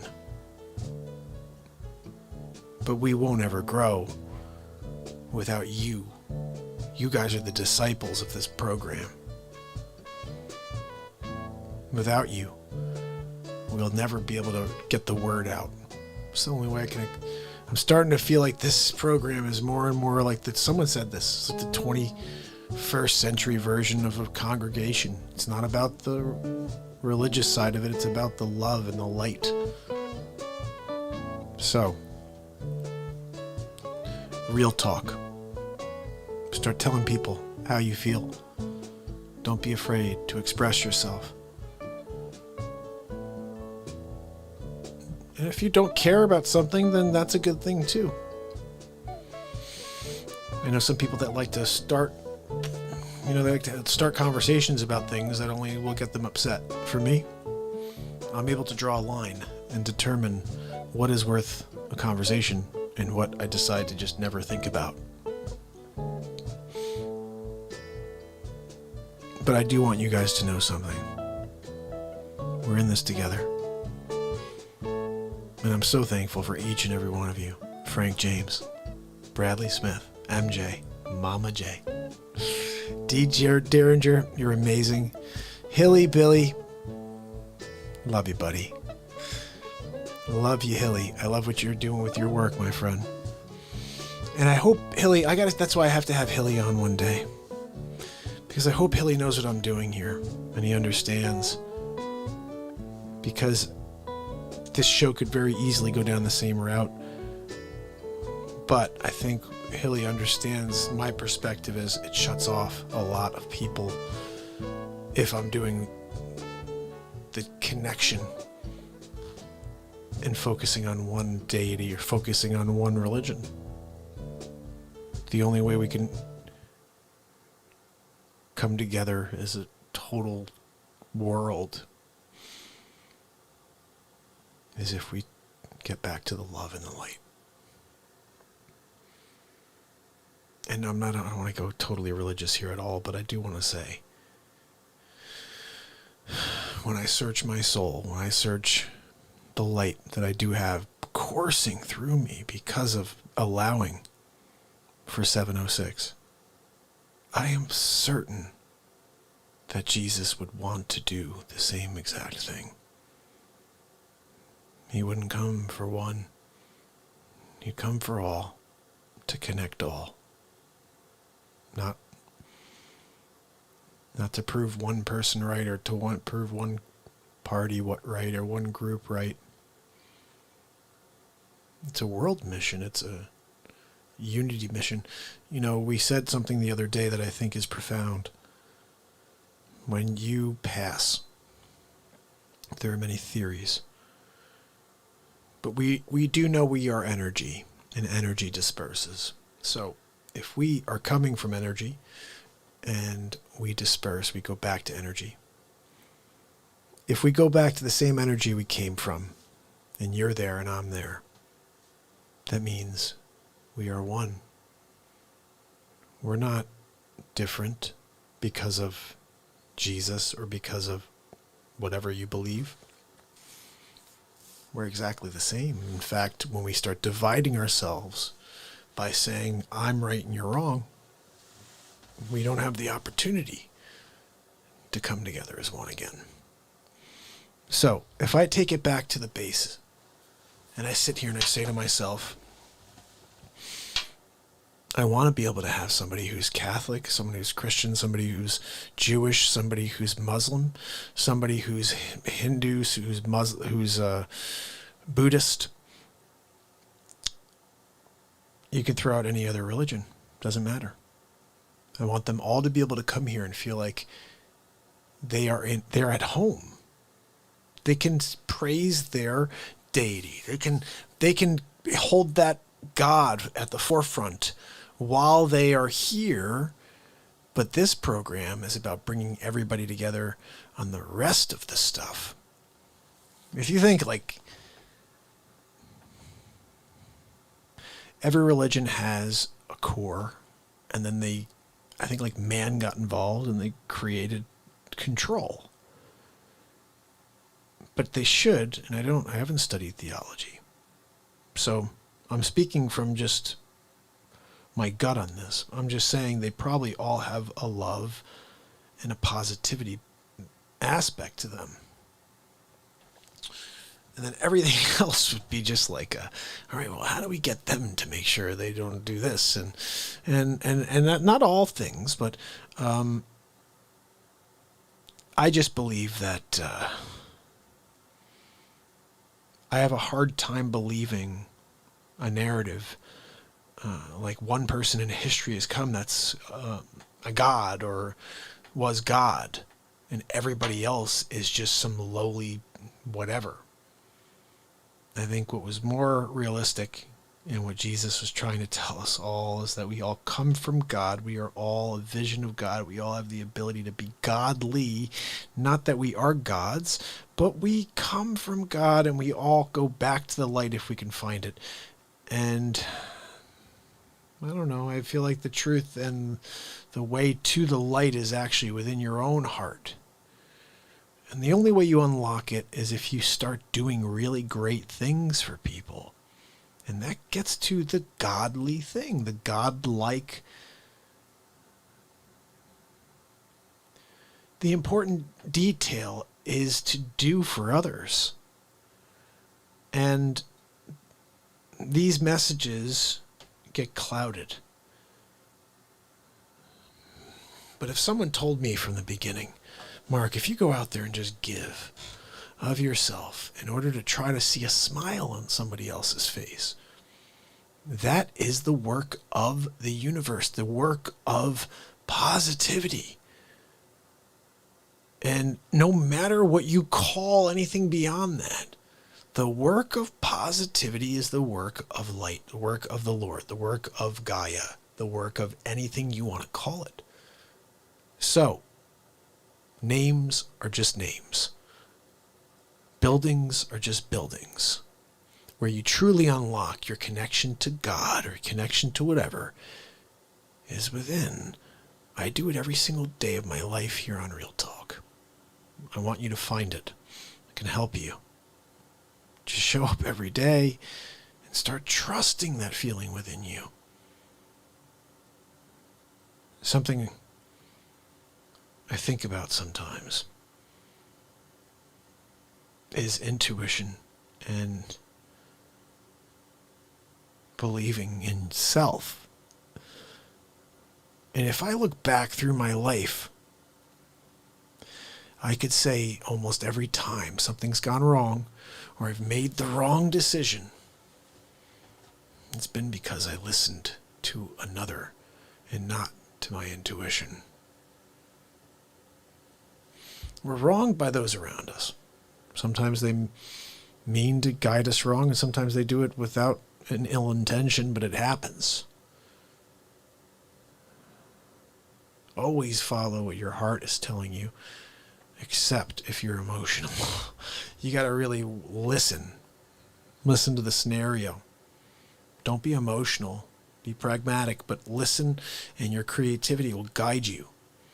But we have to stop judging people who think different. We should be respecting them and say, you know what? I respect that you feel and that you believe something. And in that we connect. Sir, madam, the fact that you connect to something and the fact that I connect to something, that means we already connect right there. Now, what your religion believes is different than what my religion believes, so we have a difference of opinion there. However, we connect on the fact that we both feel a love for our religion. We connect on the fact that every time we do really get into that moment that's important, where you are feeling the light of the Lord or whatever you want to call it, that emotion that courses through your body when that happens, those things we connect on, right? That's why I want people to realize religion has been the death of so many, but if you started to realize that the cause of the religion, which is the effect of believing, is the feeling you get when you connect, and the feeling you get when you connect is the same feeling that every single soul gets when they connect to their deity. So let's stop thinking about the deity, start thinking about the connection, and the connection is the light. We cloud it with human words.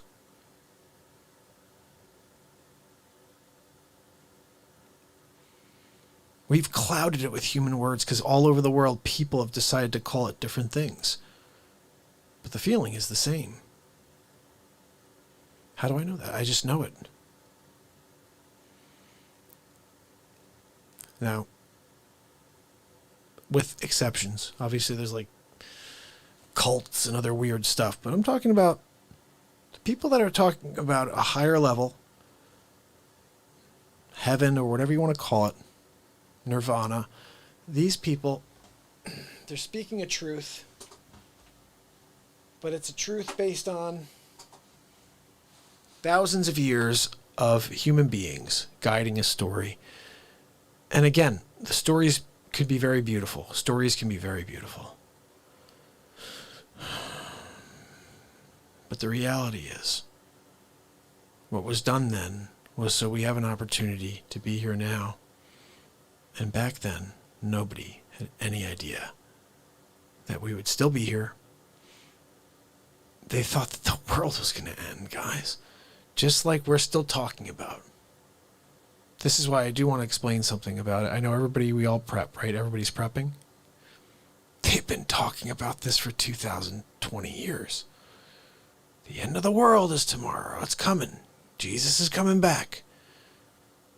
Well, last time we know he was here, they murdered him. I had some guy come on once who was Jewish. I guess I could.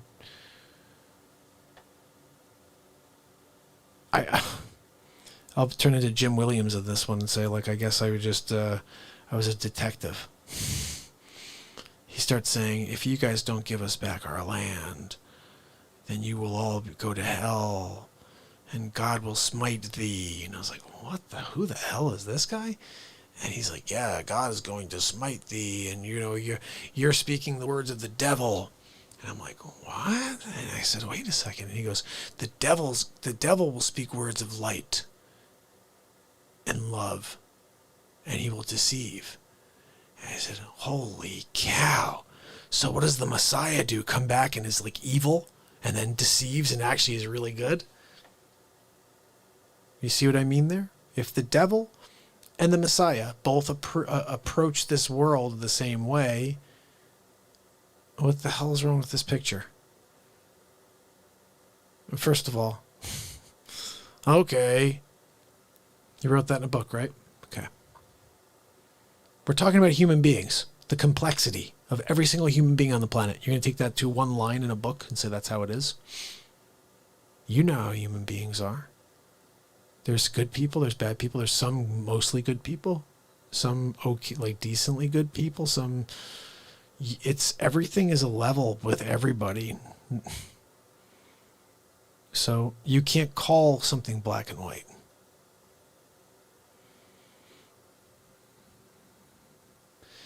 I hope you guys don't mind I'm sharing this, but 4 hours and 24 minutes in, sometimes my mind just goes at 3:06 in the morning.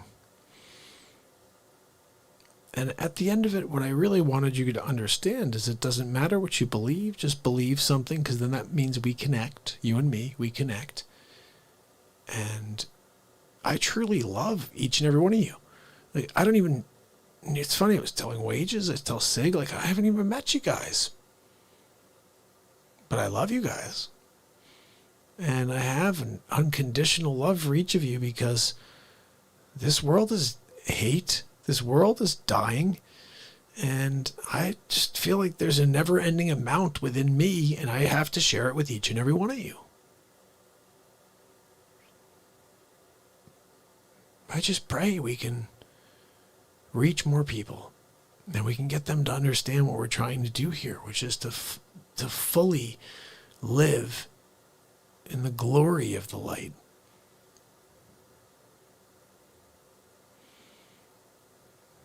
Within that mission, we will find our way. I feel like we already have, to be honest. I tell people all the time, go get prepped. Just prep your soul here. Prep your soul with Hilly. Prep your soul for what may be coming next. But I can tell you what, no matter what your religion is, if you show up here every single day with me and you build light and you're kind to the people in the chat, you lift people up, you hold a door for someone with a big smile on your face, not because you're being fake, but just because you truly care. You are opening up the pathway to that door. It gets wider every single time you do something. The bridge gets wider. It's not as narrow. You're able to walk across it freely without a wobble at some point. Make it as strong as possible. Every time you do for another, you get one more strand. Eventually, it's like a tree trunk on both sides. A fully developed bridge.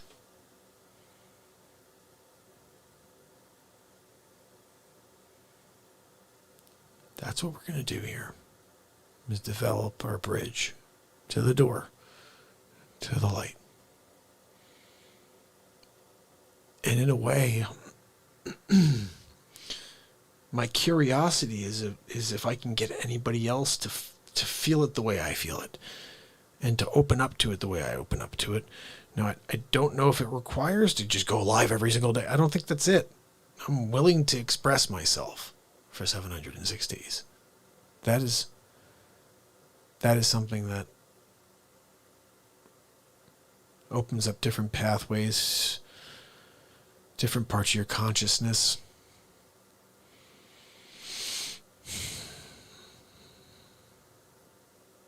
But it's a scary world, and I want to continue to try to help us through it. I don't know where that leads us. I don't know what that says for me and what's going to happen for me, but I do know I will be here with you tomorrow, God willing. And I do want to continue to just let the moment happen and not express or not script anything. No interest in scripting. So guys, let's see, 3:10 in the morning, 4 hours, 28 minutes now. That was a real talk at the end there. That's what we do here. But now I'm turning into Hammerlin Jameson. So, Mama MJ, Daniel, Bradley, Hilly Billy, George Rochelle, thank you for helping me find that date. MJ, Mama MJ, thank you for helping me find that date. Frank James, you're awesome, buddy. I appreciate you, buddy. I'm so glad to see you when you come back every time, Frank James. Just so you know, I really appreciate you. Let's see, who else we got? Hilly Billy, thank you, buddy. Hilly, I saw your comment there. I try to get on earlier. Tomorrow I'll probably be on around 7:30, 8 o'clock, okay? And tonight I was actually on like 10:30, but we did 4 hours and 30 minutes. So anyway, and I was up early this morning. Anyway, guys, let's see who I missed. Wendy Pooh Bear. George Rochelle, I said hello. Say goodnight. I'm running back quickly. Okay, I'm going back to the bottom again. Bradley Smith. Frank James. Tanya. Thank you guys so much. I appreciate you. I may have to clip that out for tomorrow. We'll see. At least I have a piece of content for the show, before the show. Until then, my friends, my family. Deb Denny, thank you so much for kicking it with us. And Chris Donaldson, you guys are awesome. Until tomorrow, it's MARKPIRES. And it's real talk.